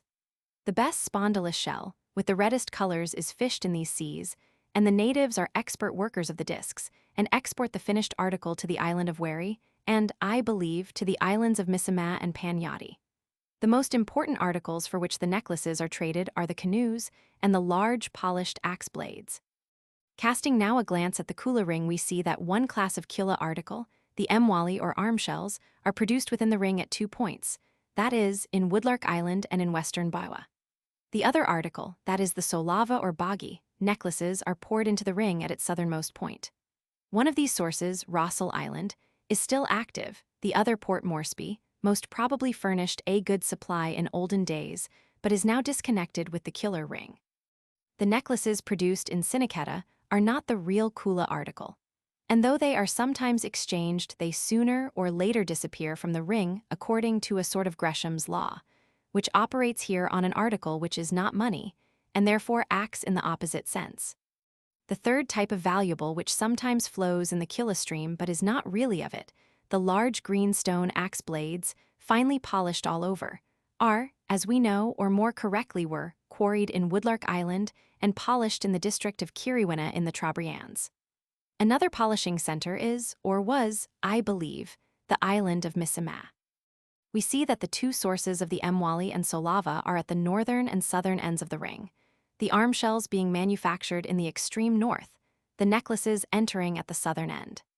It is noteworthy that on the eastern portion of the ring, on the section Woodlark Biwadabu, the two articles travel in the natural direction, that is, each is exported from the districts of its origin towards one, where it is not made or procured. On the other branch, Woodlark Yaguma, the current of the Kula is inverse to a natural, commercial movement of the articles, for here, the Tubatube people import arm shells into Murua, thus bringing coals to Newcastle, while the Muruans bring necklaces to Tubatube and Wari, that is, to the points at which the necklaces flow into the ring from the outside. These considerations are important for anyone who would like to reflect on the origins or history of the Kula, since the natural movement of valuables was no doubt the original one, and the western half of the Kula from this point of view appears to be the older. But here we have come to an end of all the descriptive data referring to the Kula, and some general remarks which I have to make upon it will be reserved for the next and last chapter. Chapter 22. The meaning of the Kula. We have been following the various roots and ramifications of the Kula, entering minutely and meticulously into its rules and customs, its beliefs and practices, and the mythological traditions spun round it, till, arriving at the end of our information, we have made its two ends meet. We shall now put aside the magnifying glass of detailed examination and look from a distance at the subject of our inquiry. Take in the whole institution with one glance, let it assume a definite shape before us. This shape will perhaps strike us as being something unusual, something not met before in ethnological studies. It will be well to make an attempt at finding its place among the other subjects of systematic ethnology, at gauging its significance, at assessing how much we have learned by becoming acquainted with it. After all, there is no value in isolated facts for science, however striking and novel they might seem in themselves. Genuine scientific research differs from mere curio hunting in that the latter runs after the quaint, singular and freakish, the craving for the sensational, and the mania of collecting providing its twofold stimulus. Science, on the other hand, has to analyze and classify facts in order to place them in an organic whole, to incorporate them in one of the systems in which it tries to group the various aspects of reality. I shall not, of course, enter upon any speculations or add any hypothetical assumptions to the empirical data contained in the foregoing chapters. I shall confine myself to some reflections on the most general aspect of the institution and try to express somewhat more clearly what to me appears the mental attitude at the bottom of the various Kula customs. These general points of view ought, I think, to be considered and tested in further fieldwork done on subjects akin to the Kula as well as in theoretical research, and might thus prove fertile for future scientific work. In this form, it may be granted that it is the privilege of the chronicler of a novel phenomenon to pass it over to the consideration of fellow workers, but it is his duty as well as his privilege. For apart from his first-hand acquaintance with the facts and, indeed, if his account is good, he ought to have succeeded in transferring the best part of his knowledge to the reader. The fundamental aspects and characteristics of an ethnographic phenomenon, for being general, are none the less empirical. It is therefore the chronicler's task to finish his account by a comprehensive, synthetic coup d'oeil upon the institution described. As said, the Kula seems to be, to a certain extent, a novel type of ethnological fact. Its novelty lies partly in the size of its sociological and geographical extent. A big, intertribal relationship, uniting with definite social bonds, a vast area and great numbers of people, binding them with definite ties of reciprocal obligations, making them follow minute rules and observations in a concerted manner. The Kula is a sociological mechanism of surpassing size and complexity, considering the level of culture on which we find it. Nor can this wide network of social correlations and cultural influences be considered for a moment as ephemeral, new, or precarious. For its highly developed mythology and its magical ritual show how deeply it has taken root in the tradition of these natives and of what ancient growth it must be. Another unusual feature is the character of the transaction itself, which is the proper substance of the Kula. A half-commercial, half-ceremonial exchange, it is carried out for its own sake, in fulfillment of a deep desire to possess. But here again, it is not ordinary possession, but a special type, in which a man owns for a short time, and in an alternating manner, individual specimens of two classes of objects. Though the ownership is incomplete in point of permanency, it is in turn enhanced in point of numbers successively possessed, and may be called a cumulative possession. Another aspect of great, perhaps the greatest, importance and which perhaps reveals best the unusual character of the Kula, is the native's mental attitude towards the tokens of wealth. These latter are neither used nor regarded as money or currency, and they resemble these economic instruments very little, if indeed there is any resemblance at all, except that both money and vega represent condensed wealth. Vega is never used as medium of exchange or as measure of value, which are the two most important functions of currency or money.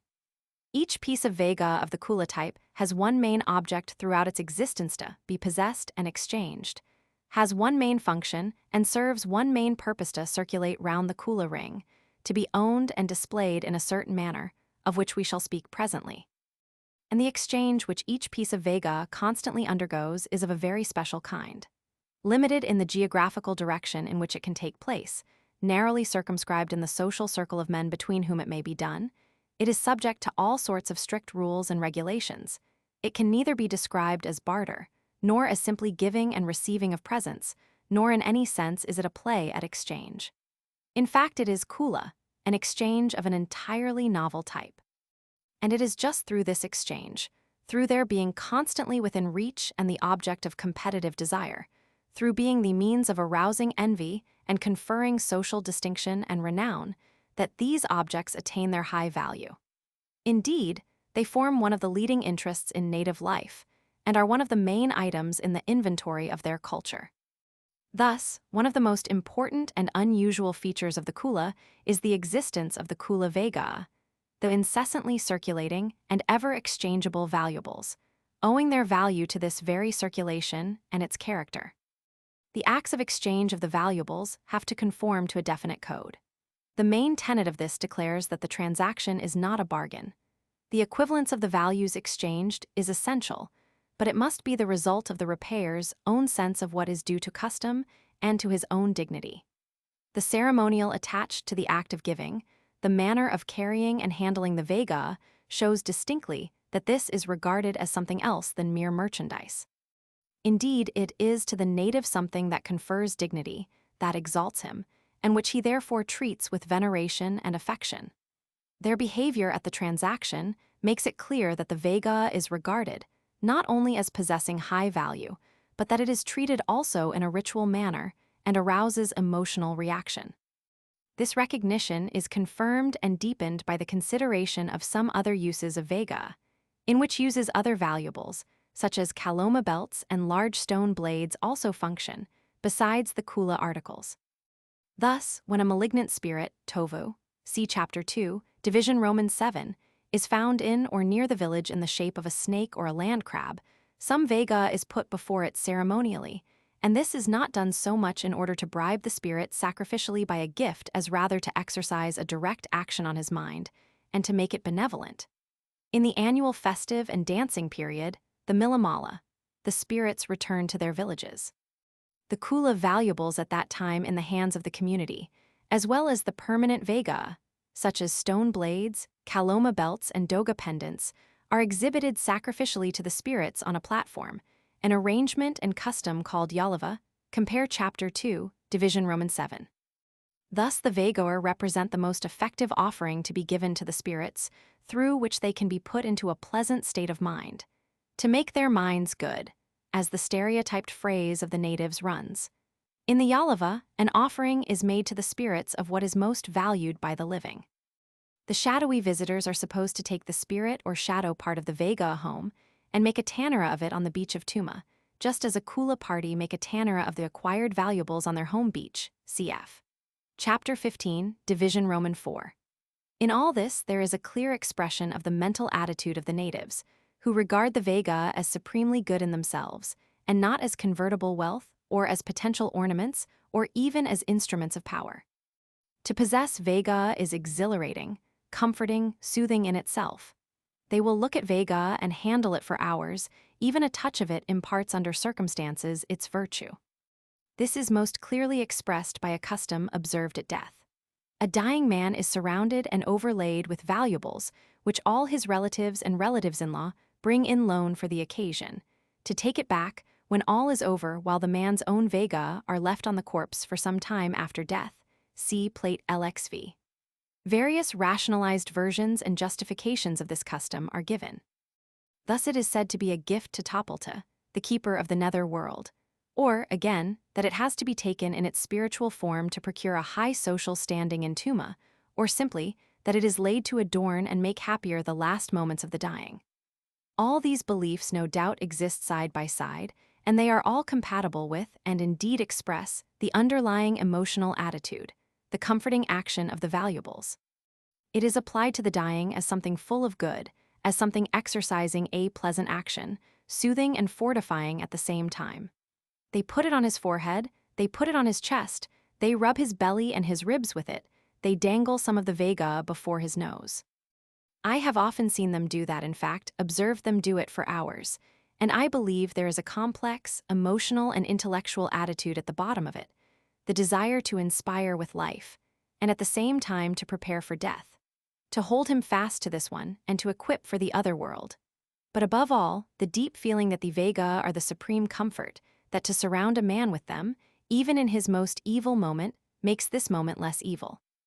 The same mental attitude is probably at the bottom of the custom, which prescribes that the widow's brothers should give a Vega to the brothers of the dead man, the same Vega being given back on the same day. But it is kept just long enough to be of comfort to those who, according to native kinship ideas, are most directly hit by the death. In all this we find the expression of the same mental attitude, the extreme value attached to condensed wealth, the serious, respectful way of treating it, the idea and the feeling that it is the reservoir of highest good. The Vega are valued in quite a different manner from that in which we value our wealth. The biblical symbol of the golden calf might even be better applied to their attitude than to ours, although it would be not quite correct to say that they worship the Vega, for they worship nothing. The Vega might perhaps be called objects of cult, in the sense expressed by the facts of the Kula and the data just adduced. That is, insofar as they are handled ritually in some of the most important acts of native life. Thus, in several aspects, the Kula presents to us a new type of phenomenon, lying on the borderland between the commercial and the ceremonial, and expressing a complex and interesting attitude of mind. But though it is novel, it can hardly be unique. For we can scarcely imagine that a social phenomenon on such a scale, and obviously so deeply connected with fundamental layers of human nature, should only be a sport and a freak, found in one spot of the earth alone. Once we have found this new type of ethnographic fact, we may hope that similar or kindred ones will be found elsewhere. For the history of our science shows many cases in which a new type of phenomena having been discovered, taken up by theory, discussed and analyzed, was found subsequently all the world over. The taboo, the Polynesian word and the Polynesian custom, has served as prototype and eponym to similar regulations found among all the savage and barbarous as well as civilized races.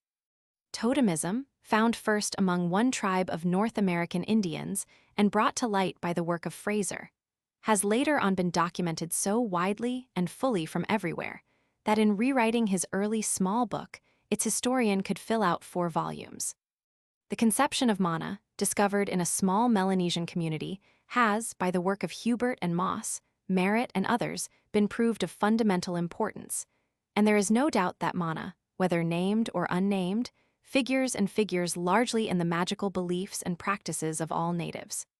These are the most classical and best-known examples, and they could be multiplied by others were it necessary. Phenomena of the totemic type, or of the monotype, or of the taboo type, are to be found in all ethnographic provinces, since each of these concepts stands for a fundamental attitude of the savage towards reality. So with the Kula, if it represents a novel, but not freakish, indeed, a fundamental type of human activity and of the mental attitude of man, we may expect to find allied and kindred phenomena in various other ethnographic provinces. And we may be on the lookout for economic transactions, expressing a reverential, almost worshipping attitude towards the valuables exchanged or handled, implying a novel type of ownership, temporary, intermittent, and cumulative, involving a vast and complex social mechanism and systems of economic enterprises, by means of which it is carried out. Such is the Kula type of semi-economic, semi-ceremonial activities.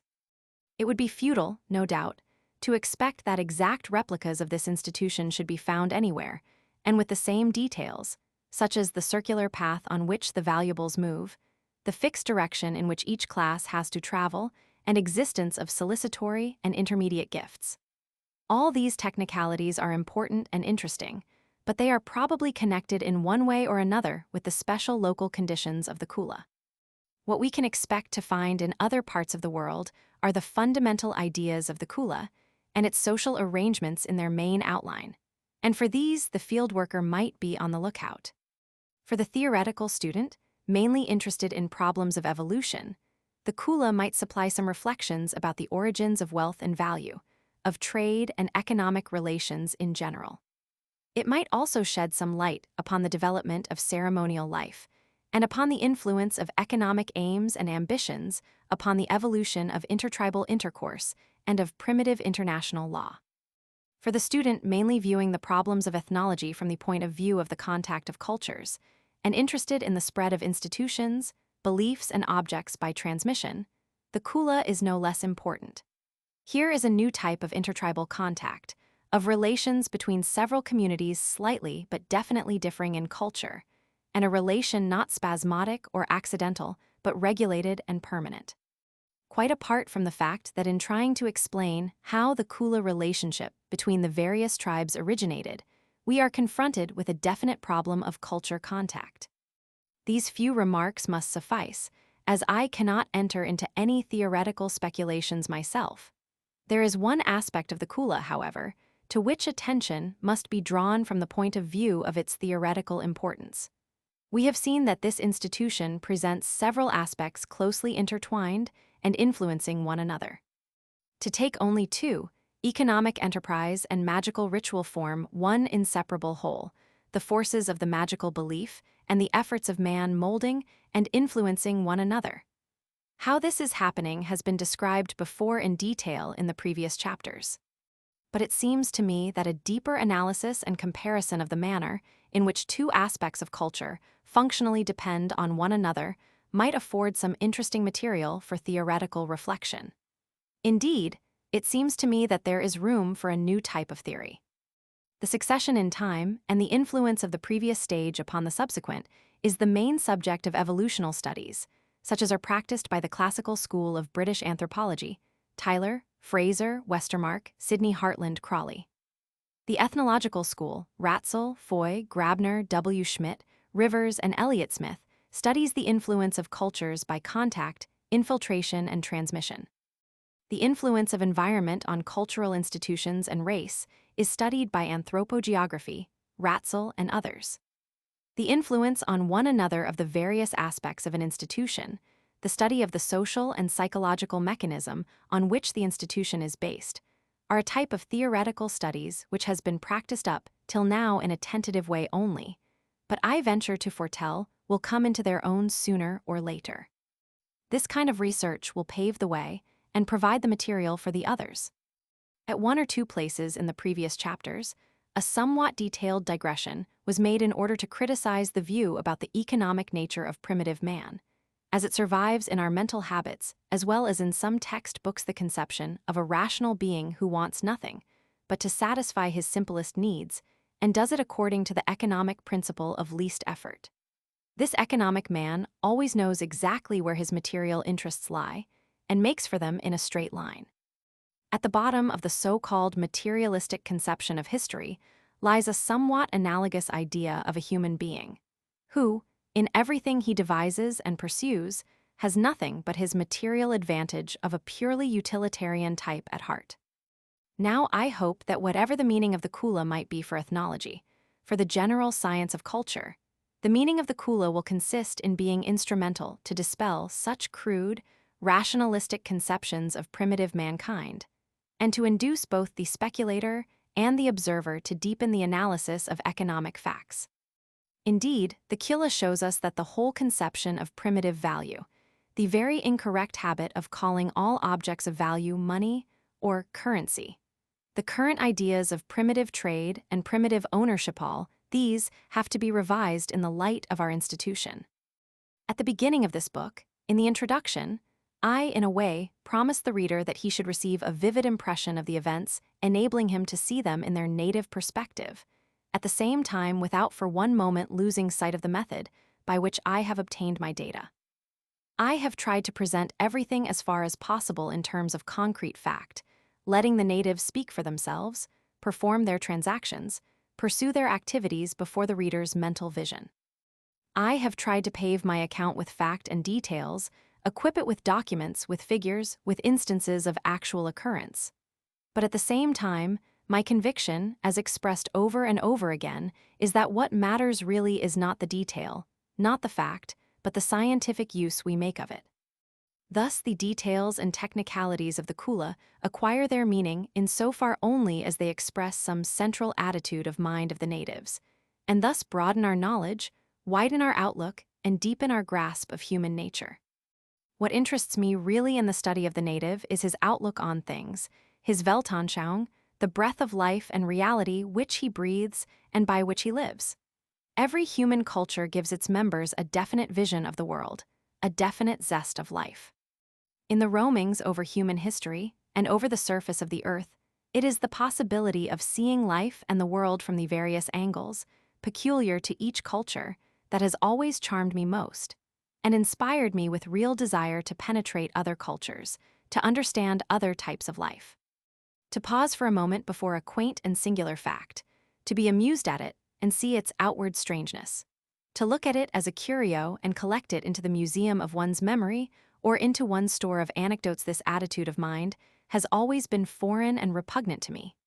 Some people are unable to grasp the inner meaning and the psychological reality of all that is outwardly strange, at first sight incomprehensible, in a different culture. These people are not born to be ethnologists. It is in the love of the final synthesis, achieved by the assimilation and comprehension of all the items of a culture, and still more in the love of the variety and independence of the various cultures, that lies the test of the real worker in the true science of man. There is, however, one point of view deeper, yet and more important than the love of tasting of the variety of human modes of life, and that is the desire to turn such knowledge into wisdom. Though it may be given to us for a moment to enter into the soul of a savage, and through his eyes to look at the outer world and feel ourselves what it must feel to him to be himself, yet our final goal is to enrich and deepen our own world's vision, to understand our own nature and to make it finer, intellectually and artistically. In grasping the essential outlook of others, with the reverence and real understanding, due even to savages, we cannot but help widening our own. We cannot possibly reach the final Socratic wisdom of knowing ourselves if we never leave the narrow confinement of the customs, beliefs, and prejudices into which every man is born. Nothing can teach us a better lesson in this matter of ultimate importance than the habit of mind, which allows us to treat the beliefs and values of another man from his point of view.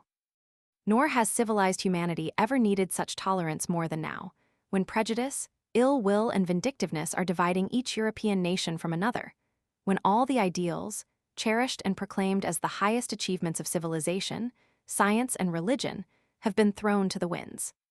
The science of man, in its most refined and deepest version, should lead us to such knowledge and to tolerance and generosity, based on the understanding of other men's point of view.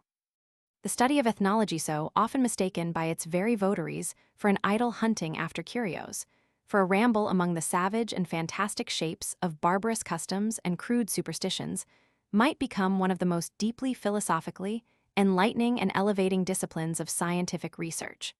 Alas, the time is short for ethnology, and will this truth of its real meaning and importance dawn before it is too late? Notes: The Family Among the Australian Aborigines, A Sociological Study. London, University of London Press, 1913. The Natives of Malu, Preliminary Results of the Robert Mend Research Work in British New Guinea. Transactions of the Royal Society of South Australia, Volume Roman 39, 1915. The Hiri, as these expeditions are called in Matuan, have been described with a great wealth of detail and clearness of outline by Captain F. Barton in C. G. Seligman's The Melanesians of British New Guinea, Cambridge, 1910, Chapter 8.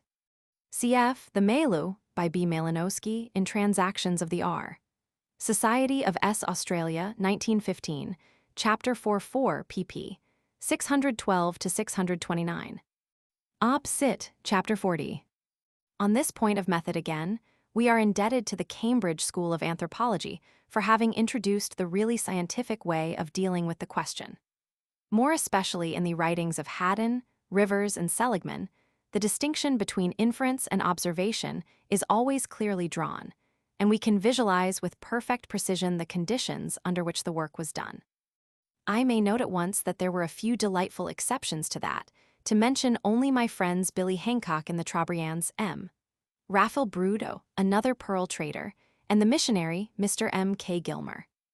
According to a useful habit of the terminology of science, I use the word ethnography for the empirical and descriptive results of the science of man, and the word ethnology for speculative and comparative theories. The legendary early authority, who found the natives only beastly and without customs, is left behind by a modern writer, who, speaking about the southern Massim with whom he lived and worked in close contact for many years, says, "We teach lawless men to become obedient, inhuman men to love, and savage men to change." And again, guided in his conduct by nothing but his instincts and propensities and governed by his unchecked passions. Lawless, inhuman, and savage. A grosser misstatement of the real state of things could not be invented by anyone wishing to parody the missionary point of view. Quoted from the Reverend C. W. Abel of the London Missionary Society, Savage Life in New Guinea, no date. For instance, the tables of circulation of the valuable axe blades, Op. Cit. pp. 531-532.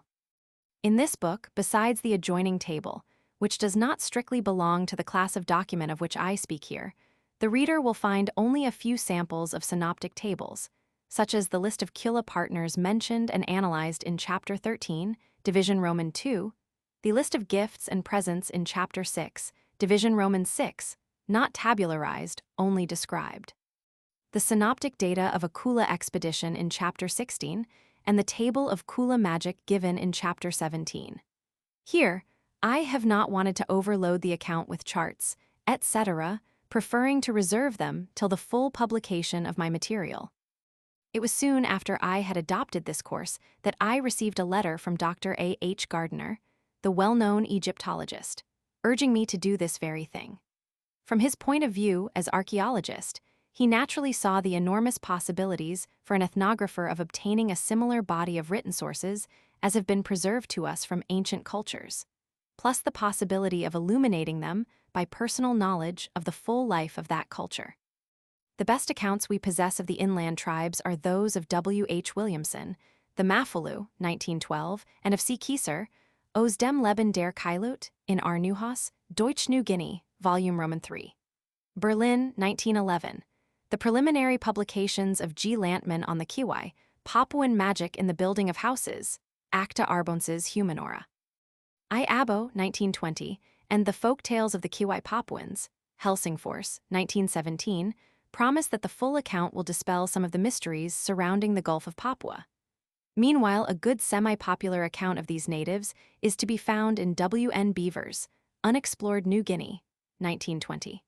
Personally, I doubt very much whether the hill tribes and the swamp tribes belong to the same stock or have the same culture. Compare also the most recent contribution to this problem, Migrations of Cultures in British New Guinea, by A. C. Haddon, Huxley Memorial Lecture for 1921, published by the R. Anthrop Institute. C. C. G. Seligman, The Melanesians of British New Guinea, Cambridge, 1910. Cf. C. G. Seligman Op. Cit. p. 5. A number of good portraits of the S. Massim type are to be found in the valuable book of the Reverend H. Newton, in Far New Guinea, 1914, and in the amusingly writ, though superficial and often unreliable booklet of the Reverend C. W. Abel, London Missionary Society. Savage Life in New Guinea, no date.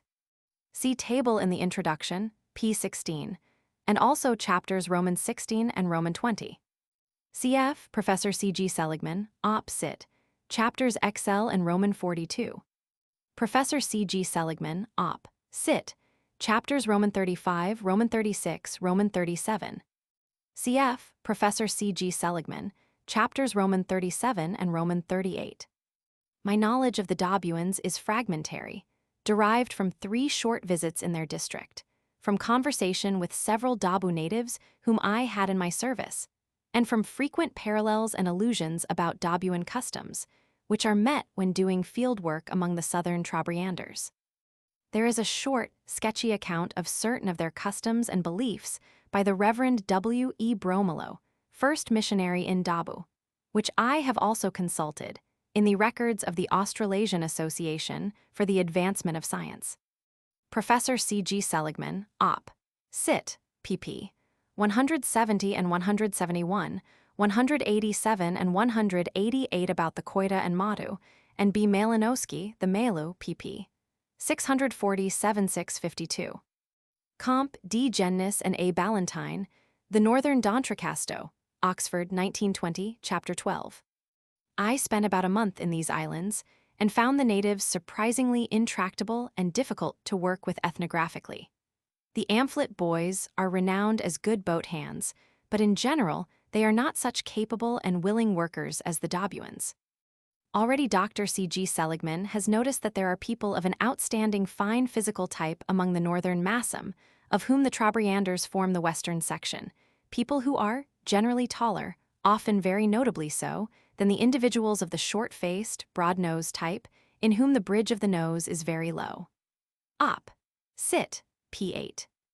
I have dealt with the subject of garden work in the Trobriands, and with its economic importance more fully in an article entitled The Primitive Economics of the Trobriand Islanders, in the Economic Journal, March, 1921. This does not mean that the general economic conclusions are wrong. The economic nature of man is as a rule illustrated on imaginary savages for didactic purposes only, and the conclusions of the authors are in reality based on their study of the facts of developed economics.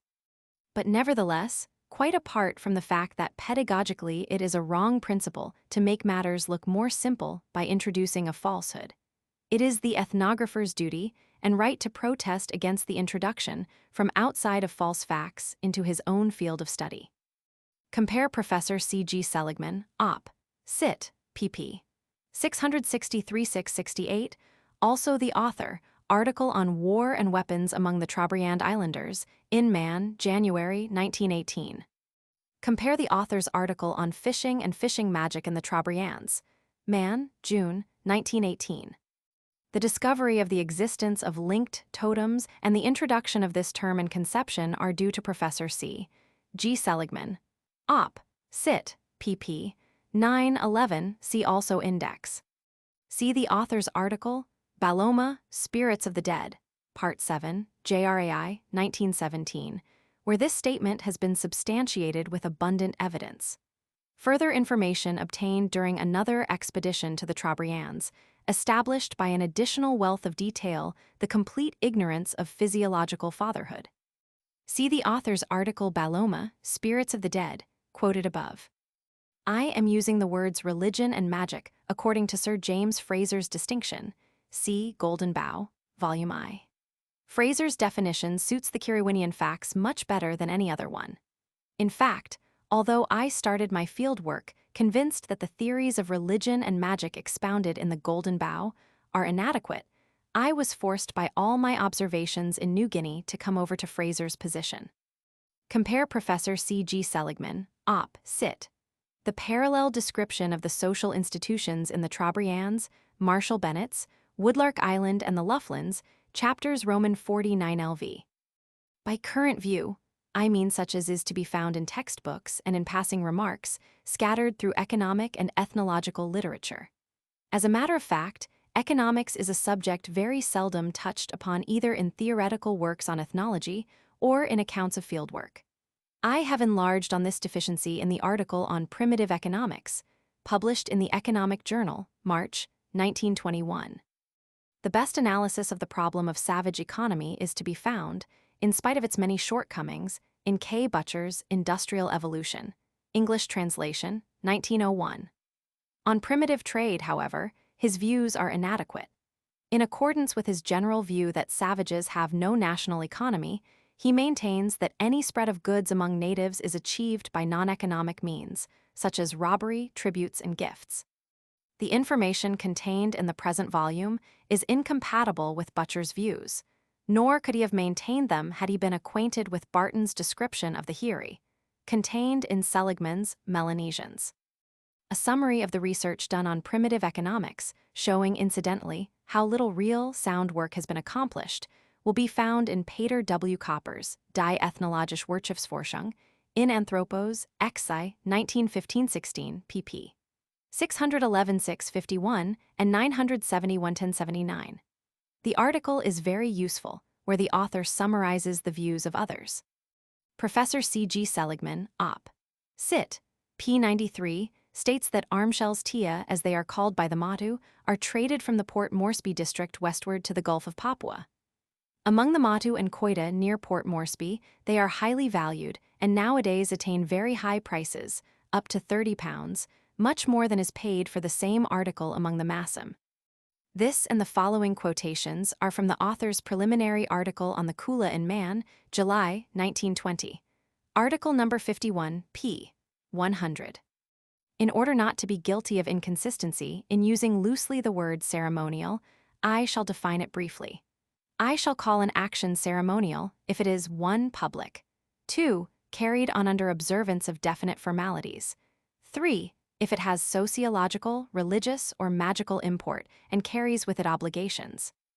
This is not a fanciful construction of what an erroneous opinion might be, for I could give actual examples proving that such opinions have been set forth, but as I am not giving here a criticism of existing theories of primitive economics, I do not want to overload this chapter with quotations. It is hardly necessary, perhaps, to make it quite clear that all questions of origins, of development or history of the institutions have been rigorously ruled out of this work. The mixing up of speculative or hypothetical views with an account of facts is, in my opinion, an unpardonable sin against ethnographic method. Comparing the frail yet clumsy native canoe with a fine European yacht, we feel inclined to regard the former almost in the light of a joke. This is the pervading note in many amateur ethnographic accounts of sailing, where cheap fun is made by speaking of roughly hewn dugouts in terms of dreadnoughts or royal yachts. Just as simple, savage chiefs are referred to as kings in a jocular vein. Such humor is doubtless natural and refreshing, but when we approach these matters scientifically, on the one hand we must refrain from any distortion of facts, and on the other, enter into the finer shades of the native's thought and feeling with regard to his own creations. The crabclaw sails, used on the south coast, from Malu where I used to see them, to westwards where they are used with the double-masted Lakatoy of Port Moresby, are still more picturesque. In fact, I can hardly imagine anything more strangely impressive than a fleet of crabclaw-sailed canoes. They have been depicted in the British New Guinea stamp, as issued by Captain Francis Barton, the late governor of the colony. See also Plate Roman 12 of Seligman's Melanesians. A constructive expedient to achieve a symmetrical stability is exemplified by the Malu system of canoe building, where a platform bridges two parallel, hollowed-out logs.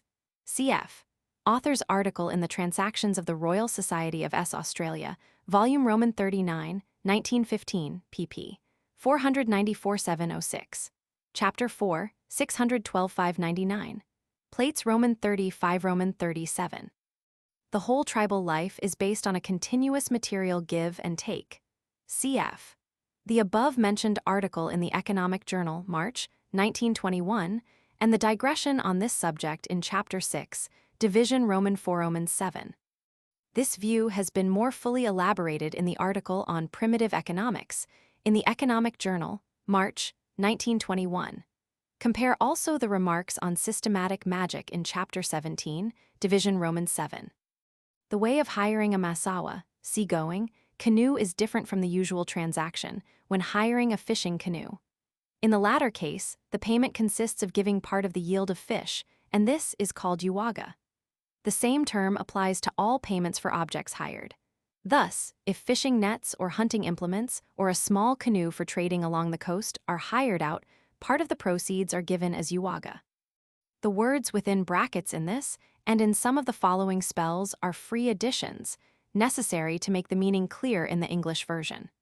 They are implied by the context in the native original, though not explicitly contained. Compare therefore Chapter 12, Division Roman 4.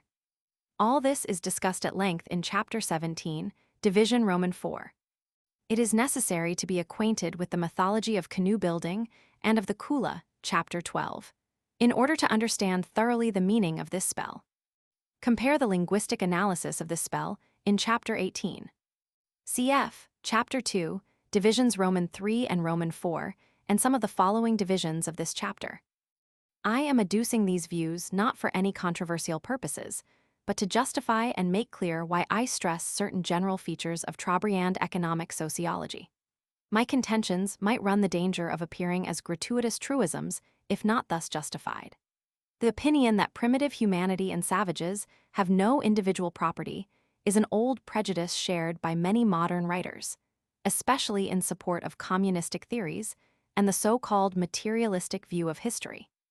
The communism of savages is a phrase very often read and needs no special quotation. The views of individual search for food and household economy are those of Karl Butcher, and they have directly influenced all the best modern writings on primitive economics. Finally, the view that we have done with primitive economics, if we have described the way in which the natives procure their food, is obviously a fundamental premise of all the naive, evolutionary theories which construct the successive stages of economic development. This view is summarized in the following sentence. In many simple communities, the actual food quest, and operations immediately arising from it, occupy by far the greater part of the people's time and energy, leaving little opportunity for the satisfaction of any lesser needs. This sentence, quoted out of Notes and Queries on Anthropology, p. 160, article on the economics of the social group, represents what may be called the official view of contemporary ethnology on the subject, and in perusing the rest of the article, it can be easily seen that all the manifold economic problems with which we are dealing in this book have been so far more or less neglected. These views had to be adduced at length, although touched upon already in Chapter 2, Division Roman 4, because they imply a serious error with regard to human nature in one of its most fundamental aspects. We can show up their fallacy on one example only, that of the Trobriand society, but even this is enough to shatter their universal validity and show that the problem must be restated. The criticized views contain very general propositions, which, however, can be answered only empirically. And it is the duty of the field ethnographer to answer and correct them. Because a statement is very general, it can nonetheless be a statement of empirical fact. General views must not be mixed up with hypothetical ones. The latter must be banished from fieldwork. The former cannot receive too much attention. As a matter of fact, this custom is not so prominent in the Trobriands as in other Massum districts and all over the Papuo-Melanesian world, cf. For instance, Seligman, Op. Cit. p. 56 and Plate Roman 6, Fig. 6. Again, in explaining value, I do not wish to trace its possible origins, but I try simply to show what are the actual and observable elements into which the native's attitude towards the object valued can be analyzed. These natives have no idea of physiological fatherhood. See Chapter 2, Division Roman 6. Compare Plate Roman 33, where the yam houses of a headman are filled by his wife's brothers. This advantage was probably in olden days a mutual one. Nowadays, when the fishermen can earn about 10 or 20 times more by diving for pearls than by performing their share of the wasi, the exchange is as a rule a great burden on them. It is one of the most conspicuous examples of the tenacity of native custom that in spite of all the temptation which pearling offers them, and in spite of the great pressure exercised upon them by the white traders, the fishermen never try to evade a wasi, and when they have received the inaugurating gift, the first calm day is always given to fishing, and not to pearling. Compare the linguistic analysis of the original text of this spell, given in Chapter 18. Koyatabu, the mountain on the north shore of Ferguson, Kamsareta, the highest hill on Domdom in the Amphletes, Koyavo, the mountain opposite Dabu Island on the north shore of Dawson Straits, Gorbubu, the volcano on Dabu Island. The prefix bo has 3 different etymological derivations, each carrying its own shade of meaning. First, it may be the first part of the word bomala, in which case its meaning will be ritual or sacred. Secondly, it may be derived from the word ba, arecanut, a substance very often used and mentioned in magic, both because it is a narcotic and a beautiful vermilion dye. Thirdly, the prefix may be a derivation from busha, the sweet-scented flower made into wreaths, in which case it would usually be biwe, but sometimes might become bo, and would carry the meaning of festive, decorated. To a native, who does not look upon a spell as an ethnological document, but as an instrument of magical power, the prefix probably conveys all 3 meanings at once, and the word ritual covers best all these 3 meanings. See Division Roman 2 of Chapter 5. The word taboo, in the meaning of taboo prohibition, is used in its verbal form in the language of the Trobriands, but not very often. The noun prohibition, sacred thing, is always bomala, used with suffixed personal pronouns. At a later date, I hope to work out certain historical hypotheses with regard to migrations and cultural strata in eastern New Guinea. A considerable number of independent indices seem to corroborate certain simple hypotheses as to the stratification of the various cultural elements. The word vinolita suggests the former belief, as vine female, lead a coral stone. Professor Seligman has described the belief in similar beings on the northeast coast of New Guinea. At Gelaria, inland of Bartle Bay, the flying witches can produce a double, or sending, which they call labuni. Labuni exists within women and can be commanded by any woman who has had children. It was said that the labuni existed in, or was derived from an organ called ipona, situated in the flank and literally meaning egg or eggs. Op. Sit. p. 640. The equivalence of beliefs here is evident. Not all the spells which I have obtained have been equally well translated and commented upon. This one, although very valuable, for it is one of the spells of the old chief Maniua, and one which had been recited when his corpse was brought over from Dabu by his son Meridiana, was obtained early in my ethnographic career. And Gamya, Meridiana's son, from whom I got it, is a bad commentator. Nor could I find any other competent informant later on who could completely elucidate it for me. Such reconstructions are legitimate for an ethnographer, as well as for a historian. But it is a duty of the former as well as of the latter to show his sources, as well as to explain how he has manipulated them. In one of the next chapters, Chapter 18, Divisions Roman 14 Roman 17, a sample of this methodological aspect of the work will be given, although the full elaboration of sources and methods must be postponed to another publication. See Chapter 2, Division Roman 7. I cannot tell what sort of influence this would be, exercised by a sister over her brother in Dabu. I do not even know whether, in that district, there obtains the same taboo between brother and sister as in the Trobriands. This is the information which I obtained during my short visit to Murua, Woodlark Island, and which was confirmed by the Trobriand Islanders. Professor Seligman states also that the sepulchral pots found in this island come from the amphlets. Op. Sit. p. 731. Compare also pp. 15 and 535. See Chapter 6, Division Roman 6. The reader will note that this is the same name which another mythical dog bore, also of the Lukuba clan as all dogs are, the one namely from whom the Kagou magic is traced. Cf. Chapter 10, Division V.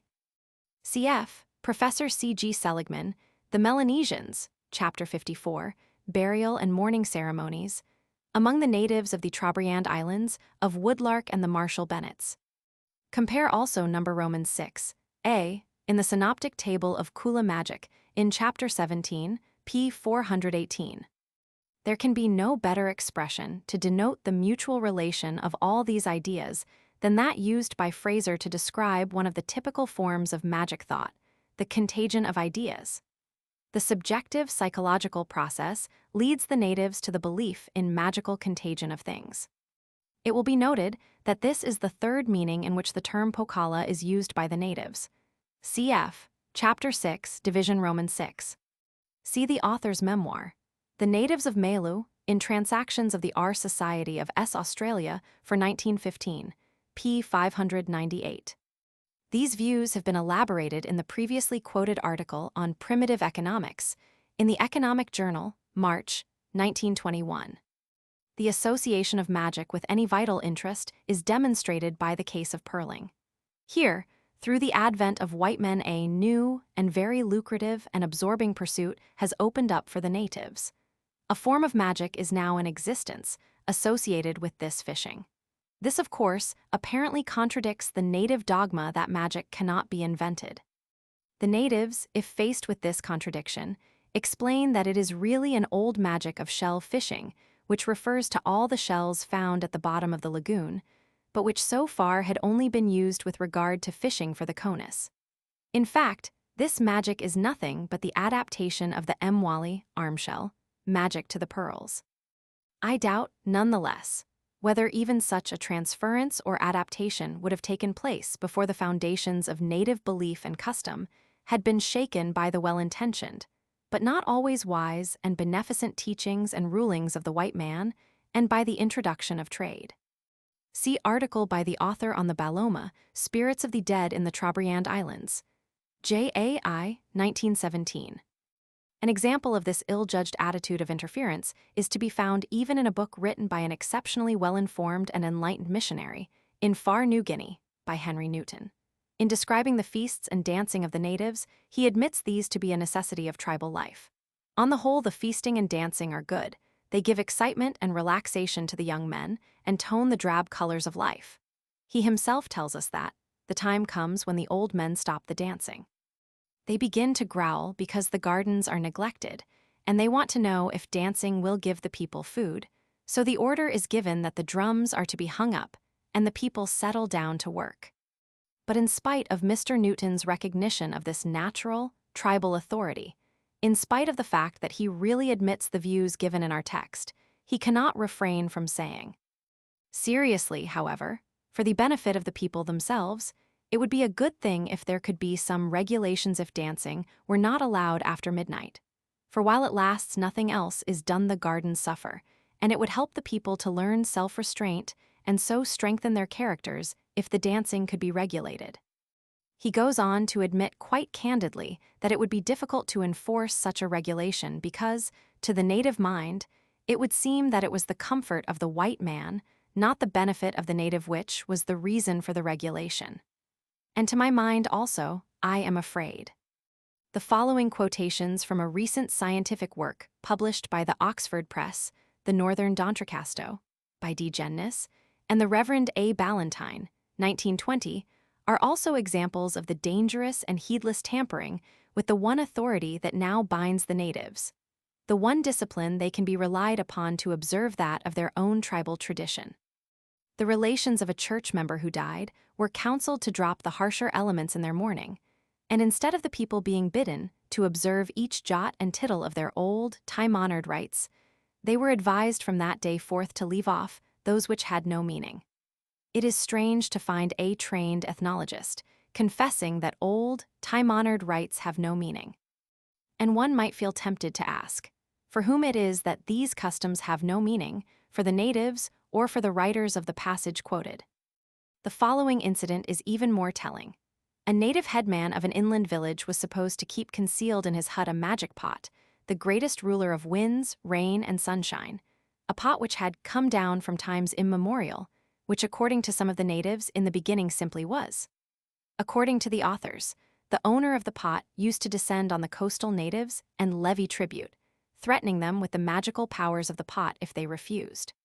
Some of the coastal natives went to the missionary and asked him to interfere or get the magistrate to do so. It was arranged they should all go with the missionary and seize the pot. But on the day, only one man turned up. When the missionary went, however, the natives blocked his path, and only through threats of punishments by the magistrate were they induced to temporarily leave the village and thus to allow him to seize the pot. A few days later, the missionary accordingly took possession of the pot, which he broke.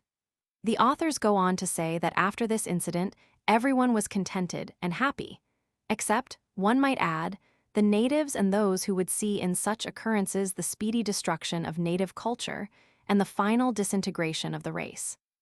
I have not seen the site of Suloga myself.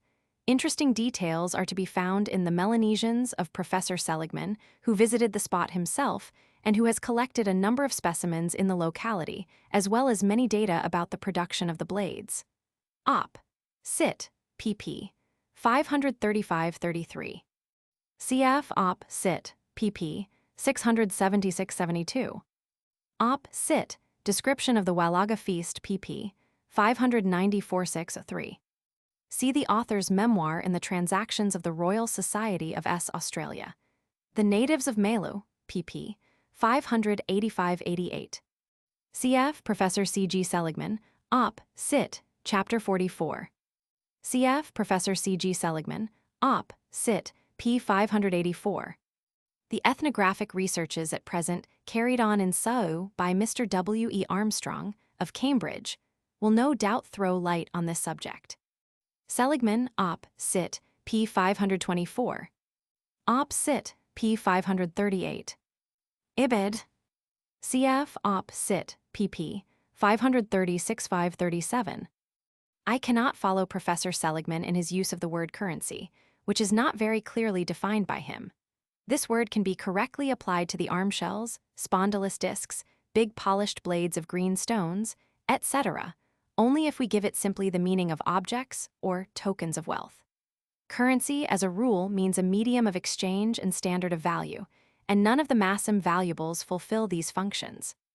A short article on this subject has been published by the Reverend M. Gilmer, now head of the Methodist Mission in New Guinea. Annual Report of British New Guinea, 19045, p. 71. I used this article in the field, going over it with several natives of Cavitaria, and I found it substantially correct, and on the whole formulated with precision. The need for extreme compression of statement has, however, led the author into one or two ambiguities. Thus, the constant mention of feasting might give a wrong impression, for it is always the matter of a public distribution of food, which is then eaten apart or in small groups, while the word feast suggests eating in common. Again, the data about the sea chief, as Mr. Gilmer calls the leader of the privileged clan in Cavitaria, cf. Chapter 9, Division Roman 3, seem to me overstated, when he is said to be supreme, to have the right of determining an expedition, and especially when it is said that he had the right of first choice of a canoe. This latter phrase must involve a misunderstanding. As we saw, each subclan, that is, each subdivision of the village, build their own canoe, and a subsequent swapping and free choice are out of the question. Mr. Gilmer was fully acquainted with the facts of the Kula, as I learnt from personal conversation. In this article, he mentions it only in one phrase, saying that some of the expeditions were principally concerned in the exchange of the circulated articles of native wealth, in which trade was only a secondary consideration.